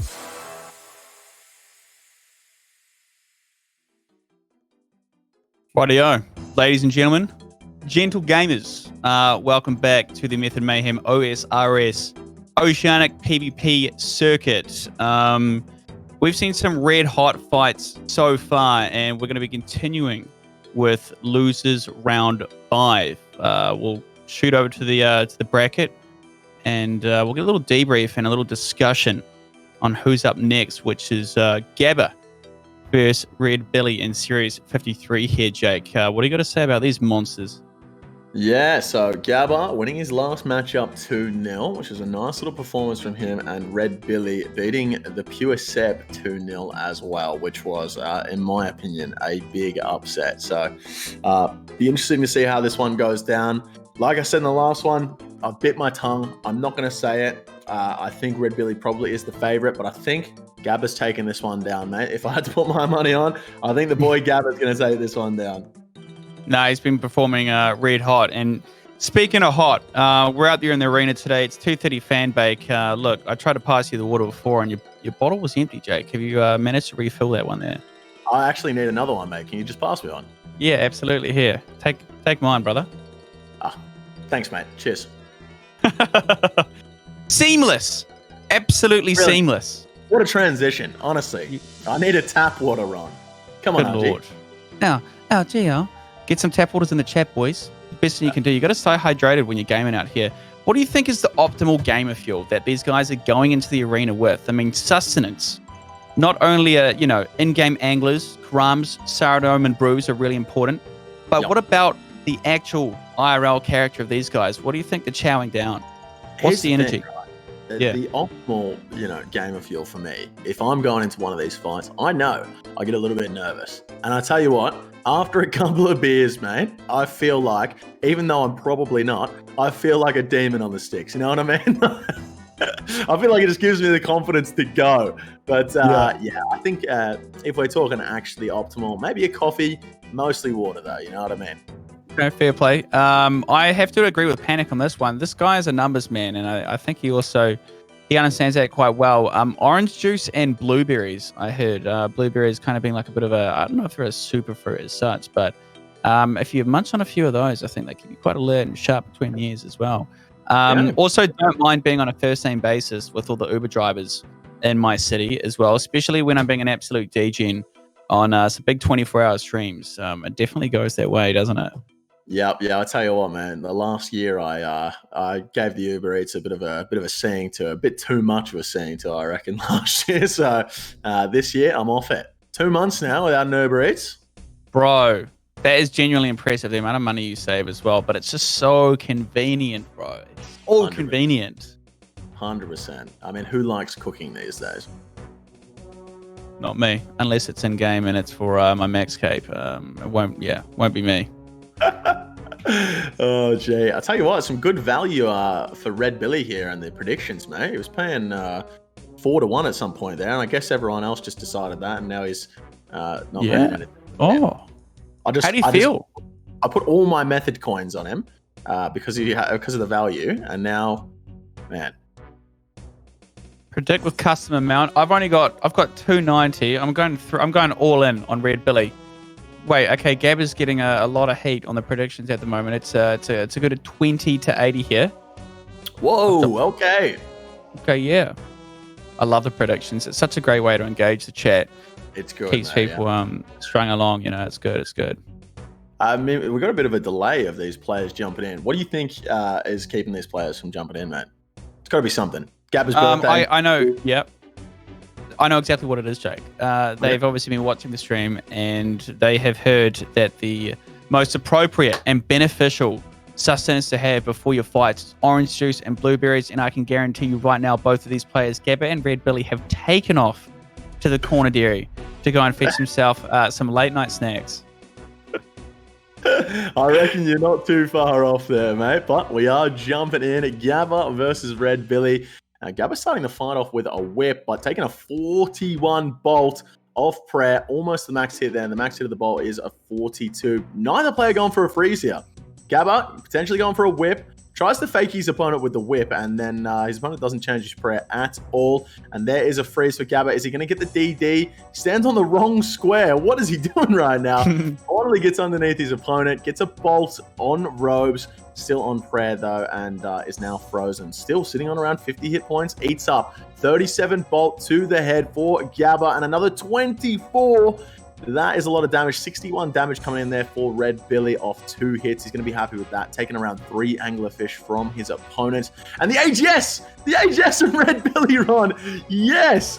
What are your thoughts about that, mate? That's a little get up from me, my man. Yes, sir. Man, Gabba, even though he got one of the first initial freezes there as well, it was good to see Red Billy took, I think he got a little bit lucky on those hits as well. Gabba couldn't really capitalize on that. He said most of the time with a little bit of distance between the two chowing down. So still quite an even fight. And Gabba getting risky, really, really low. And it's not because he's sitting on it. It's because my man right here, Red Billy, is absolutely pumping this man. Full of bolts right now, Jake. I gotta say, Ron, once again, Gabba getting chanced by a bolt. If that bolt hit a maximum hit of 53 with a special attack, he could have died there. And that is another time we're seeing Gabba chancing his hit points against his opponent. But his opponent's bolts are going nuclear right now. A 40 into a 35 and a disrespectful laugh. A disrespectful laugh from Red Billy right now. He knows he's up a lot of food and he is really getting jiggy with it on the emotes. Oh, I love that. A nice little reference to my boy Will Smith. Big fucking ups to that boy. Actually, can we line that up for the next fight? We'll take a DMCA. It's worth it. Trust me. It's a damn good song, okay? I'll be okay with it. Mate. I'm with you on that one. Looks as though Red Billy now with a DD advantage. Up a lot of food on Gabba at this point. And a 0 off prayer with the AGS. Unfortunate for him there. The AGS very accurate on the special attack, and he's only hit a 0 off prayer. Not what he was looking for. 73 max hit with that AGS, but now Gabba does have the freeze advantage. DDing on his opponent. Hopefully he can get some nice bolts back. That was on Robes off prayer for a 0. The RNG for these bolts for Gabba is not coming back in his favor against his opponent here. Does get a nice little 28 into a 15 there. Be interested to see him not pull a whip out here. Unfortunate. And the claws coming in on prayer for a 0. The claws not coming in well for Gabba at all. He's going to need to catch himself another freeze here, get another DD if he wants to bring himself back in this fight. Another opal bolt spec there for Billy. 20 damage. Off prayer could have done a lot more there, but a 35 bolt back for Gabba. He really needs to catch this freeze and start getting this momentum as he eats up to full health. Gets a freeze caught on him himself. 31 whip while he's in the robes off the prayer. Red Billy completely in control of this fight. And now with a DD advantage, let's see him push this further. Gets that AGS whack in as well. Once again, interesting to see the AGS coming through. And if you're DD'd underneath your opponent, regardless of the fact that you're using a 6-tick weapon to attack, it's always going to be one hit for one hit because you can just stand under and not get attacked back. Gabba really needs to catch a freeze here as 27 comes in for his 43 back. Is he going to get frozen? He really needs to catch this DD, and if he gets DD'd on here, I think it might be over for him. Both players now frozen across from each other. Red Billy going to eat up here, and it looks as though Gabba potentially out of food. He does like to risk his HP a bit, but this is a big risk, not out of food, and a bolt coming in to finish him off. Red Billy, wow. Yeah. I'm surprised Billy didn't actually finish it up a little earlier there. Gabba missed a couple of his overheads and a couple of bolts onto some robes as well, but nonetheless, Big Billy definitely got the job done. A little bit of an upset, I think. We thought that was probably going to go Gabba's way. Yeah, no, I to be honest, I bit my tongue and didn't say that Red Billy was going to take it down, but I think Red Billy probably the better of the two fighters here, and maybe a little bit of RNG coming on his side, but he really took advantage of that fact, and even with a cheeky little laugh emote in the middle of the fight, you've got to be confident to pull one of those out, Ron. Yeah, 100%, and a few surprises, well, a couple of surprises in that fight. We don't see, I wouldn't say we typically see those that late in a tournament. We saw a little Blood Blitz going out. We saw an AGS. My man mixing it up and still getting the JD. The job done, Jay. I was like, what's the JD? That's right. I followed up. I got it. Coming in here, and believe it or not, a very even fight in terms of deserved damage. Which, I'll be honest, if you take in the fact that Red Billy did an extra 140 damage than he was supposed to, the extra momentum he would have got from that probably cost Gabba a few hits, and potentially Gabba may have taken that one out on the tracker if he got a little bit more lucky with his hits. But we saw those bolts going absolutely nuclear for Red Billy at the start, and it takes it down in game and still +3 on the tracker there, even having a little bit luckier on the freeze percentage, but only by a marginal amount there, Ron. Yeah, no, too right. I mean, if let's say, look, if it was a complete upset, Gabba doesn't go through. How do you think this man would fare up against Sedabita, old Red Billy here? I'll be honest with you, mate. Based on what we've seen from Ditter in this tournament, he's not been performing too well, and I think either of these players going through would have a bit of a chance against him, but I think regardless of who goes through, Ditter's probably going to be the favorite. But let's see if Gabba can bring it back here. Yeah, I'm into it. Jumping in, it looks as though both players have caught a freeze there, as we see Ditterbitter in the chat, not happy about what I've just said about him. He is the boy, though. I think he'll get over it. And the bolt's coming in again for Red Billy. The first bolt was around a 30, and the second one, another spec coming through for a 13. Both players once again frozen across from each other. I think it will be Gabba with the unfreeze first, but Red Billy going in for that spec, getting it off prayer, and a bolt spec there for Gabba, a 34. He'll definitely take that bolt spec coming back in. A little bit of bolt RNG coming back in his favor as he now gets DD'd on, and he's back on full health. Let's see if Red Billy can push his advantage here. Definitely up a little bit of HP at the start of this fight. Both players completely full hit points. Once again, with the anglerfish in their inventory in the duel arena, you can actually go to 121 hit points. So we might see players do that a little bit towards the end of this tournament to keep their HP high. And if you keep your HP high enough, you can actually get more momentum when you do get ahead. Gabba now frozen. Red Billy getting that DD advantage and getting an extra hit there, an extra 2 hits. Gabba losing 3 hits here in this DD up against his opponent. This is not what we need to see from Gabba if he's going to have any chance in this matchup, especially with Red Billy's RNG. A 31 bolt with a 30 back and an AGS whack into the Dragon Claws. Only doing around 30 damage there for Gabba, but it was on prey melee, so he's probably going to be happy with that one. A nice 16 bolt as he's currently being DD'd on. He might need to catch a freeze here to stop his opponent from getting all these free hits because he is getting absolutely cooked in these DDs right now. Red Billy getting so many free hits on Gabba, and that's really going to show not only on the tracker, but in the game. His food count must be decreasing at a rapid pace. Right? Oh no my way. lord. It's an AGS KO. It's an AGS KO. I mean, Billy deserved that. I mean, I feel a bit unfortunate. Gabba couldn't really cop a freeze and take control and get a nice little DD there. Red Billy was all over that mountain like a bloody, you know, like a, what are they? Like a mountain goat. That was nah, that was low tier. I'm so sorry. I was just... Can you turn my camera off?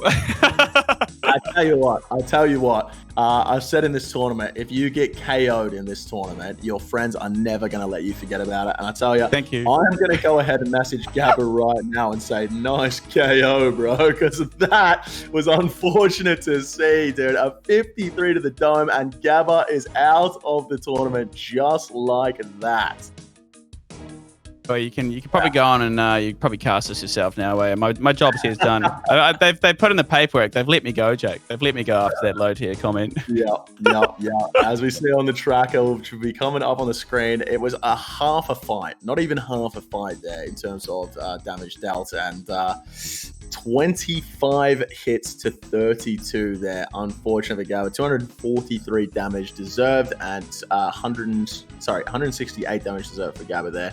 349. So once again, Billy getting pretty lucky on the deserved damage compared to actual damage, doing 100 more damage than he was supposed to. But I mean, a KO is a KO, Ron. It doesn't matter what the tracker says at the end of the day. Gabba still had food and he died.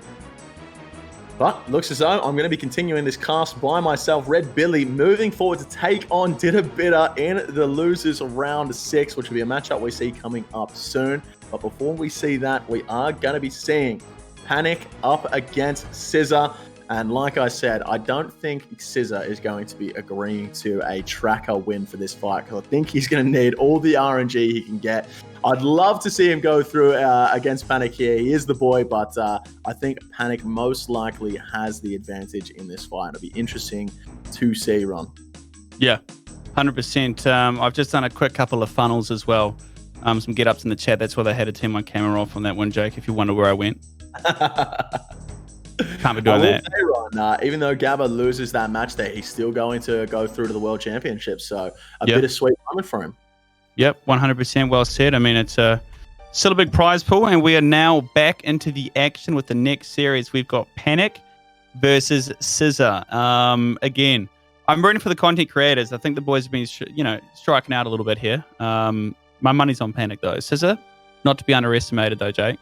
Yeah, definitely not. We see the fight start out here. Both players opting for a bolt to start the fight, and both players catching it off prayer. Scissor, unfortunately, being DD'd right now and missing 3 or 4 hits against his opponent, finally catches that freeze back, but he is at a massive disadvantage, not only in actual health, but in momentum at the moment. But he's going to take a moment here to stand under his opponent and regain that momentum. And that's a big bolt spec coming through for a 29. Might be able to get some of that momentum back, but Panic is not going to let that happen. Catches a freeze, and Scissor, no!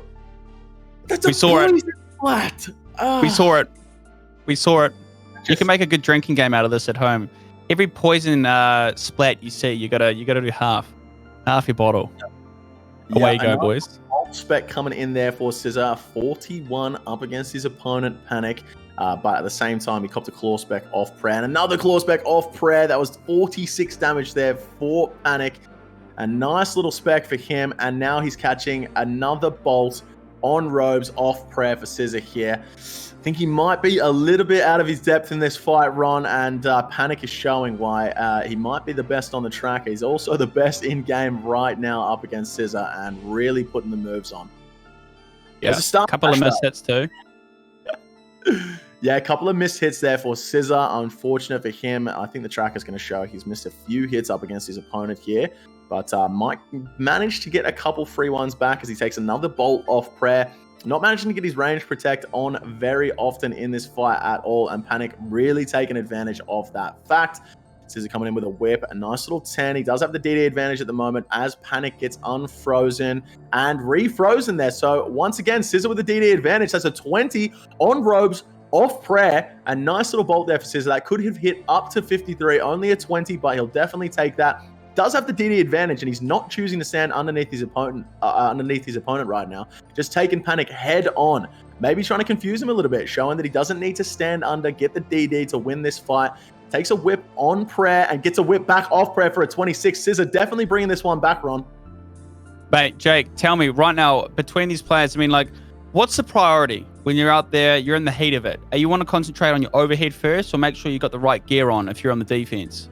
Yeah, so definitely going to be focusing on the overhead first, mate. The overhead is going to negate 40% of damage, whereas the gear will stop your opponent hitting around 30% of the time. So the overhead going to help you a lot more than the actual gear. But that being said, the gear is massive as well, and you really want to get both of those together at the same time to have the best chance of winning the fight. As Panic hits a 30 bolt not through the prayer, on Scissor's mage prayer in the tank gear. As I said, if he got his range prayer on there, it would have only been around a 17 bolt, and that would have been nice for him. Gets a Dragon Claw spec on the prey melee. Looked as though it was on the prey mage, but it was one tick too late there. Now Panic has the DD advantage. Another Staff Bash. That's the third Staff Bash we're seeing from Panic in this matchup alone. Maybe trying to click a little too quick. We know this man is fast on the sticks, hitting those 0-tick barrages and the 1-tick bolts and all that, but maybe a little bit too quick in this fight and trying to go a little too hard and hitting a few more Staff Bashes than he'd like. Scissor hits the Houdini as he almost gets frozen there. Doesn't get frozen, but now he is. Does he catch one back? Odd. He does. He's not frozen. He does have the DD advantage here. So maybe he's going to bring a little bit of damage back, and I would say it's pretty close at this point, Ron. It's, mate, it is neck and neck. It's so far it's been a bloody good fight, and that's what you can expect this deep into the tourney as the players get closer and closer to the same skill level. Yep, absolutely. As stun goes down, Scissor loses that first fight. I would say Panic was probably close to out of food there. I could be wrong, but that is a much better performance from Scissor than I was expecting, Ron. And I think Panic is going to have his work cut out for him in this second match. 100%. I think he's still going to take it 2-zip. But no, you're totally right. He definitely had to work for it in that one, didn't he? Yeah, absolutely, mate. And it was no easy feat for Panic to take that one down. And as we have a look at the tracker, Ron, this is an interesting one. So Panic does, in fact, win on the tracker, missing about 40 damage that he was deserved. But if we have a look at Scissor's damage deserved, 392 compared to 541. So if we're going to take the RNG into account, yes, Panic did win on the tracker with 55 extra damage, but missing that 150 damage there, Ron, really can't capitalize on the momentum when you don't get the damage that you deserve. 100%, because I mean, when you've got more damage coming in as well, you're obviously eating a lot more food. You know, you're starting to panic. You know, these guys have to remain composed when they're looking at inventories, and there's absolutely nothing in the backpack. You know what I mean? So, even though he didn't get as much damage as he deserved, that being Scissor, that would have had mental effects as well, really. Yeah, absolutely. And we can see there from the tracker that Panic wasn't quite out of food there. Probably still had around 50 damage or so to be out of food. But very, very unfortunate there for Scissor on the RNG side of things. But that being said, Panic still wins on the tracker and wins in game. And everyone gets some bad RNG sometimes. And he managed to take advantage of his opponent's bad RNG.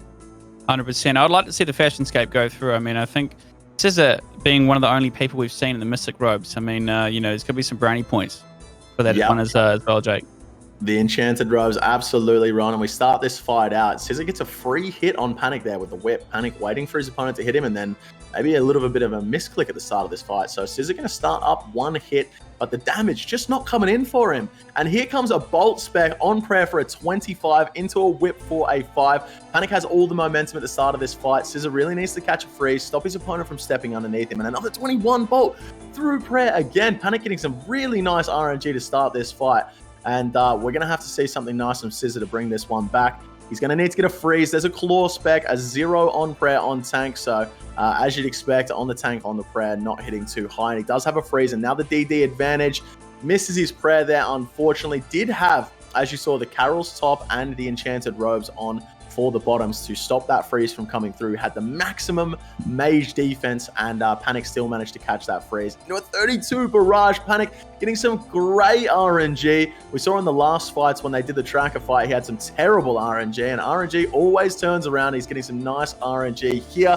31 damage on that Claw Spec through the prayer, and a 0 for Scissor. And then, oh my word, he is getting absolutely cooked at the moment. Another 57 damage coming in for Panic on that Claw Spec, and Scissor's down a lot of food here on. I don't see how he can bring this one back. Oh, I feel so bad for the man as well. I mean, yeah, Panic is clearly catching the majority of freezes as well, which has just allowed him to gain so much momentum in this fight. Yeah, I don't see how he can come back from this, mate, unless it's a bit of a KO situation. He's got to be really, really feeling the pressure at the moment.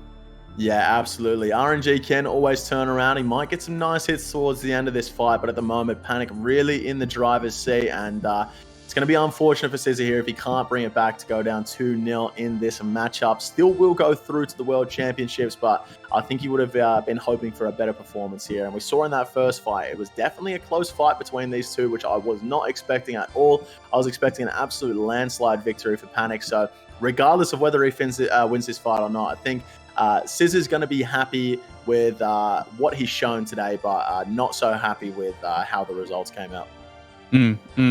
Does Scissor actually belong to any of the clans out there? Who is he representing? I don't believe he is representing any clan today. I believe he is a solo boy. Maybe goes out and PKs with a few of the boys from time to time, but pretty sure he doesn't represent a clan, which it's nice to see a player not representing a clan make it this far in a tournament. 100%. A nice little solo excursion from the man. And I believe Panic is the same as well. Is he in a clan? I believe so. I could be wrong on that one, but I believe he is solo as well. And nice to see a content creator doing well in this tournament. Well, now both players frozen next to each other. Scissor going in for that staff bash. Unfortunately, not hitting anything, and that's a big bolt, and that's a KO. Oh, wow. A 51 to the dome to end it all. I believe that's possibly the max hit you can actually hit with those bolts, is it not? 53 is the max 53. hit, so close enough to the max hit to be a huge bit of damage. And wow, Ron, oh man, I feel so bad for Scissor right now. Obliterated, absolutely obliterated, and the numbers are not going to lie on that one. It's actually quite unfortunate in both circumstances. I hate to talk about RNG in these fights here, Jake, but it is definitely worth mentioning how unlucky Scissor actually got on that one with 430 deserved damage, only putting 223 on the board. You really can't sleep on Panic. He's an amazing PKer, but there would be no word of a lie that there is a huge amount of RNG in that fight. Scissor missing 200 damage. 200 damage deserved there. Panic obviously being 98 deserved damage up on Scissor there, but you got to remember the momentum comes into these fights. But at the end of the day, Ron, it doesn't matter what the tracker says. Panic is going to take that one out 2-0. Indeed, indeed. I mean, it still would never have been 430 damage. You're still looking at about 110 to go before you actually KO your opponent and get them out of food. Even at the end of the day, with the bad RNG that Scissor got, Panic still really deserved the win in the end. So we see Panic in the chat now. He even knows he got very lucky in that fight. That even if he was a PVMer, Scissor would lose that with his RNG in that fight. So respect to Panic for saying, it was RNG at the end of the day. I do think he was the favorite, but a little unfortunate for Scissor. So yeah, no, fair play. So looking at the bracket now, Panic will be moving on through to the loser round 6, I believe, with a 2-0 win over Scissor. And he will be going on to face Jay. a little later on, right before we get into the next series, which is Didda Bidda versus the infamous Red Billy. Bit of a troublemaker so far during this tourney. Didda Bidda, obviously a bit of reputation as a pretty profound PKer. He's definitely proven himself a lot of times. So this is going to be a red hot fight. I reckon this is going to be a close one, actually, Jake. Yeah, this is definitely going to be a close fight. If I had to put my money on one of these players, I'd definitely put it on Didda Bidda. Number one, he's the homie, but number two, a great PKer. But I have to say, you got to call it how you see it. His performance in this tournament has not been as good as he is. He has not brought his A game in this tournament just yet. And I'd really love to see him bring it out and absolutely destroy Red Billy here and show that he's here to fight. Yeah, I mean, look, he's already qualified for the World. So what I'll do, I'll be a bro. I'll head up to Auckland and I'll make sure he gets some blueberries and orange juice as well. So he's on tip-top shape for the Worlds, Jake. Love to see that. And the start of this fight here, Didda Bidda putting on a clinic straight away, starting out with about 30 to 40 damage on his opponent with 0 damage dealt back to him. Unfortunately, gets a bolt spec for a 34 to the dome. It's caught in half robes there for a 33 bolt. And I just saw a poison tick, Ron. I just saw a poison tick. I don't know who it was, but I'm not happy about it. I think Red Billy forgot one in the last round as well. And apparently this man does not like his hit points. Another free hit there for Didda as the claws come in for a huge hit. That is a massive hit there with the claws. I believe that was around 70 damage with the claws, potentially even a max hit with the claws there for Didda. And he's going to be so happy with that claw spec he's just seen there. Goes for the whip, completely misses it, and Red Billy is on the back foot right now. Didda Bidda putting on a clinic here, Ron. Yeah, and that's, you could see his HP bounce right back up as well. Red Billy taking proper advantage of that triple eat, the old Angler, Brew, Karam combo. Just to make you feel a little more comfortable after getting banged down that low. Yeah, absolutely. And Didda just massively in the driver's seat right now as both players are frozen next to each other. And it seems as though every single hit that Didda Bidda does catches his opponent off prayer, on robes, not in the prime position that his opponent would like to be when he's taking these hits. Both players going to go for the freeze here. Red Billy does get the DD advantage. Let's see if he can bring some damage back as he gets a free hit there. Didda just in time getting his Dragon Square Shield on apart from his Infernic Defender. Red Billy standing underneath here. I wonder what is going on. Break. Just eating up. Yeah, I think he might have just been eating up, regain his composure. Taking a minute there, Ron. Just 5 seconds to regain his composure. He's had a lot of damage dealt to him at the start of this fight, and you know, yeah, maybe he went to change the song again. I think in the last match he had to change the song because he wasn't liking what was on, and now he's back into it. Might have been another song change there, but Didda Bidda with the DD advantage. That's a whip chance right there, Ron. That could have killed Red Billy with a whip right there. Another whip KO would be insane to see in this tournament.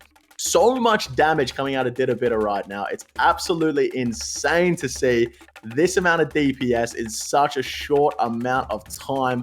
And now both players caught next to each other. Another freeze coming in for Didda, catches him off prayer. And another whip catches him off prayer as well. Both players catching each other off prayer a lot here. A whip coming in for a 32 for Red Billy. A pretty even exchange next to each other. And it looks like Billy may have got the better of it at the end there. Didda back up to full hit points. And Billy still sat on around 40 HP. Potentially out of food here. He does have the DD advantage. Let's see what he does here. Maybe taking some time to eat up. There's a claw spec coming in for Didda Bidda. 31 off prayer, but now takes a 17 bolt spec. Misses a hit. Goes for the freeze. Misses it as well. Takes another whip off prayer on robes for a 0. So quite lucky there for Didda Bidda. Interested to see the tracker after this one. Both players going for that freeze. I'm pretty sure Billy is out of food here. Takes a claw spec to Didda Bidda's face. Off prayer for a 0. So pretty unfortunate with the RNG towards the end of this fight for Billy. But looks as though Didda is going to take this one out in a 1-0. Wow. Definitely heard you. That was an exciting fight. I mean, it was still a bit of a landslide and Didda Bidda clearly dominated. But I loved how close quarters that was. And these guys, they went toe-to-toe pretty much the entire time. And what I like about that is you have to utilize all 3 attack styles. You know, if you've got a bit of distance between you, well, you got to concentrate on as, you know, it's range and mage. But when you're close quarters and you're toe-to-toe, you've got the whip in there as well. So I think that really separates the men from the boys, being able to utilize all 3 attack styles when you're toe-to-toe like that, Jake. Yeah, absolutely. And we'll see the better PKs towards the end of this bracket, utilizing all three attack styles a lot more than the players at the start of this bracket, because it definitely does make a huge difference. And have a look at that tracker, Ron. That is absolute domination. 45 hits to 62. That's 17 extra hits there for Dittabitter, and 543 deserved damage versus 344. That right there is 200 deserved damage difference, and that is absolutely insane, Ron. To see the run that Red Billy has had so far in this tournament to get to here and have a result like that up against Dittabitter. Dittabitter has brought the heat for this fight. I said that his performance in this tournament so far hasn't been what I expected of him, and he came out in that fight and he must have heard me and said, well, I'm going to show you. Yeah, that's a little spark I think he needed from the boys, basically to say, look, Ditta, you haven't been performing as well as you should have. You know, you haven't had your blueberries for lunch. You know, get your shit together, brother. Get in there, boy. Come on.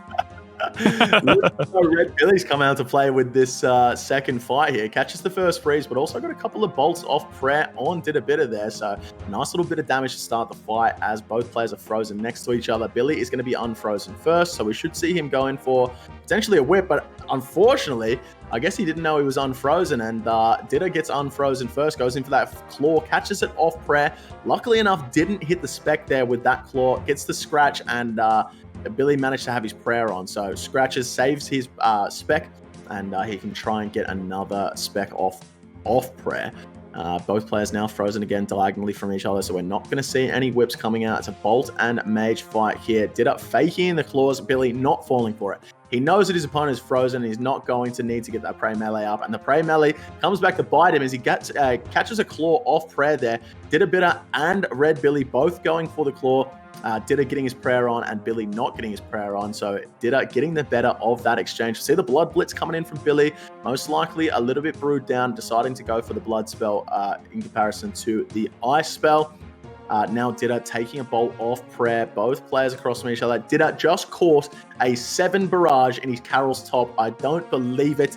He had his range gear on and managed to get a magic spell off. Huge claw coming in for Billy there. That was a 25-12-7-6, doing around 51 damage there. That is huge for Billy. He's going to be happy with that claw run. You can really see the experience from Dittabitter. He's obviously had a bit of skin in the PvP game for a while. The numbers we were looking at before as well, total of 62 attacks and compared to Billy's 45, but 71% of those attacks that Ditta landed on to Red Billy caught him off guard in terms of the overheads as well. So, you know, really shows that he put him on the back foot, and you can definitely see that in the exact same fight here. We're going to be looking at some high numbers, I think, catching him off guard for the overheads in this one as well, Jake. Yeah, absolutely. Ditta, a very, very good offensive player. He might lack a little bit on the defensive side. That's probably the only thing that stops him from being the absolute best in the game, but he is very, very good on the offensive, as we saw. Catching his opponent, Red Billy, a great PKer, 71% off prayer. That is a crazy number, and not a number that we'll see too often towards the end of these fights here, but like I said, Ditta, a very good offensive player. Make sure he gets the maximum DPS in, but maybe a little bit lacking on the defensive side, and that could come back to haunt him as he goes. As I say, he's a great offensive player. He makes me look silly again and goes for that Carol's top barrage. You're not going to catch too many barrages with the Carol's top on, and I think at the moment, Billy potentially with the upper hand in this fight. After going down 200 damage in the first fight, coming back in and saying, hey, 200 damage, that's not happening again. I'm going to make sure I go through to the next round and I take on whoever he's going to take on in the next round. I thought we would have figured it out. That was no, you know that's the next one coming up. You can just turn my camera off, guys. Ron's going to take this one from here. That's it for me. Don't do it. Don't do it. Keep the camera on, I beg. The next one up is actually Jay and Panic, Jake. And then we'll know who Billy might take on if he manages to pull through for a win on this. Yep, there we go. And Dittabitter getting some nice RNG at the end of this fight here, towards the end of the fight. A nice 40 bolt we saw from him. Gets his prayer on for Red Billy's claw spec, and I'd imagine that Ditta probably has another claw spec coming back up at this point in the fight.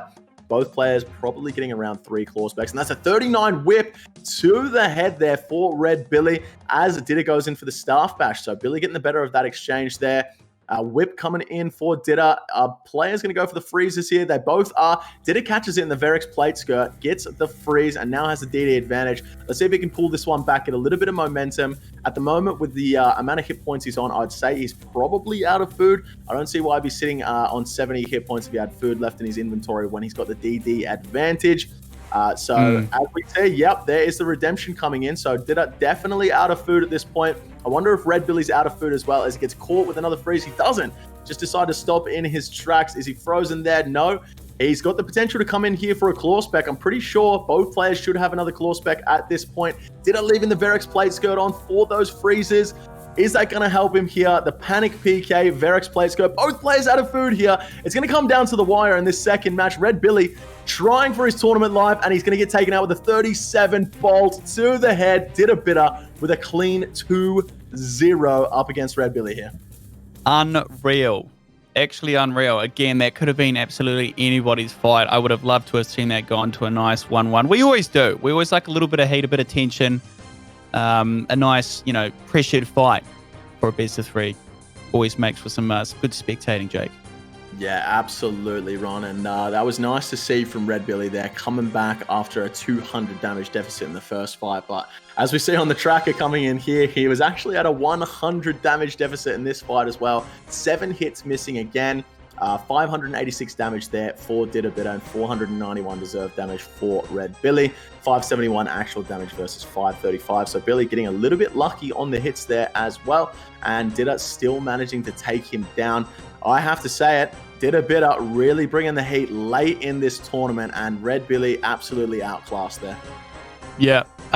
Billy, unfortunately, he caught a lot more freezes as well, percentage-wise. We had Didda Bitter, who caught about 9% more offensive attacks onto Billy there when he didn't have his correct overheads on as well. So, again, that's definitely going to help on the true damage, the realized damage as well. So, props to that man, and keeping on the back foot. What a performance there from Didda Bitter. Based on what I've just seen right there, I'm going to go ahead and say Didda Bitter's my new favorite to take this one out. He's in the losers bracket. He's got a long way to go, but that was an incredible display from the Didda Bitter right there. Yeah, he's brought it back, and he'll look pretty promising again against any of these guys coming up next. It'll be Jay and Panic. But before we get into that fight, I've got another little set of reminders for you guys.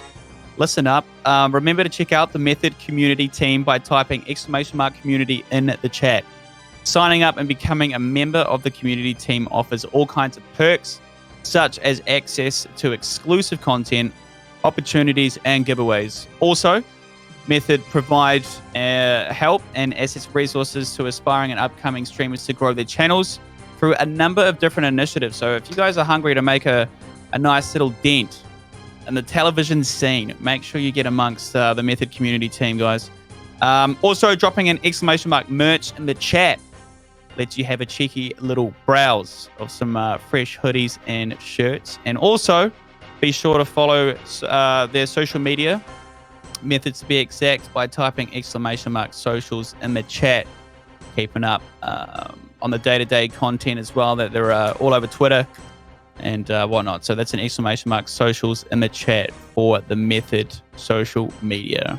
Yes, sir, we are back, and we are about to see the Big J-Dog versus Panic PK in the losers round at 6. This will be the last one. Even if one of these boys do get knocked out, it's not the end of the world. They will be invited back for the big OSRS Method Mayhem World Championships as well. So, as you said before, well put. A little bit bittersweet nonetheless. Yeah, absolutely. This match going to be an interesting one. Jay losing to George in the winners bracket and was not too happy about it. Ron, man, decided to just take off his armor at the end of the fight. Take the death. So it'll be interesting to see if we see any of that up against Panic here. And if we can take that victory out. I got to be honest, based on what I've seen, Panic most likely going to take this one out, but we never know. Jay might come out swinging and say, hey, you know what? Not the best performance in the winners bracket, but I got to come back and redeem myself in this fight. I think it's deservedly so that Jay should have to fight this next best of 3 completely naked. I reckon we don't give him any Mystic Top Carols You know, not even a D square, bro. Just give him a whip and some bloody Mystic boots, and you get. I reckon you're just about right there as we jump into the fight. Interesting gear from Panic. We've seen him do this in a lot of fights so far. The start of the fights, he will just right-click and follow his opponent. So he's right next to him for the start of the fight, and he can always get that whip off if he really wants to. Jay now with the DD advantage, but not taking advantage of that DD. Get a 31 bolt off prayer and then a 24 bolt on prayer. And now a staff bash. Jay not coming out swinging in this first fight here, and Panic now getting that DD advantage. And a big claw! A big claw for Jay, and not a huge claw there from Panic. Wasn't a chance there. Panic definitely had enough hit points to deal with that Dragon Claw spec, but that was a huge claw there from Jay. I think he'd be happy with that one. Another whip freeze there from Panic. Like I said, man can click fast and maybe trying to click a little bit too fast at the moment. Might need to just take a moment, compose himself, get it together, take a deep breath, slow down those clicks and make sure he's getting his weapons on in time. But both players now unfrozen. We see a freeze chance there from Jay, goes for it. A little bit of a freeze here. And both players now frozen next to each other. Not next to each other. One tile away, in fact, runs. We're not going to see any whips here. That was close enough, Jake. I'll let you off. You can round it down, brother. Looked like Jay was running for the bloody the forfeit door there, wasn't he, for a second? I thought he was going to pack it in once again, mate. But he did come back. It's good to see him back in the action with a nice fat D-claw spec, and now they're going to censor up after hearing me, I think, talk a bit of smack about that. Yeah, that was a nice little D-claw spec there for Jay. Unfortunately, copping a 42 bolt back, and that wasn't a special attack, so that is the maximum bolt you can hit without the special attack for Panic there. A nice little bolt off robes and off prayer. So for maximum damage, always happy to see when you get a max hit. Now Panic once again with that DD advantage gets a nice little 34 bolt into the whip that was off prayer on robes. That could have been a huge bit of damage there for Panic. Unfortunately, it didn't come through. Let's see the freeze here. Both players frozen again across from each other. No whip's going to be involved. It's a range mage fight from here. But interesting to see what kind of gear Panic uses in this range of mage fight. We know he likes his Varric skirt freezes. We know he likes to keep that Dragon Square shield on a lot, but looks as though he's going to keep the Mage's Book on for a bit here. But look how quick these switches are from both these players here, Ron. As we get a little bit of server lag, we can see both of them never out of their tank when their opponent is hitting them, hitting those one-tick barrages, hitting those one-tick bolts, and trying to get the maximum amount of damage off on their opponent, as well as getting the least amount of damage back. As we see, Jay now coming in for the DD advantage. He really needs to bring this fight back. Definitely down on food at the moment. He's going to need some good RNG as well as some good gameplay to bring this one back. And we saw that Varric's plate skirt right there, that freeze, and it was caught by Panic. He now has the DD advantage. He is in the driver's seat for this fight, and I'll be surprised if we don't see him push his advantage while he's here in this DD and push that momentum. A bolt off prayer on half robes there for Panic, unfortunately hitting a 0, and he's getting a lot of nice hits off prayer and on robes here against his opponent. Both of them going for those Varric's plate skirt freezes. And unfortunately for Panic, the DPS just not coming in, even though he's hitting a lot off prayer. The claw comes in. That was a claw chance there. I think Jay potentially out of food at this point. We see a staff bash come in. A little bit of a disrespectful staff bash at this point in the fight, Ron, considering the fact that he's out of food. I think he might be going for that staff bash KO. We'd love to see it. But at the moment, Panic completely dominating his opponent right now. I would love to see a kick or like even a nice little right hook to finish someone off here, you know, like unequip the staff and just give it a little bang right across the dome. And that's going to do it. That's going to put Jay in the bin. Panic, pretty dominating performance from the man. Yeah, got to say, I'm not surprised at all. Glad to see the man's doing well. So that's going to be a nice little 1-0. Yep, doing very well here. And I think Didabit is going to be watching this fight sweating because he said to me before this tournament started, the only person he does not want to come up against is Panic because he thinks Panic is going to give him the biscuits. So the winner of this match is going to go forward and face Didabit in the next round. And I think he's going to be a bit concerned if Panic comes out swinging in this second fight. Yeah, I mean, it's some mental warfare. It's basically in the username anyway, isn't it? So, you know, it's Panic. It's in the name. He's even got the cheeky little 1 instead of the I as well. Some nice edgy PK, you know, lettering and stuff. Well done. Yep. As we see the numbers come in here, Ron, and that, I mean, it really just tells the tale, this tracker right here. 46 hits from Jay compared to 64 from Panic. 18 extra hits, Ron. We're seeing massive differences in the amount of hits from these players, and 18 extra hits here is around a 30% increase of hits against his opponent. Like, that is absolutely insane on the numbers there. And Panic winning that one on the tracker decisively. 161 deserved damage up on his opponent, and his opponent even got lucky with his hits, albeit Panic did get lucky as well. But a massive decisive victory there for Panic, and he's a force to be reckoned with, Ron. Unfortunate on Jay's side as well. We only landed 4 out of the 15 ice barrages, so lost a little bit of control in the fight. I mean, it is a really good advantage to have when you can DD on your opponent and force some miss hits, Jay. Yeah, exactly right. And we saw those freezes coming in clutch for Panic with those 18 extra hits there. A number that we're just not expecting to see at this point in the tournament, Ron, is a big claw spec coming in for Jay there. That was around 50-ish damage on that claw spec. Could be happy with that one coming in, but Panic getting the freeze, not letting his opponent get any momentum, and a bit of bad timing there from Panic coming out from the DD before he could actually hit. After you eat, there is a delay between when you can eat food and when you can hit your opponent again, and he did not time that one very well at all. Catching now his opponent off prayer on ropes for a 0 claw. RNG not in his favor for that one. Both players frozen next to each other. A whip comes out, 26 on prayer there for Jay and a 6 off prayer for Panic. So we hear Panic talk about RNG a lot, and he loves his tracker. And I tell you what, at the start of this fight, this might be affected him mentally. Do you think that that could affect the players, Ron? Like if they rely on the trackers too much and then they see that they're getting bad RNG, do you think that hinders their performance in game? Oh, 100%. I mean, are the numbers updated live on their client? Is that what's happening with these trackers? That is correct, yes. Yeah, I mean, absolutely. I definitely think, you got golfers, bro, who know they're a little over par when they're playing the rounds of the PGA. That's going to have a mental effect, knowing that they're not playing great or getting the numbers they need to. Yeah, absolutely.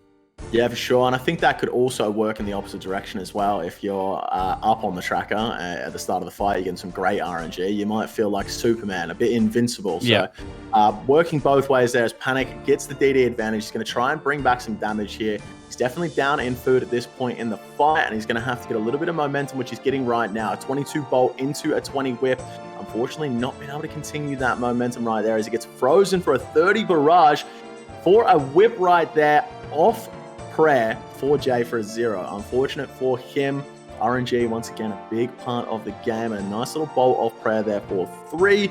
Any damage adds up here. 3 and a 5. That's 8 damage for free right there for Jay without his opponent hitting him back at all. And we saw in the last fight, Panic with 18 free hits on his opponent. We just see Jay bringing a couple back there. This might be something that he's learned from that first fight. He says, I can't let him get these free hits on me. Those 18 free hits really made a huge difference on that tracker, and if it makes a difference on the tracker, it makes a difference in game, and he's making sure he doesn't miss any hits. And as I say that, 3 missed hits from Jay there, and unfortunately goes down in those hits. 23 whip there from Panic. Jay now with the DD advantage. Let's see if he can use this to his advantage. He goes for the claw there. That was around 34 damage there on the prayer into a 25 bolt. Now frozen. Both players frozen across from each other. Panic is going to be unfrozen first here. So I wouldn't be surprised if we see a whip coming in here as he gets unfrozen. Players know when they're unfrozen. Their clients will tell them when that 20-second timer is up, but you don't actually know when your opponent's freeze timer is up. So it's a nice little one to catch your opponent off guard when you get unfrozen. You can catch your opponent off guard with a melee attack if you're within that 1 tick distance, which Panic was there. But we now see Jay again with that DD advantage. I believe he is still up in food in this fight, and albeit maybe a little bit of RNG involved, but he's definitely pushing that advantage that he has right now, Ron. He really is. Jay is he's doing his best here to even it up and take it to a 1-1, which would obviously love to see. And I'm still waiting for that signature Verax ice barrage here from Mr. Panic as well. I haven't actually seen it just yet. He talks about it, about the numbers. I would like to see that a little bit, Yeah, he has tried to pull it off a couple of times in this fight, but the barrage is not actually landing. So that does come down to the fact that the Verax play skirt has negative mage bonus. You're going to catch those freezes less often, but The extra defensive bonus is coming in handy. And another staff bash there from Panic. He loves a staff bash, this man. Like I say, I think he might be trying to click a little too quickly. There's no doubt this man can click very quickly in-game. Those 0-tick barrages, the 1-tick bolts. But if you're getting 3 or 4 staff bashes a fight, that is really going to come back to haunt you. And it might be worth just slowing down a little bit, just a little bit, to make sure you get your weapons on in time and you don't end up staff bashing your opponent. See a lot of the ice barrages going out as well with these players equipping the D square shields. I mean, do you think that's on purpose? Is there much of a trade-off as well, trying to land those ice barrages with the D squares on, especially when you're on the back foot, you know, and you're getting pumped as well, having that extra defensive bonus, you know, is it worth doing that? Yeah, absolutely. Keeping that dragon square shield on. If you think your opponent is going to range you, it's the same way that they keep their Verix plate skirt on when he goes for the free. He keeps that extra defensive bonus on, and the mage bonus in old school RuneScape is a bit, you know, up and about, and you never really know what's going on with it. But it definitely, if you think your opponent is going to bolt you, it's going to show, like I say, better on the tracker if you have your dragon square shield on there. But it looks as though Panic is out of food here. Potentially both of them out of food. Panic can't seem to catch a freeze. He does catch a freeze now for a 16. Both players, I think, out of food here. And a claw spec coming in for Panic. That could have finished the fight right there, and he hit a 0. It's completely off prayer from his opponent. More bolts coming in. This is 2, 3 free hits here for Panic on his opponent when they're both out of food. Jay cannot be giving away free hits like this at this point in the fight when it is so close. Panic down to low hit points, but he takes it out. And I think that's where the real speed right there. Panic was so lucky to get that last ice barrage off. That definitely gave him the upper hand. And obviously, you say he's a quick clicker. And he's forcing those miss hits, which gave him an increased opportunity to secure that win. And we definitely saw that when he took it out there at the end. Yeah, absolutely. And those missed hits we can see at the end here from Jay. Both players on one hittable hit. And he missed 2 or 3 hits right at the end there. And for, you know, lack of a better word, might have been panicking a bit right at the end of that fight. So a bit unfortunate for him. But that was a nice display from Panic, I must say. The man is putting on a clinic today. Was that a 25 whip at the end on his head? To the I wasn't sure. It might have been the old 25 whip coming back around. You seeing these numbers right now, Ron? I'm seeing the numbers. They're looking very, very dangerous. And a little bit... 16 extra hits there for Panic in that fight. 16! And 229 extra deserved damage on the tracker. Both players having the same amount of dealt damage. Wow. That is, once again... It was a very close match in game, but another decisive victory there for Panic. Yeah, I mean, I'm glad it did go to Panic. Obviously, we can see that in the deserved damage. And because, as well, I believe we've got the next fight as well. It's going to be a couple of Titans, a couple of heavyweights going head-to-head here as well. It's going to be Bitter versus Panic. So I hope Ditter's been getting a little bit of practice in. I believe Panic will be pretty warm going from one best of 3 straight into another one for the losers round 7. How do you guys think this one's going to fare up here, Jake? Yeah, definitely Ditter will be keeping warm in the off time. I just want to quickly say, Ron, for the prediction on that last one.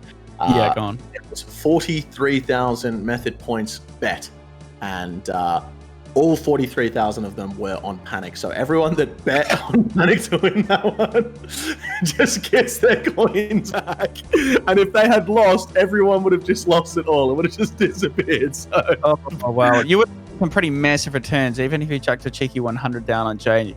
And that would have come through on the win. You would have probably been able to retire, even if he didn't go all the way through to the end. Jay would have been able to retire himself, hey? You get 100 coins down on Jay for that one. If he won, you would have picked up 43,000 method points, which would have been great. But this next fight, Ron, probably the fight that is going to be the best of the tournament. 2 big content creators coming up against each other. 2 big PKers, Panic versus Bitter. This is going to be a sick one. 100%. I definitely watch a whole lot of Bitter stuff and get into his Deadman videos and whatnot as well. But I will definitely have to go check out a little bit of Panic PK stuff as well. Yeah, definitely proving himself. I'm interested in the content he's got off of the platform here. I'm going to go check it out on the YouTube a little later on. Yep. I see in the chat someone's just said battle for the YouTube title. I think that is a very good point right now. Whoever's taken this one out is definitely going to have the best clickbait on their thumbnail. That is for sure. But I got to say, Ron, I mentioned a few fights ago that Didda wasn't really putting on the performance we were expecting of him this tournament, and in that last one, he came out swinging. And he himself says the only person he doesn't want to come up against is Panic. Panic showing just then he's not to be messed with, but I gotta back my boy up here. I gotta put my money down on Didda Bitter, and I think he's gonna take this one out. 100%. I mean, at the same time, Jay, I'm completely surprised the man has, look, no disrespect, lasted this long in the tournament after that, what was the big tournament grind that was going on where he just locked himself in his room and really proved to the skillers that he could really, the Trailblazers, bro. Trailblazer, yeah. My man, didn't he hit the top 10 rankings? And that's, it's a big PVM grind, the Trailblazers as well. So he went to the dark side, I guess, if you're mainly known for PvP. I'm surprised he's so good on the stick still here. Yeah, absolutely. I'm sure over the last month or so, he's been doing a lot of practice. He took a lot of time off making videos. Did a bit after that Trailblazer. I mean, he spent 2 solid months just sat in his room, sweating it out, you know, probably not even showering, you know what I mean, Ron? Like, it's not great to see, but, you know, he showed not only that he's good at PKing, but also good theory crafting, performing in the Trailblazer League. So it'd be nice to see him go through here, but either way, it's going to be an insanely close matchup, and I will not be surprised if this one goes to a third fight. I went to hit him up, actually, at one point, because he moved over here, right?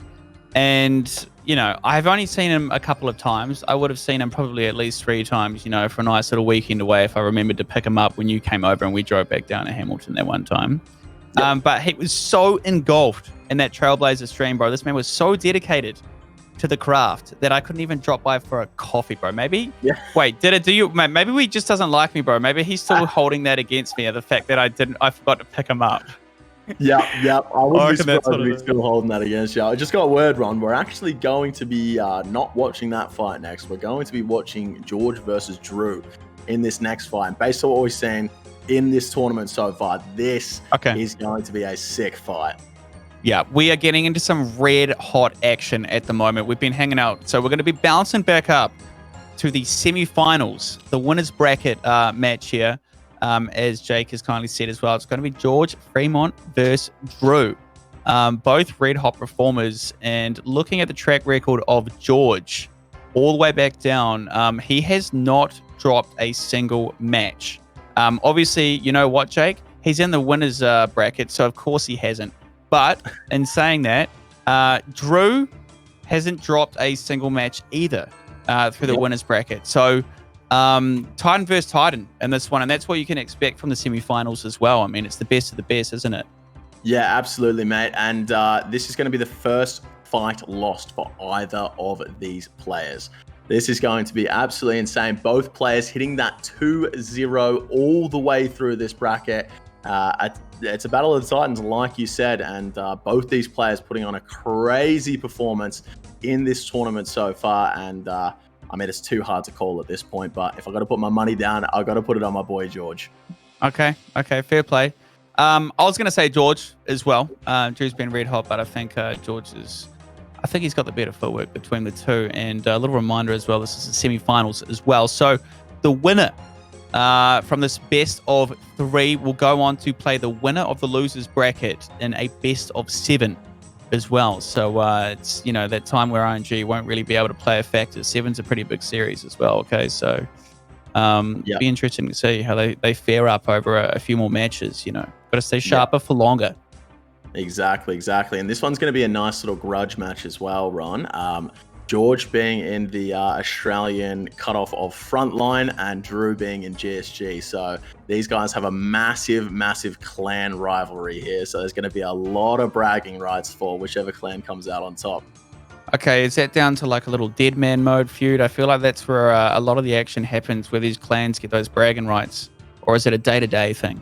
It's a day-to-day thing. I don't know too much about it these days. You know, I haven't PK'd in a very long time, but I know there was a massive rivalry between these two clans going 6 months ago through dead man mode every day in the wilderness. And I can tell you what, if you're in GSG, you absolutely hate every single member of the opposite clan, and same vice versa for the other side. So it's going to be an interesting matchup either way, that's for sure. It's really like just some almost some gang shit, isn't it? It gets heated out there, my bro, in the wilderness, doesn't it? Boys running around, you know. Like...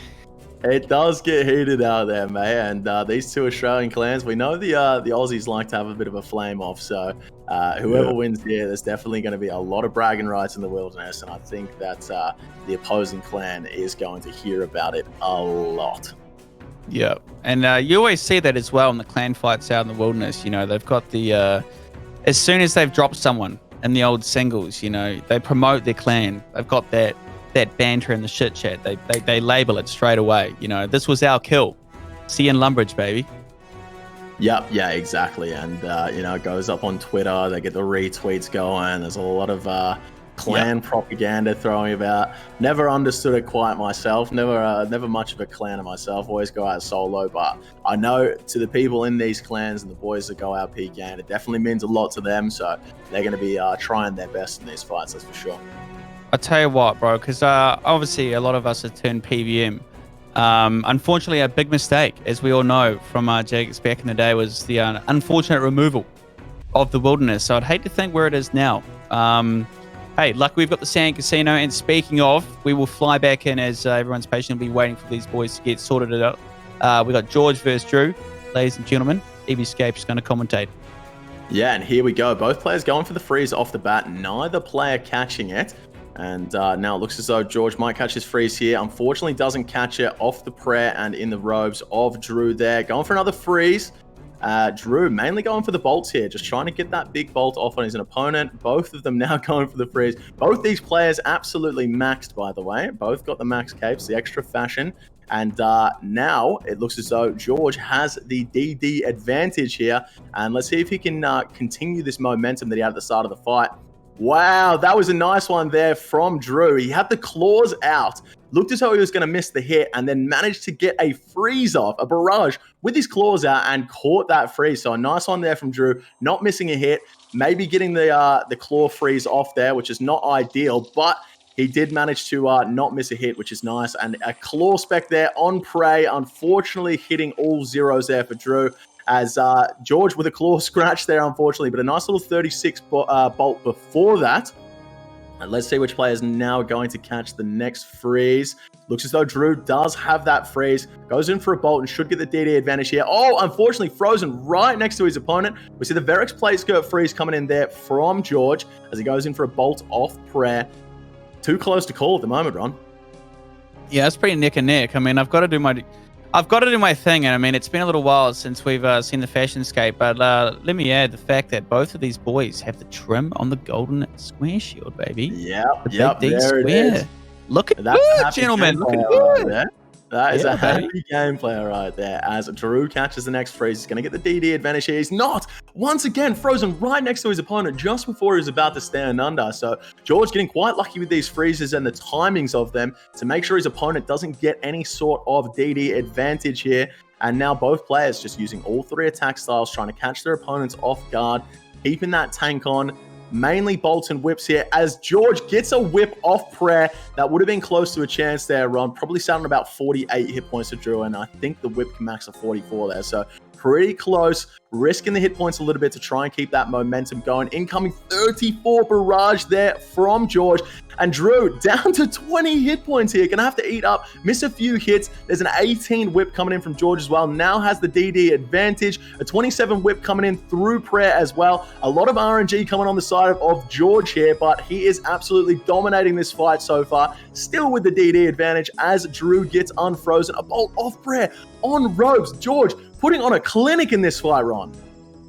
I think the man Drew might be getting a little bit unlucky as well. He definitely realizes that the whip is a lot more accurate when you're going toe-to-toe. We see him using that a lot more often than, say, George's. But, yeah, Drew just getting a little bit unlucky on these. Yeah, you're definitely not wrong there, Ron. He is getting unlucky in this fight, but like I've said so many times throughout this tournament, everyone gets bad RNG, and it's how you play when you get that bad RNG, and it's also how you play when you get the good RNG. If you got good RNG, you really got to push that advantage, and George taking advantage of the momentum that he has and making sure he's constantly hitting his opponent as both players are now across from each other. I think George now with a DD advantage again. Is he going to get a free hit off here? No, he's not. Goes in for the barrage. That's something we saw George do in the last fight as we get a claw spec from Drew off prayer on Robes for only about a 30. That's not the damage he would have been looking for in this fight. Let's have a look what goes on here. One of these players needs to get a freeze, and it is Drew getting the freeze and the DD advantage, but he's caught straight away again, Ron. George really, really good at making sure his opponent doesn't get that advantage on him as he comes in with a staff bash. Drew sitting on about 60 hit points as a 40 bolt comes in from George. Into a staff bash again, Ron, no. And another massive bolt. The bolt RNG on this man is insane. And he has such a huge advantage in this fight. So we see another staff bash coming in from George. And he's so far ahead in this fight, he could just win with his staff bash. Is he just going for it? I think he's going for it. I think he's going for it, Jake. We talked about the levels of disrespect and embarrassment before, and a barrage KO is definitely up there, and so is a staff bash, the old lamppost to the back of the head as well. I'd quite like to see it. It's still yet to happen in the tournament. So, my man looking to finish it up here. And we talk about the bragging rights from winning this tournament, but imagine the bragging rights if you can say you beat your opponent from a rival clan with a staff bash to the dome as George takes out that first fight, Ron. Wow. Oh, wow. Okay, that was quite convincing. That was very, very convincing, to be fair. Yeah. Yeah, very good performance there from George up against Drew. We do have to say it seems as though George got pretty lucky with a lot of those bolts and those barrages, so maybe a bit of bad RNG for Drew. We'll have to see the tracker when it comes through, but regardless, a really nice performance there from George, absolutely dominating his opponent. And from the moment, it looks as though he might be taking this one down 2-0, Ron, but we'll have to see as we jump in that second fight. Yeah, no, it's I haven't seen a lot of these double elimination style tournaments where obviously if you lose twice, you get knocked out. But it really just creates the best underdog story, because imagine if someone gets knocked out, at some point in the winner's bracket, you don't see them for yonks, if you're up there in the winner's bracket, and then they come back and actually take the entire thing out from the loser's bracket. I mean, that's a true underdog story. We gotta love that. That's great. Yeah, and the interesting thing about this matchup, Ron, is that it's George versus Drew right now. The loser of this match will face the winner of Panic versus Ditter. And if the loser of this match wins their next match, they go back into the grand final against their current opponent. So they've got a best of 3 here, and then potentially in 1 match time going in for that best of 7. Okay. There is a little bit of a hold up as well, just on the numbers. A little battery swap going on in the calculator at the moment. Yeah, apparently both players choosing not to send the tracker over there. So I don't know what that says. I don't know what that says. Very suspect. Tracker, but both players deciding not to send that one over there. So take that as you will. But if I had to guess what the tracker was saying there, I'd say that most likely George got a bit lucky on his hits there. Maybe 100 extra damage than he was deserved, but potentially also winning on the deserved damage as well. Yeah, it looked like he was copping a bit more of the freezes as well. Definitely giving the man some better control out there on the battlefield, Jake. Yep. Those freezes definitely coming in clutch, getting that DD advantage on your opponent and getting those free hits. And we've seen throughout this tournament how much those free hits make a difference. In that last fight with Panic, we saw 18 free hits on the side of him and 200 extra damage on the tracker. It makes such a huge difference. And if the tracker says you are supposed to win and you do enough of these fights, you're going to end up winning. So it's definitely interesting to see. Roger that. Did you ever do a bit of PKing back in the day, pre-EOC, Jake? Because that's how everybody started out. It was predominantly PKing, wasn't it? Back in pre-EOC, everyone PK'd. No one did PVM. It's only until sort of, I guess, old school really where PVM started to take over. Yeah, for sure. I think back in the EOC, pre-EOC days, it was a lot easier for you to go out PKing. I mean, people in level 4 wilderness main-handing AGSs. It's a lot easier to go out as a noob and actually kill someone Whereas these days, if you're a complete noob and you go out in the wilderness and try and give it a crack, you are going to get absolutely gobbled up by not only the single PKers out there that are by themselves, but if you go out and you're in a decent amount of risk and a clan member gets on top of you, all of a sudden you've got 40 boys and Ancestral logging in on you, and you're just a poor noob trying to figure out what the hell you're supposed to be doing at that point. You really sold it for the people looking to get into PKing, Jack. I'm sure they can't wait to get out there and lose their pants. I've got to cut this short, guys. I want to go PKing right now. I'm dropping my T-bow to Rontin. I'm going out in max. Yeah, let's do it. Yeah, no, that sounds like a great idea. I miss the days, bro. I tell you, I do miss the days of the free-to-play PKing scene. When it was, it was the good old Farok Wilderness Ditch, and you would buddy up with a couple of the boys, and you'd make twin accounts. You'd head down to the Wizard's Tower, and you'd do fire strikes for an entire day, getting that 59 mage, to get that fire blast. And there was just something about seeing someone running around on the Hill Giants and whatnot in full rune, and just getting all the boys jumping fire blasts on that stuff. I mean, free-to-play PKing scene back in the day. That's how I remember RuneScape. Way back. That was the fun stuff right there. The free-to-play PK. And I used to do a bit of that pre-OC actually, Ron. And actually, when I first started back up on old school, I did a bit of free-to-play PK and the old maple short bow into the rune two-hander. I mean, that's a lot easier than coming out in the members worlds and having 40 blokes log in on you. You can just go to the free-to-play worlds and try and get a nice little no armor fight or something like that, mate. That was more my style. You lose a cheeky rune two-hander or a rune skimmer, it's not the end of the world, even though they were worth a lot back then. Like, you see a rune skimmer on the ground and the dopamine was popping off. You're like, yo, this is big team. And you'd probably have to split that too. A rune skimmer was a big deal back in the day, bro. They'd be people calling TBs and snares and stuff, is what it is. I definitely, another one that I really enjoyed as well was the old DD, the Death Dot, bro. Up at Hill Giants, you got all the boys and everyone, come on, shh, hush. You've got someone running around in like some Addy trim, baiting someone right up to like 40 of the fellas, bro. Yeah. Ready to just make it rain like 300 at the hot gates, brother. Just yeah, absolutely. Love to see that. We just got a little bit of a delay jumping in this second fight, guys. But speaking of the rune scimitars, mate, you say it was a big deal back in the day, but I still see one on the ground these days and get excited. Killing a fire giant, I see a rune scimitar, I'm happy as Larry. Yep. No, they still look good. Even better when they're the gold trimmed. I tell you, it's still not too late, boys and girls, to go and practice the free-to-play sesh. There still is a cheeky little community going on, and I just appreciate the simplicity of a free-to-play deathmatch in No Arm, because you watch these fights right now with these guys, just so much skill going on, overheads, got to eat right, combo right, DD attacks and things, and make sure you've got the tanking flicks going and all that jazz, where, the free-to-play stuff is like, did I eat my lobby? Did I click my lobster? That's it. Yeah, no, there's definitely a lot more skill involved in those members PKing, and a lot of different things that need to be taken into account with the armor flicking and the prayers, and there's a lot going on, but here we go. Okay. Rightio. Thanks for being patient, boys and girls. We are back in the action. George leading this best of 3 at the moment. Mr. Spedgy here with a nice 1-0 lead. So Mr. Boss, a.k.a. Drew, has got a little bit of work to do. Here, Jake. Yeah, a little bit of work to come back. He is currently at a 1-fight deficit, but if he does win this one, he's going to be going through to that grand final. But a 33 bolt to the dome is not going to help him out on the way there.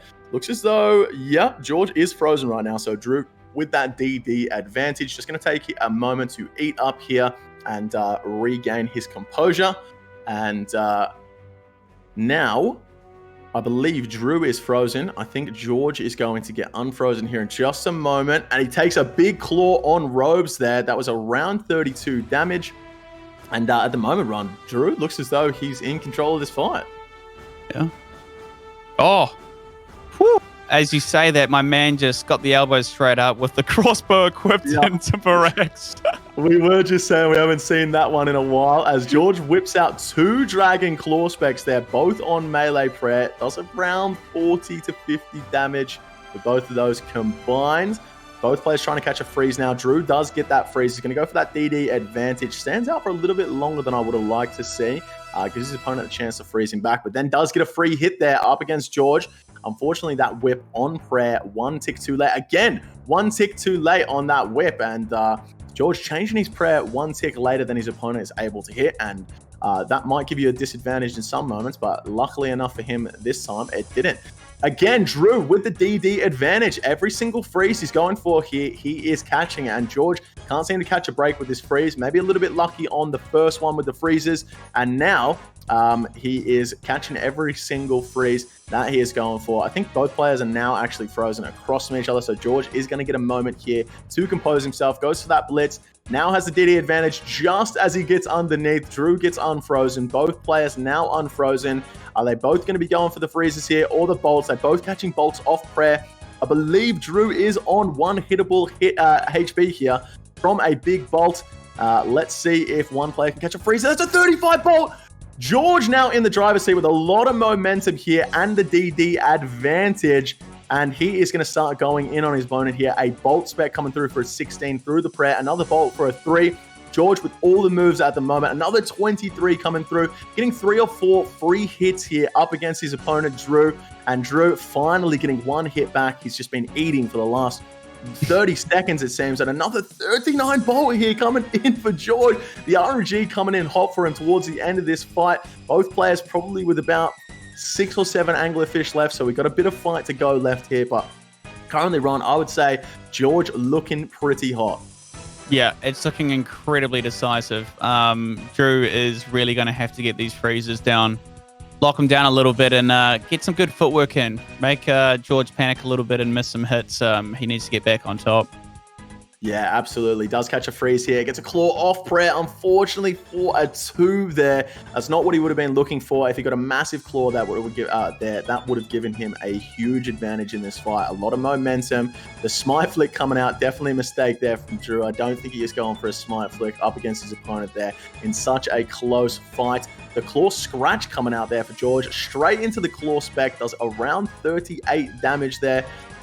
And now, Drew taking a moment to heal up underneath his opponent, and George straight back to full hit points. Drew here, a little bit lower than George, not taking advantage of the full hit points he can get to. So if he does get the momentum in this fight, he might have to take some time to heal up. But potentially out of food here, Ron, is Drew, as he's not eating up, and he is DD'd on his opponent. George now getting that DD advantage. A 24 bolt coming in. Both players unfrozen here.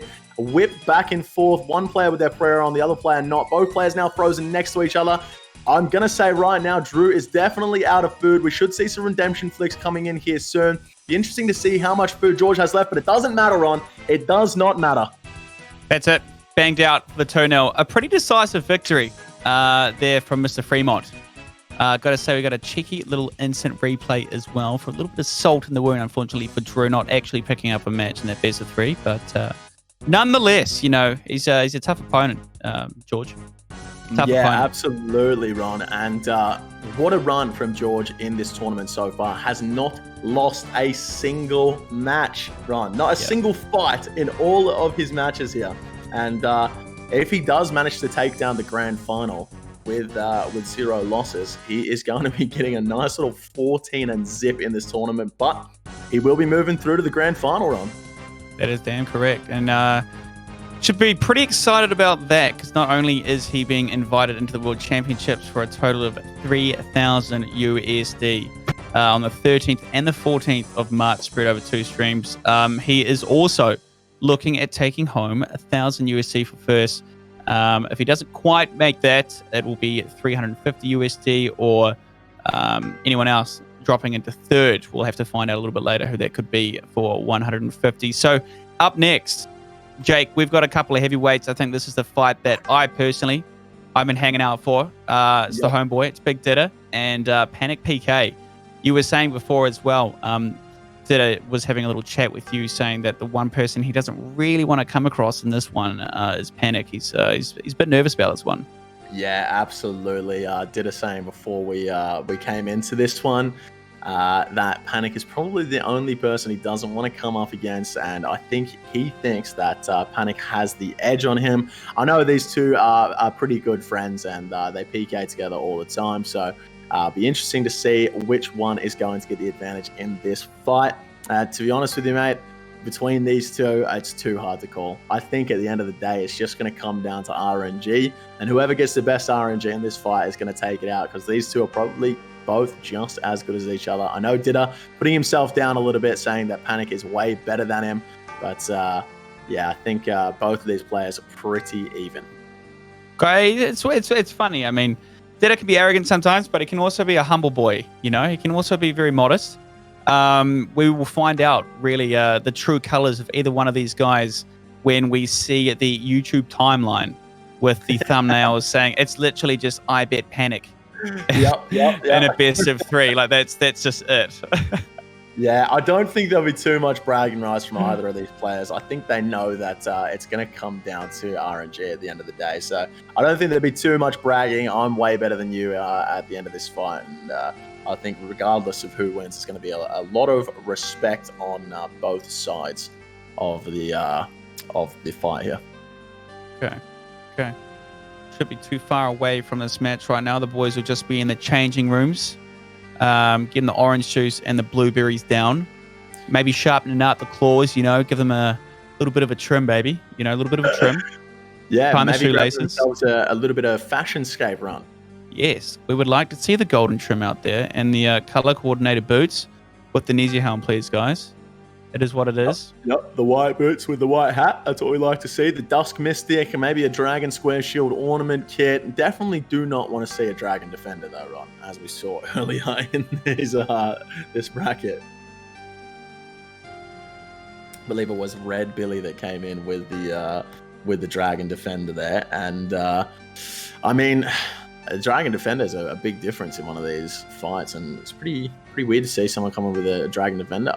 I mean, I know the Avernix is it's not cheap, you know what I mean? But wait, so I thought these boys were rocking with Dragon Defenders this entire fight. Wait, no, is there a Vernix in there? Oh, yeah, there is too, bro. Yeah, you're right. On the kit, yeah. So interesting to see that you know, one of those players came through with the Red Defender before. But Yeah, I mean, if you that come is- through with the Red Defender on, right?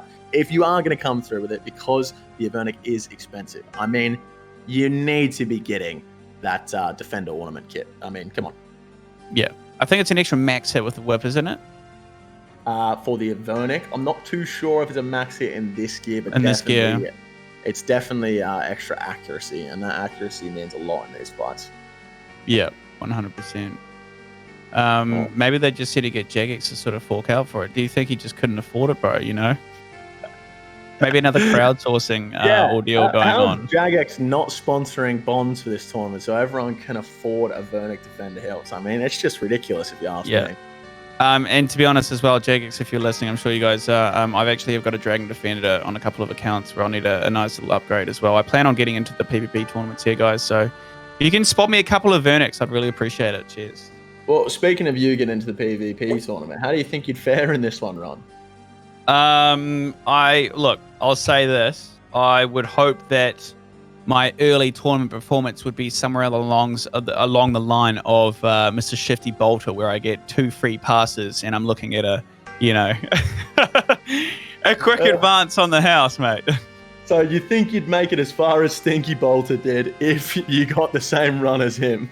Yeah, if I didn't have to play, so yeah, I would advance through a couple rounds because all my opponents would be out on the piss. You know, they'd be having a couple of drinks and stuff. That's all good. And then I would basically lose every match from then on out. Yep, I mean, that seems fair enough to me, mate. I've just realised, Ron, that Drew has guaranteed himself the 3rd place prize money, and George guaranteed himself 2nd place prize money. So Drew still has a chance to win the tournament. George still has a chance to win the tournament. But both those players guaranteeing themselves prize money at this point.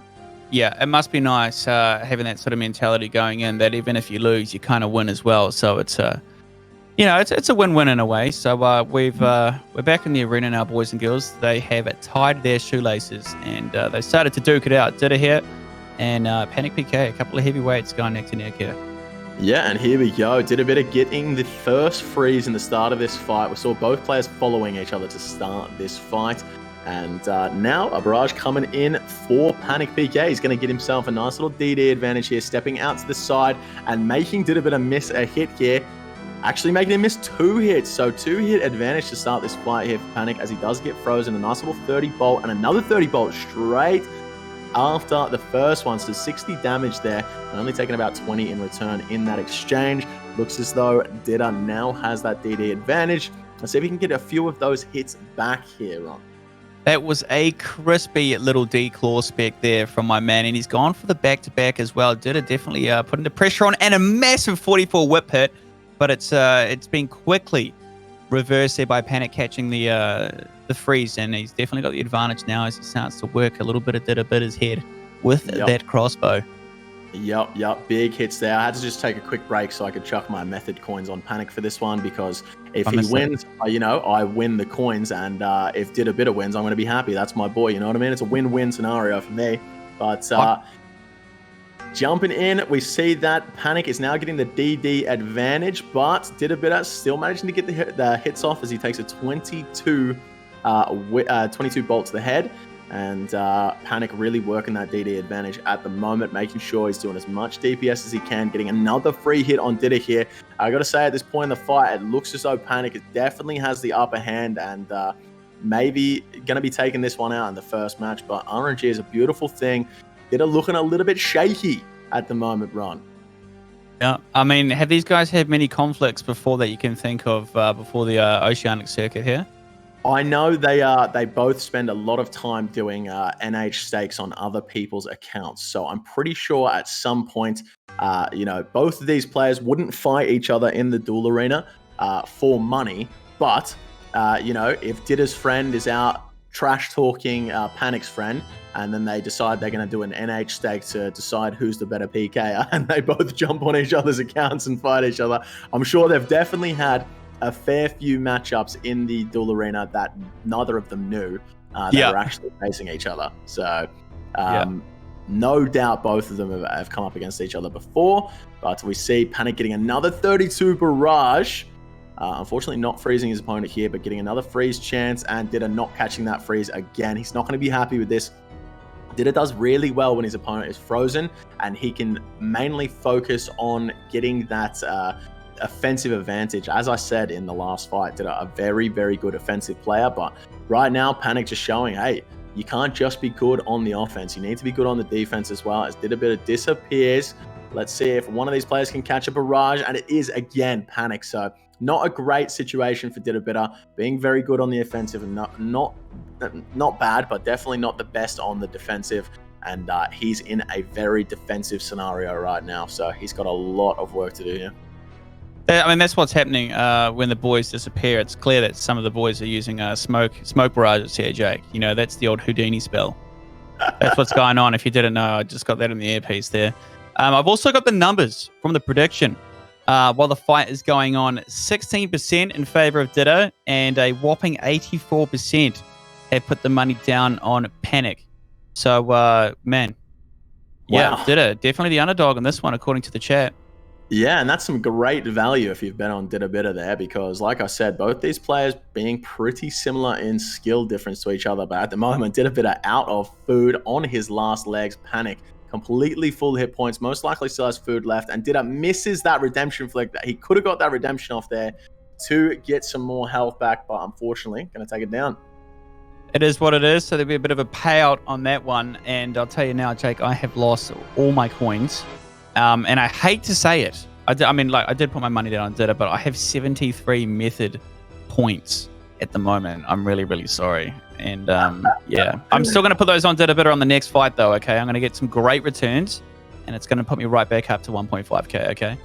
Yep, there it is, mate. I believe in you. I believe in you getting that money back. But we do have the tracker coming through for that last fight, and as expected, from what we saw in game, 73 hits there for Panic versus 59 hits there for Didda Bitter. And that is a lot of hits, from 14 hits difference. And as you can see in the deserved damage, Didda being very equal on his deserved damage. Panic having a little bit of good RNG there, but also 119 deserved damage up. Absolutely insane there. And a decisive first match victory there. Yeah, and in terms of the ice barrages as well, nice splash. I mean, Panic's username it seems to have some sort of effect because Didda unfortunately only landed 3 out of 12. A terrible, a disgusting 50% hit rate on those. So, yeah, I mean a quarter. Sorry, what's the numbers? Yeah, as we were mentioning in that last fight, Didda just couldn't seem to get a freeze, and as we said, when Panic's on the DD, he absolutely makes sure he takes full advantage of that DD. And when Didda is being DD'd, he's struggling to get hits off. He's missing 2 hits already at the start of this fight, and Panic really bringing out the show. Finally, we see Didda getting a freeze, but as soon as he gets the freeze, he is met with a claw spec for about 50 damage right to the face. Not what he would have been expecting. And now he's on the offensive. This is where we're really going to see Didda shine, when he's on the offensive and he doesn't have too much defensive actions to do. And we're really going to see him pull this out. But unfortunately, his opponent is unfrozen straight afterwards. Can he catch this freeze here? He can. There we go. So Didda now getting 2 DDs in a row.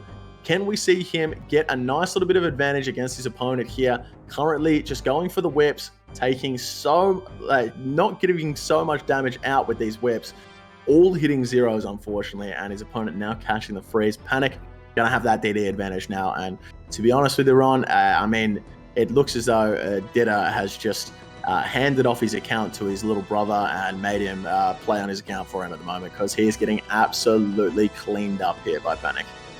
He's getting pretty unlucky, I gotta say. Even though he's getting some pretty good attacks back on the Panic, they're not coming through, bro. They're not connecting. I'm seeing too much blue. I want to see some red from the man as well. We'll probably see that on the numbers on the deserved damage as well. I think he's owed a little bit more than that. Yep, definitely getting a little unlucky on his hits. Potentially that might turn around towards the end of this fight, as we see a 40 bolt coming in there for Panic. I thought that was a 40 whip for Didda, but unfortunate for him, another hit miss there, Ron.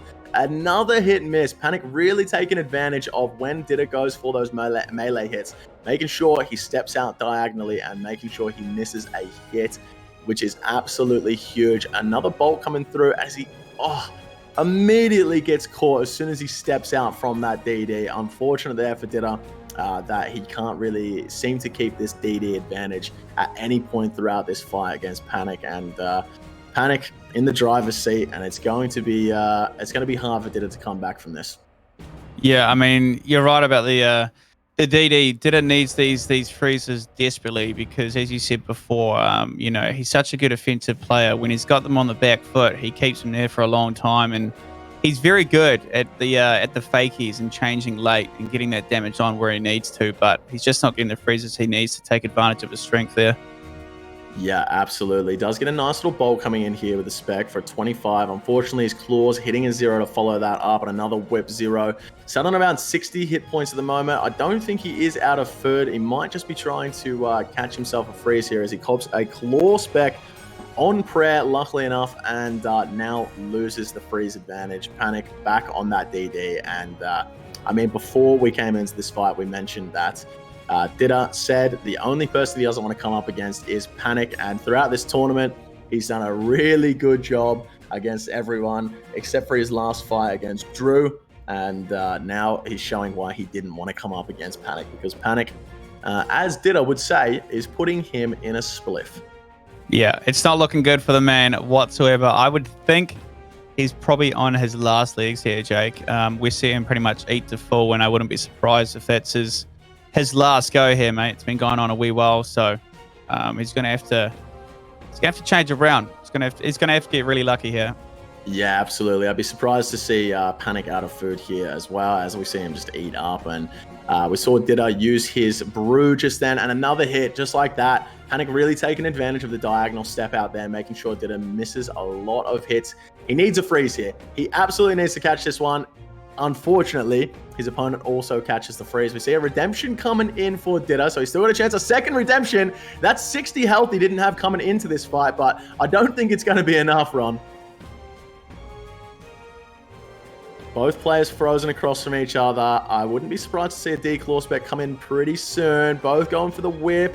Did he get to freeze here? He might still have a chance in this fight. Does he catch it? He doesn't. Is he going to get frozen back? No, he's not. He needs this freeze run if he has any chance. Unfortunately, he gets frozen himself, and he just can't catch it back on his opponent, and that is going to be it for him. That is going He knows to be it too. Oh, a third redemption from the man. Redemption. Oh my word, 3 redemptions coming in, and unfortunately that 4th one not coming in. Oh, you hate to see it, especially with Clash the Titans here. You'd love to see it go to a best of actual 3. It was some awkward timing there for Didda. Every time he managed to get a freeze off, Panic would strike back and turn him into an ice cube straight away as well. Yeah, just awkward timing. I've just seen on that replay, sorry to cut you off, mate, but Panic caught that last freeze in full tank as well. So, oh my god, look at this tracker on. Oh my god. Oh my lordy.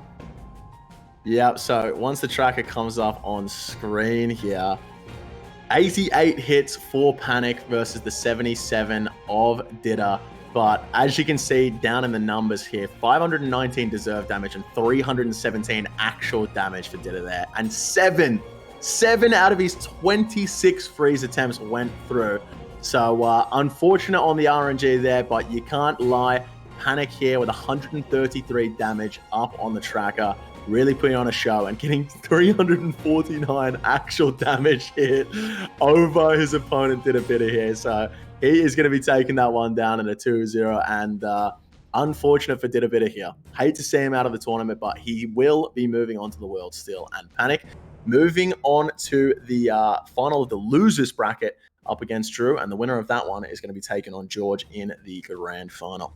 Massive. We're getting to the good stuff. I mean, it's the good stuff now, but we're getting to the real juicy stuff shortly. The grand finals are essentially just two series away. And I got to say it to the boys as well. You can see some high-level action from the lads. 99% in both matches for the offensive players. Like, these guys are not essentially missing a beat whatsoever. Yeah, no, very good on the offensive press as well. And I just want to say, Ron, right now, based on the bracket, Panic, Drew, and George all guaranteeing themselves some prize money right now. Panic and Drew guaranteed to get that 3rd place prize money, and George guaranteed to get at least 2nd. Yeah, so if you guys know these guys IRL and you see them down at the pub next weekend, make sure you hit them up as well, because it's going to be a round on them. This next fight is going to be an interesting one as well. Drew versus Panic, both players showing some real dominance in this tournament so far, and once again, too close to call, Ron. Okay, so we know a little bit about Panic and his background. Do we know much about Drew? Yeah, we know Drew is from GSG. He has spent a lot of time PKing in the dead man modes. I don't know too much about him in 1v1 tournaments, but out here repping for GSG at the moment, and he's definitely going to want to bring himself back after that loss to George in the semifinals. Yeah. So this one definitely going to be a good fight. I couldn't call it either way, but I mean, Panic just there showing that he's got a bit of dominance over Didda Bitter. And be interesting to see, especially since I believe it was Drew that knocked Didda out of the main bracket, and now Panic knocking Didda out of the losers bracket, and both of these players coming up against each other. And what a spree too. Obviously, Panic got dropped out of the winners bracket basically in his first best of 3, and the man has just been on the cleanup since. Yeah, that is true, actually. Wow. So 2-zip on the losers round 1 bracket there versus Tamori. 2-zip. And then he did have a close one there with Sandwich. He went 2-1 in the losers round 2. Then he advanced through again. 2-zip to our Flavorsome Dorito chips.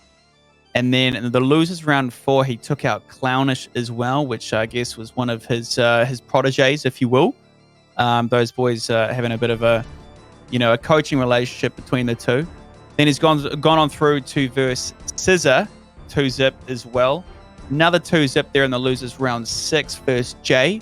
and then his 2-zip did a bitter as well. So I mean, if he can hold off Drew and get the 2-zip here, and then take on George, I mean, that's a win in my eyes either way, mate. Either way that goes. Yeah, absolutely. Coming into the losers bracket in the first round and making it one game away from the grand final is absolutely insane. So losing your first match, making it through to the Worlds, and potentially still playing for that $1,000 prize money up top. A nice little run for Panic, and I think you'll be happy with that. Because that's got to have some sort of mental effect on these guys too. I mean, if you're just competing through the winners bracket, right, you're playing up there, in the back of your head, you know you've got 2 shots, right? If you drop out, you go into the losers bracket and you get another shot, right? But if you're down in the losers bracket and you fall off that, there's no going back. You're done. You're out. So, props to the guys, I guess, that do make it through. That's some mental fortitude, definitely. Yeah, absolutely, absolutely. It would bring you down to know that, you don't have a second chance once you're in that losers bracket. If you're down, you're down. And Panic really managing to bring it back, and I got to put some respect on the man. Yeah, and coming out here and showing that they're not to be messed with. Yeah, and I think it would make it all that much more rewarding. I think if you took out the 1,000 USD for first as well, knowing you basically struggled through the losers bracket, kept a cool head, and managed to pull through at the end of the day. That's impressive in itself as well. Yeah, and here we go, boys and girls. We are back into the arena with Drew going head-to-head with Panic. All the best to the boys. Let's hope they've tied their shoelaces. We're going to see some red-hot action here, Jake. Yeah, and a nice little start for Drew here. We saw Panic doing his classic following of his opponent starting out the match, but Drew getting a 32 barrage into a 35 bolt to start this match, so 70-ish damage up on his opponent in the first 2 hits. But now Panic getting a freeze back himself and getting around 50 damage back on his opponent and a 29 barrage. So we're going to say Panic's up at this point with the DD advantage. Drew not really taking as much of an advantage as he should have in that DD.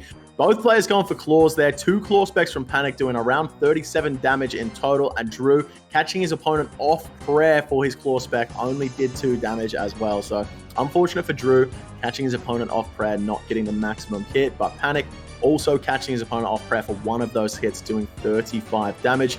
Both players going for the freeze at the moment. Drew catches his freeze, and it's a 35 maximum hit with the barrage there. Goes for the DD, and now he has the advantage where he can try and get a few extra hits on his opponent. An incoming claw spec for the second one. That was around a 26 damage claw spec through prayer on tank for Drew. So after the first claw spec missing, he's going to be happy to see a nice little 26 there through the prayer and on tank. You've got to be happy when hits like that come up. A whip off prayer there for Panic, not doing any damage at all, and now he has a massive DD advantage. His opponent's staff bashing him here.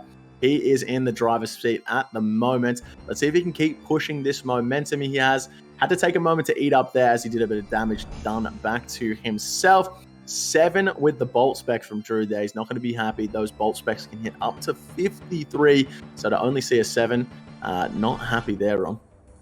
It's quite an interesting little weapon, the Dragon Claws. I mean, you see the damage come out over two ticks. I mean, it's accurate, it's consistent. There's a reason these guys pick it. But, you might see 3 zeros and then bang. I mean, one of the boys had the overhead on. The correct overhead in a 35 just popped straight out the side.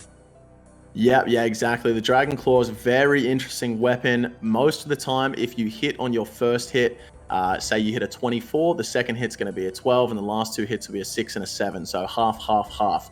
But then sometimes you get a 0-0 into a 17-16, and then sometimes you get a 3 zeros into a 35. You never know what's going to happen with the Dragon Claws. So although you can eat in between the 2 ticks that the Dragon Claws come out on, sometimes you don't know when that damage is going to be coming out. And both players now frozen next to each other. Whips coming out. As I said, the whip, the most accurate weapon you have in your inventory in these exchanges when your opponent is right next to you.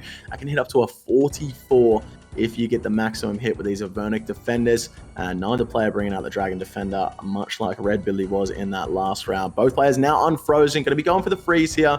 I think whoever gets this next one, there's a pretty close fight. I think the next one is really going to tell the tale as who has the advantage here. A 36 whip there for Drew as he cops a 29 bolt back.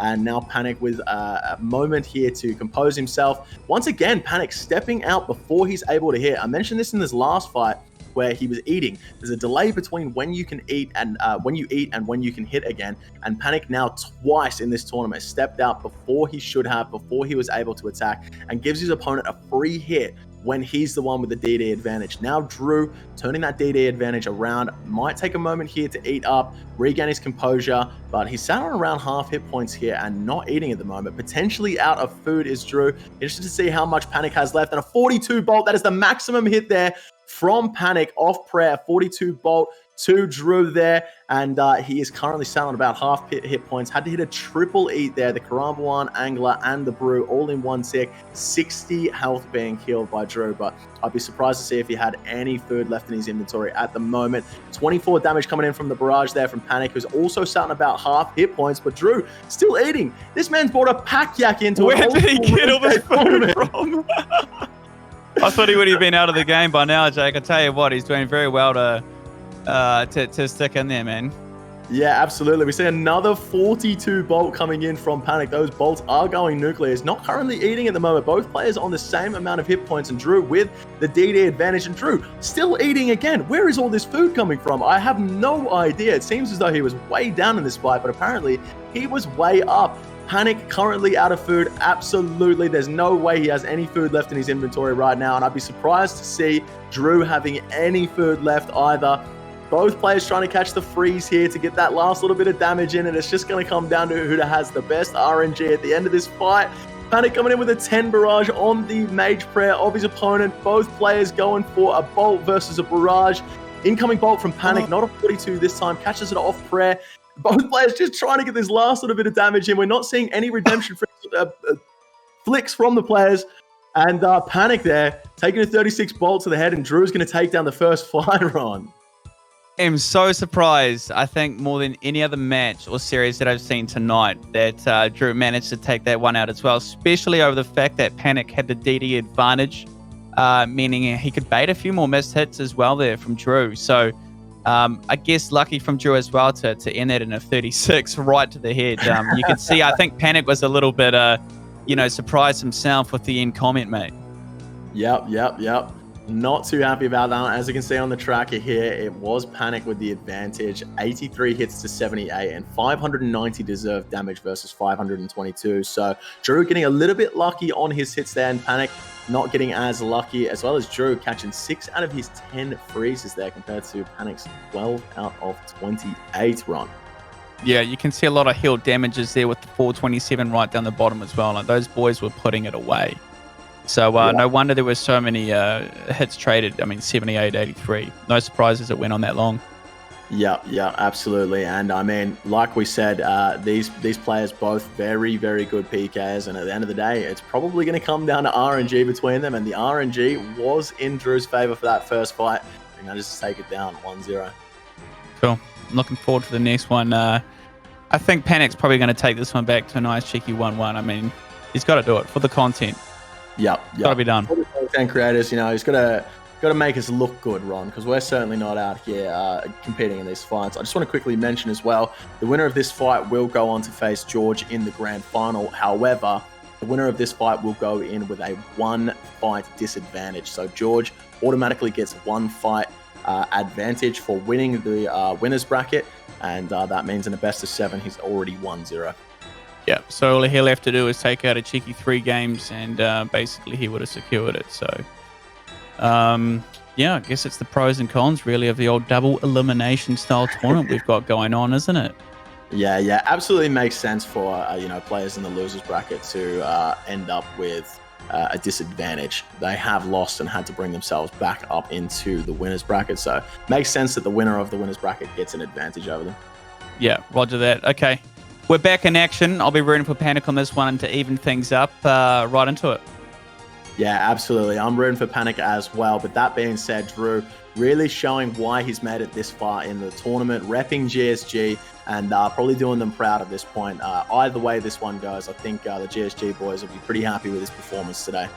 But jumping in, Drew definitely has the DD advantage here. As I say that, he gets frozen and Panic unfrozen. But Drew manages to catch another one back as he takes a 26 barrage, manages to get a 4 barrage back on Panic. And now both players frozen next to each other.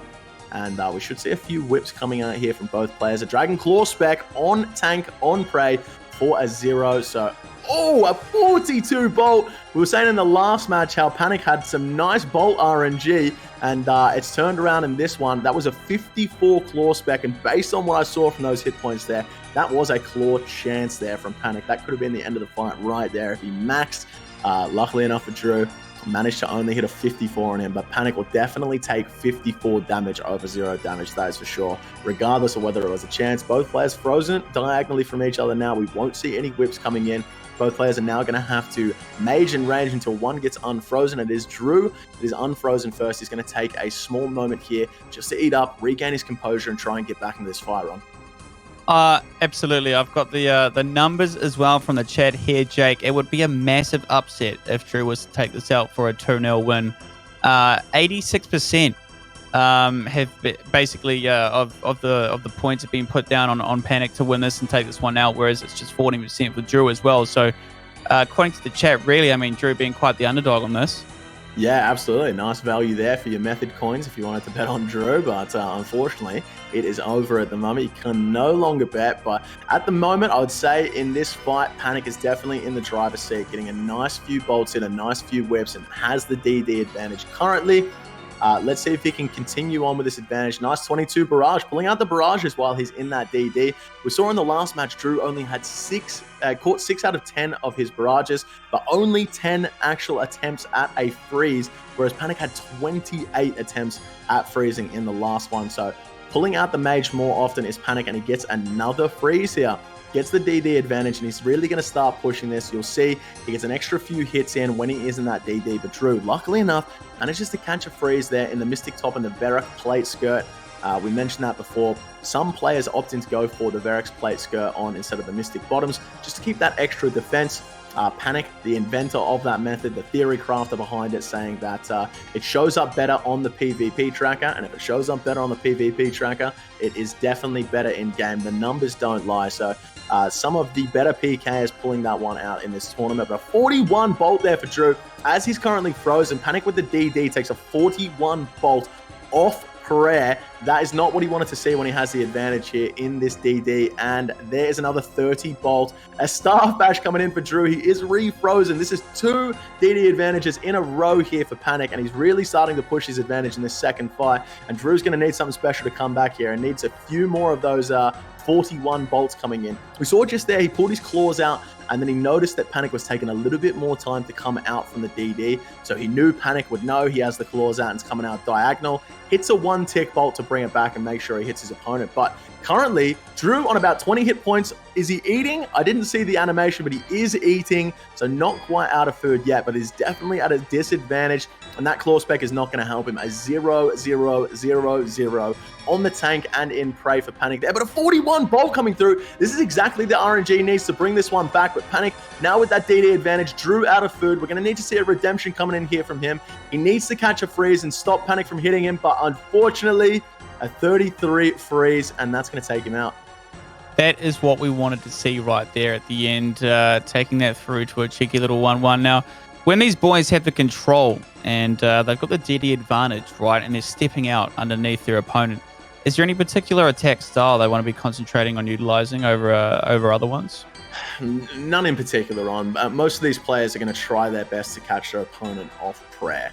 Okay. So with the entity hider these days, they can see what their opponent is praying underneath them, and they can see what gear they have on underneath them. So they have every opportunity to catch their opponent off prayer. And it's a lot harder when you're the person being DD'd on, because if you're going to be trying to catch the freeze on your opponent, let's say you're going for that barrage, you have to constantly be clicking the barrage and back on your opponent. So as soon as they step out, you catch that freeze, and you have a lot less time to focus on your prayers. So that's a big advantage when you have that DD. Your opponent might be trying to click on you rather than clicking on their prayers, and you can definitely get a lot of hits off prayer.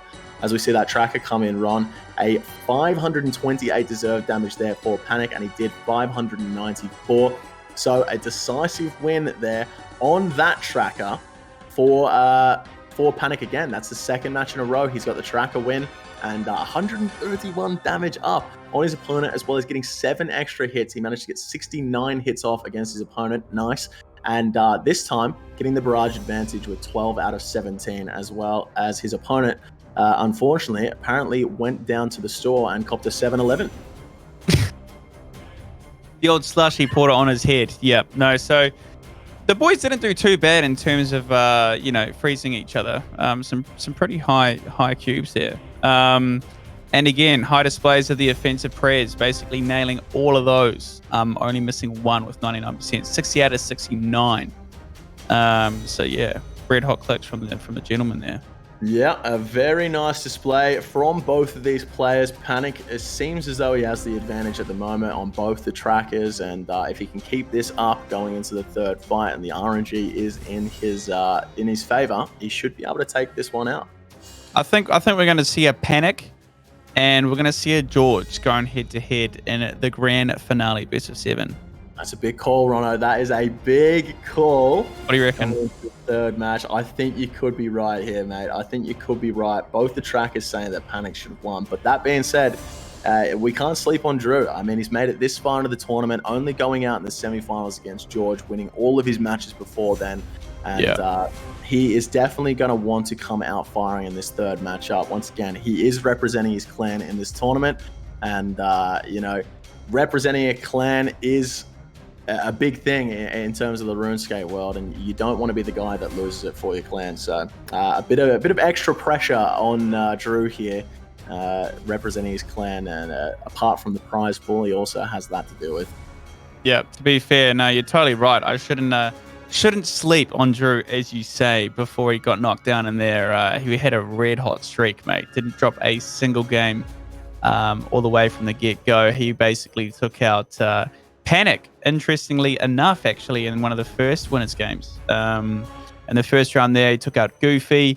He took out the stinky Bolter, who was all elusive on the free passes. He took out Ditter Bitter as well in a 0-2 and dropping him down to the losers bracket. Yeah. I've only just realized that, Ron. I've only just realized that Panic and Drew came up against each other in the first round, and Drew took him out 2-0. Panic then having a full run through the losers bracket to get to this match, and Drew having a full run through the winners bracket to get to this match as well. So this is an incredible matchup right here. What a story this is going to be if Panic manages to take this one out here. Going down 2-0 in the first fight, all the way through the losers bracket, only to beat the guy that took him out in the first match. So here we go. What a tale. What a tale that would be. One to tuck the kids in at night, eh? Wouldn't it? Someone's going to have to write a storybook about this one. That is for 100%. Sure.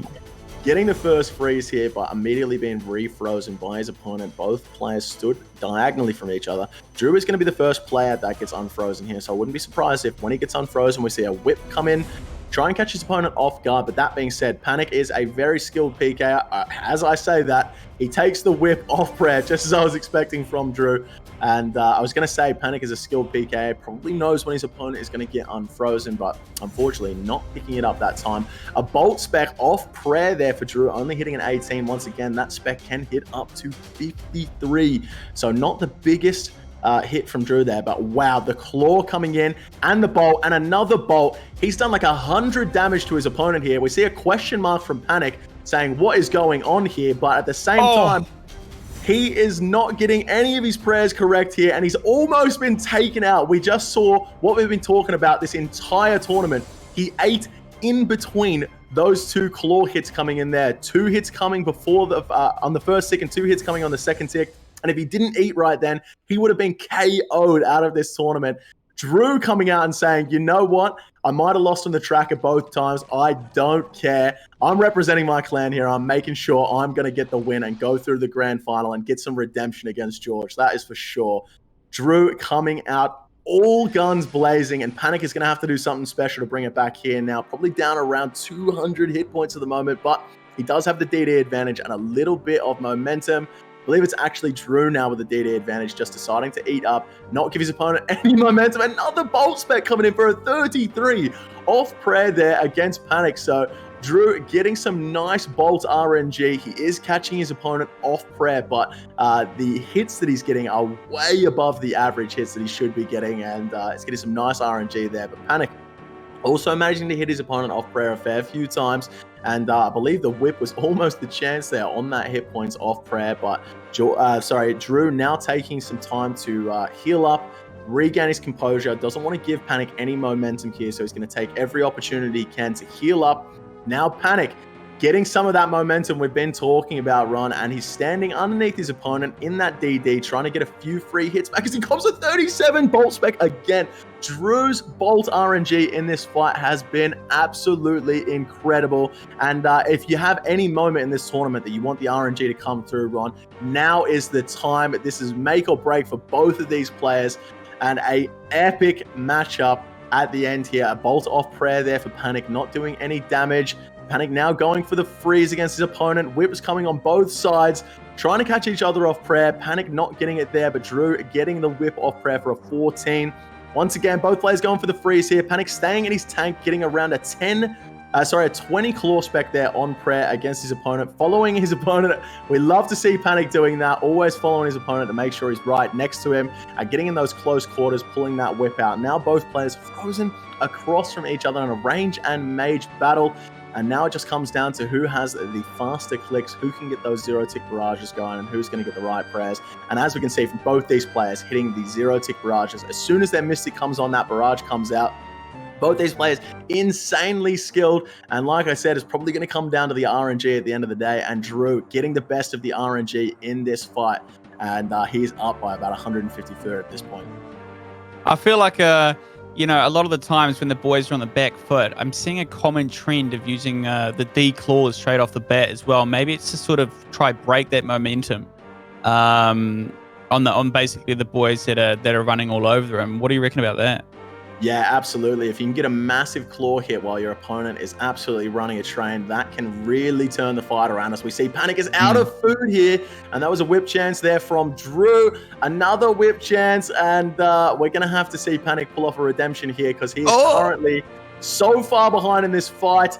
Drew, not out of food just yet, but Panic is bringing it back here with a 30 barrage into a 33 barrage. Potential for a KO here if he gets another one off. At 10, Drew is currently getting as many hits off as he can, and Panic brings it back. 2 redemptions to take it out. What an amazing match. That was action-packed from the get-go, Jake. And that redemption, you could confidently say, has won that man the best of 3 there. Oh my word. Unbelievable. Scenes out here. Scenes, baby. That was absolutely insane there. Panic getting some amazing RNG at the end there to get those redemptions off and actually win this fight when he was down by about 100 hit points. It's the first time we've seen something that close in this tournament. Have a look on the tracker. We can see that he did deserve to win as well. 3 fights. Panic has deserved to win and manages to take that out. 591 deserved damage and did 569 compared to his opponent's 529 deserved and 565 actual damage there. And Panic, wow. Hey, you got to see the damage as well. I mean, look at the offensive prayers, Jake. 77 out of 77, 100% hit rate. No wonder there were bullets, red splats flying left and right, mate. Like, these boys were handing it off to each other. I'm not surprised it was such a close one. So that means that Panic will be going head-to-head, ladies and gentlemen, in the finale, a best of 7 here. Absolutely amazing there from Panic. Going out in the first round, losing to Drew in the first round at 2-0, making a full run through the losers bracket to make it into the grand final of the Oceania bracket. Absolutely insane performance from Panic, and he's definitely going to be happy with that one. It is a massive comeback story. I'll tell you what, it is the comeback story. And as you said, over the fact that, you know, these guys went head to head that early in the tournament, only to face each other for a deciding spot in the finals. It doesn't get much better in terms of a lineup and a backstory, does it? Yeah, you can't write a story like that, Ron. Drew, going to be upset that he goes out here, but he is taking home some prize money, right, Ron? Yep, absolutely. So I believe Drew will be getting a guaranteed cheeky 150 USD. So you see him out at the pub, make sure you give him a tap on the shoulder and ask for a cheeky pint, eh? Yeah, I think he'll be catching up with the GSG boys in his hometown after this one, going out for a couple of beers, that's for sure. And, you know, he might have gone out in that match there, but a great representation of his clan coming in third in this tournament bracket. So either way, I'm sure he's going to have to be proud of himself, and I'm sure his clan mates will be too. Yeah, I mean, there was a lot of the GSG numbers, and they had quite the attendance record in this tournament as well. So, I mean, if Drew is going to be splitting it with the boys, might have to stick to some $1 cheeseburgers, Chief. There was a lot of the fellas in there today. Hey, I mean, 150 cheeseburgers wouldn't go astray, mate. That'd be a great night for the boys, you know? Maybe BYO beers and he'll bring the cheeseburgers. But that being said, mate, Panic guaranteeing himself second place prize money, and he's coming in to the grand final up against George, but he will be coming in at a disadvantage. He's going to be one match down to start this one off. Yep, no, that's correct. So he's definitely got his, you know, his work cut out. But either way it goes, I think he's going to be pretty happy with how he's performed throughout the tournament anyway, to sort of scrape through on that losers bracket there, Jake. So yeah, absolutely. What an amazing performance from both these players so far. George not losing a single fight throughout this entire bracket, not one fight so far, and Panic only losing in that first matchup against Drew and then smashing it out in the losers bracket. So, I mean, this one also going to be too hard to call, but I mean, based on the results, George coming through that winners bracket and Panic going through the losers bracket, I got to put my money down on George for this one, Ron. Yeah, fair play. I mean, how likely is it, do you think we might see a 4-0 victory here? I think that is very unlikely, Ron. I think it is a very unlikely we see a 4-0 here. I mean, George has been very dominant throughout this tournament, but that being said, Panic showing that he's not to be slept on. He's great in the in game, and also the man that runs all the numbers on the tracker. So it's going to be interesting to see how he performs here. And to be honest, mate, I mean, it might just be like the last 3 fights and come down to RNG at the end of the day, and whoever has the best RNG. Yeah, no, you're totally right, totally right. And we do have the prediction going out. Just a reminder as well, guys, this is not a best of 3. We're in it for the long run. This is a best of 7, fitting as it is indeed the finale as well. So first place will be taking home a whopping 1,000 USD, and second place will be getting a guaranteed 350. So a win-win nonetheless. But I think at this kind of level anyway, the boys aren't so much worried about the cash. It's about the bragging rights. It's about the rep in and amongst the PvP community, isn't it, Jake? Yeah, exactly, mate. And we were mentioning before, you know, it's not the prize money. If these players are playing for a clan, they're representing their clan in this tournament, and they've got a bit more pressure on their shoulders. And George, representing Frontline in this tournament, Panic being a solo PK has a little bit less pressure, and even more less pressure considering the fact that he's come up from the losers bracket. This man was supposed to go out in the first round, and he's managed to make it to the grand final. So there's no expectations for him, and there's all the expectations for George. So we'll have to see if those nerves play a factor at all, but it'll be interesting to see, that is for sure. I'm looking forward to it, and I think the chat is too. There's a little bit riding on the line. We've got 40% in favor of George on the points, and 60% on Panic as well. So, you know, content creator, I guess, you know, a little bit of a popular bet on the man for sure. So, we're gonna have to see how this one actually turns out. Yeah, absolutely. I'm really looking forward to this one. I'm glad that it's a best of 7. We get to see a few more matches, and I'd love to see this one go the distance. Can you imagine that? A 3-3 going the distance, a final fight. It's going to be huge, that is for sure. And like you said, 1,000 USD for the winner here. And both these boys being Australian, translating that to Aussie dollars, that's $500,000 Australian dollars right there. That's a cheeky little house deposit. You might even be able to open a net cafe for your clan.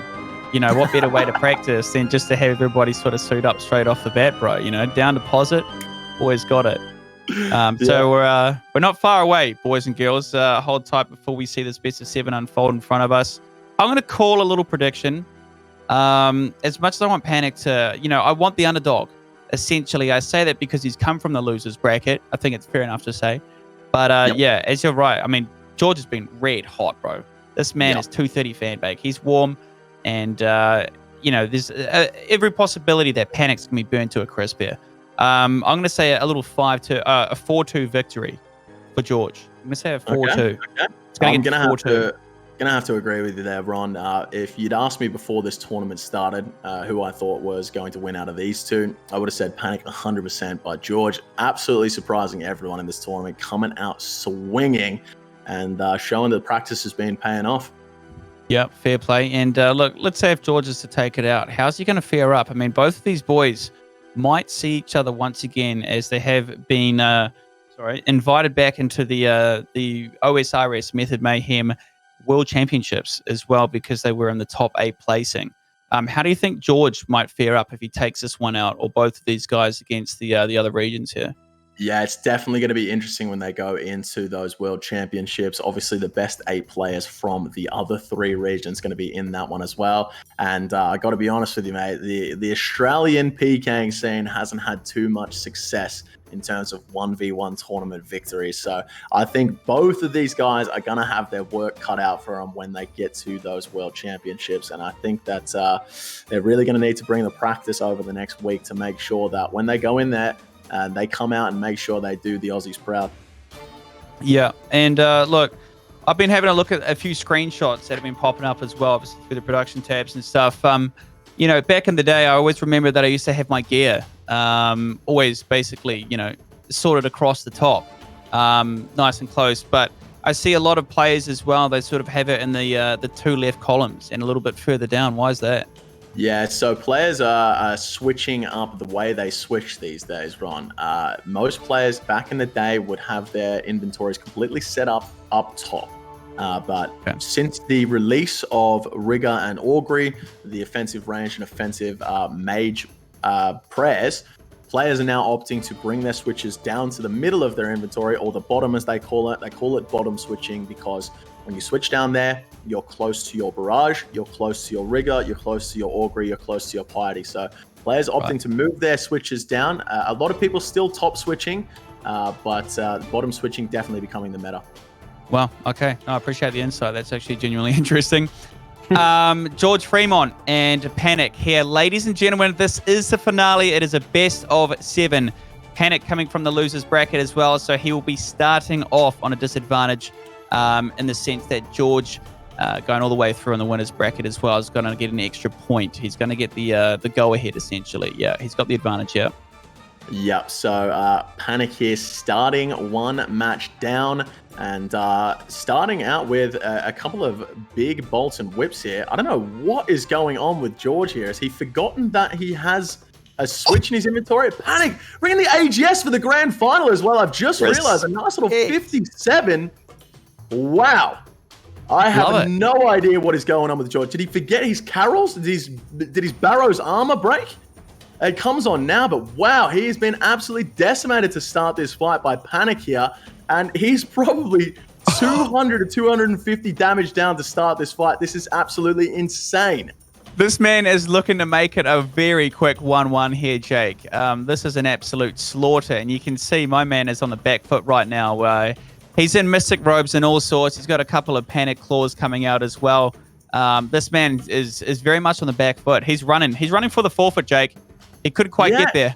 I mean, I don't know what to say. It's like George just went out before this fight started and decided he was going to have 47 beers, and he doesn't even know what is going on in his inventory right now. He's just sat in his robes constantly. What is happening? Mate, even the sand few as well. You don't see that at this kind of level. What's going on here? I don't even know how to call this fight, Ron. This is insane. Why is this man sat in his robes, non-stop barraging in his dragon crossbow? It's like he's just fight and said, you know what? Second place is good enough for me. I'm just going to take the nick in this last one. And what is going on? Does he want to go to bed early or something like that? Mate, he must be ready to, you know, go out to the pub at this point. Like, what? I reckon maybe his inventory is in an absolute state at the moment. Because, I mean, he's ranging with his defender on and full mystics. Nothing but a staff bash. He's not changing overheads. And he's just been downed as well by Panic. Maybe he... I mean, it almost looked like he wanted to make it a fair one-on-one start, didn't it? It was that was crazy. Wasn't expecting that. It's like George went into that fight and said, hey, you know what? Let's make this an even fight. First to 3, the first to 4. And basically just gives Panic the 1-1 there. Yeah. I don't even know what to say, Ron. We're going to see the tracker, and it's going to show like a 300 to 400 deserved damage up there for Panic, because, I mean, that was a decimation. And it's just like, that is not what we've seen from George throughout this tournament so far. Yeah, I think personally that it might have been, I'm probably with the chat on this one, that it might have been a cheeky little, let's even it up. Let's give it a fair fight, even though he came from the loser's bracket and he had the advantage. I'd like to think that he wanted to even that up on purpose. Yep. I think that's what we'll go with. Only time will tell in the next fight there. But, I mean, the tracker saying exactly what we thought. 323 extra damage there for Panic. And he takes that one down quite easily. I mean, Ron, I don't know what to say. I'm lost for words right now. In the grand final matchup, how do you perform like that? I don't think he was performing it. It can't have been on purpose, Jake. Someone of his caliber.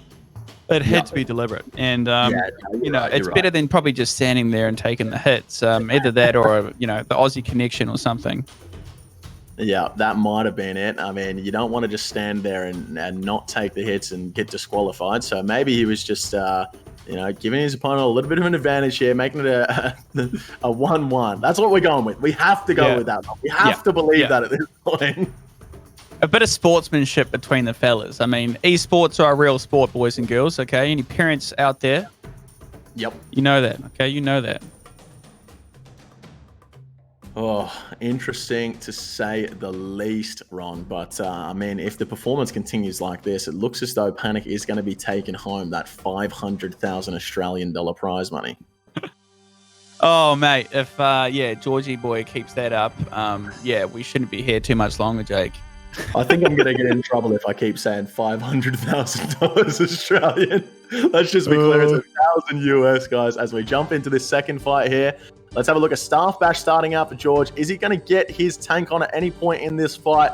Looks like he might be going for the barrage, so we don't know just yet, but there's an AGS coming in for Panic, and the tank comes on. Okay, here we go. We could be in for a fight here as George finally gets his tank on, but he is just eating up, not hitting back at all.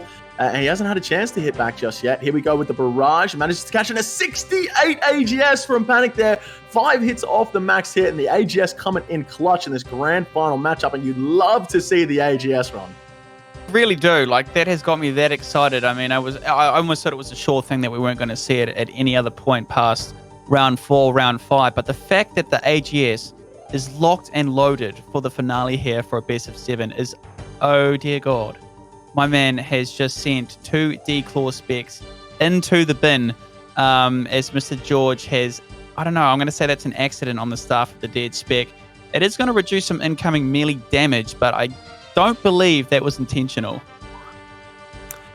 Listen, mate, if that was intentional, I'm the Pope. I mean, that a staff of the dead spec in the grand final matchup is not what you want to see. And we're seeing another bolt in the ropes from George. I mean, there's not much to say at this point, Ron. There is not much to say at all. He's really not brought it for this last fight, and I have absolutely no idea what is going on. I think we might have to revert back to the 47 bears. It's seeming more and more plausible here. I mean, 100%. That's the only reasonable explanation for what is going on right now. He's just decided he's going to have 47 beers in between his last matchup, and now so excited he made it to the grand final that maybe did a couple of shots of fireball, a couple of cheeky funnels, and now he's just too drunk to compete. Yeah, I mean, it would be midnight in Australia right now, so this entire time maybe he was actually doing the tournament from the pub, and the beers are on for sure. Yep, absolutely. And I mean, at this point, there's not much else to say, Ron. Panic is going to take this one easily down in a sweep. It's going to be 4-1 for sure.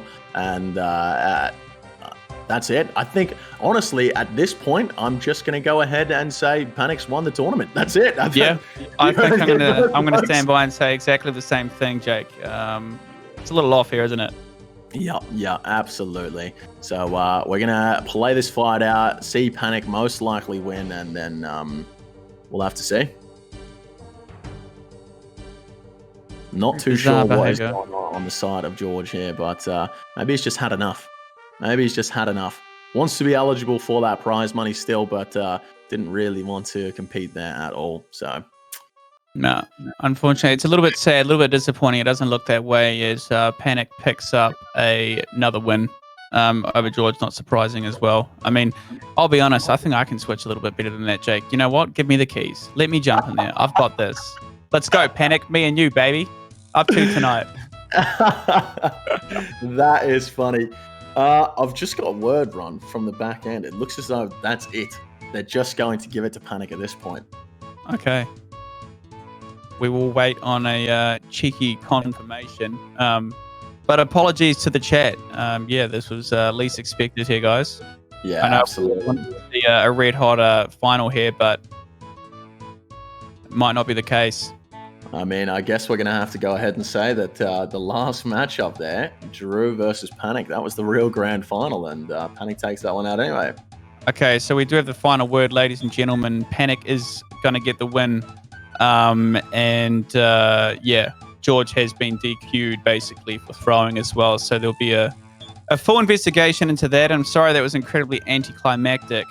Nonetheless, look, you can't shy away from the fact that Panic had an absolutely dominating performance in the losers bracket. And even though there was a bit of a throw there, I do feel like, you know, he deserves a position up there like that. Yeah, absolutely. There's no doubt about it that Panic deserves the victory here. There's no doubt that he has made an insane run through that losers bracket, even beating Drew, the man to knock him out of the winners bracket in the first place. And unfortunate conditions at the end there to take the victory out, but don't let that take away from the fact that he's put on an insane show for everyone today and managed to take out the tournament, taking home that $1,000 prize pool. Yep, that's massive. So I'm not too sure if George will be receiving a second place prize. So maybe Drew might be picking up the 350. Time will tell on that one there.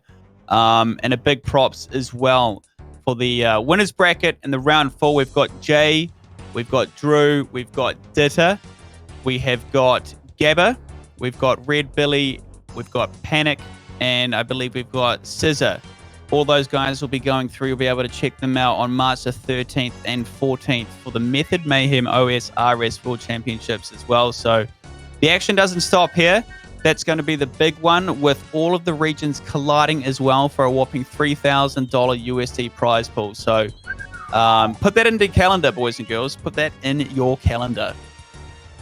Yeah, it's going to be a big one. Good to see a few of the boys getting through to those World Championships. Did a bit of making it through. Gabba, my boy, and Scissor as well. And, of course, Panic taking this one out, a content creator himself. Doing it for the boys that make the YouTube videos. So big up to Panic taking this one out, moving on to the Worlds. And, man, it's going to be interesting to see what goes on next weekend.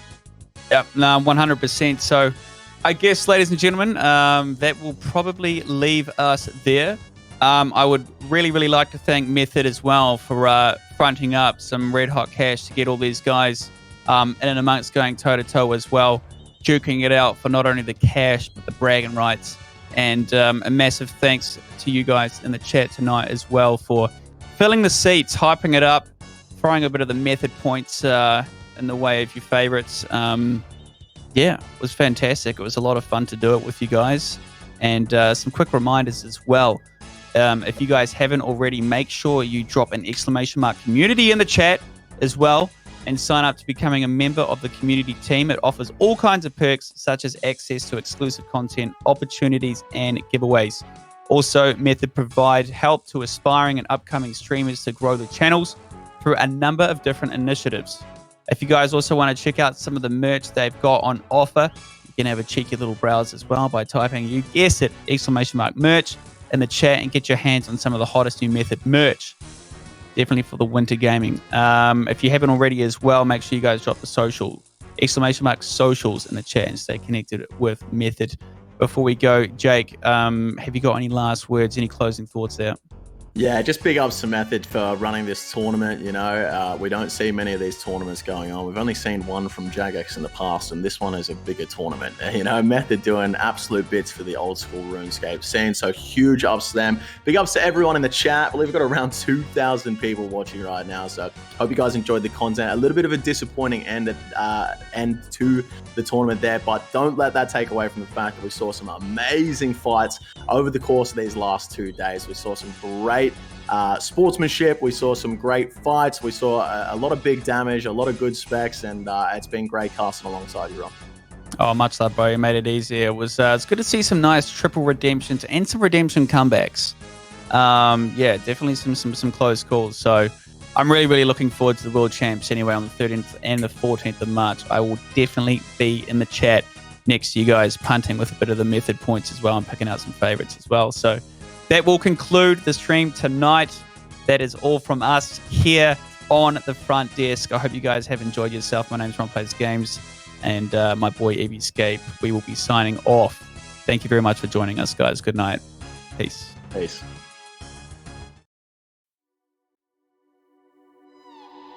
What happened to us? What happened to all the love we always took for granted?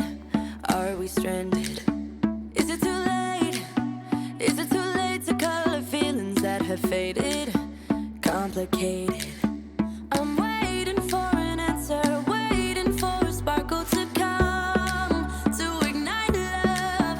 I need no second chances. I'm tired of romances without love.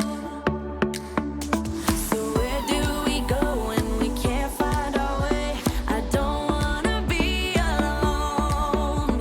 I need you tonight and I don't wanna wait. I want you to show me the way.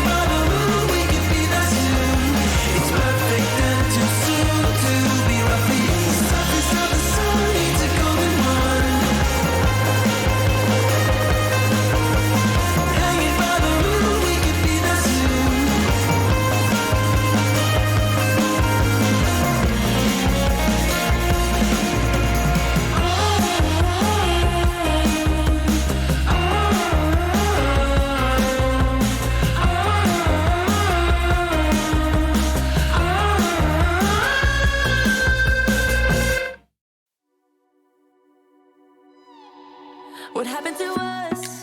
What happened to all the love we always took for granted? Are we stranded?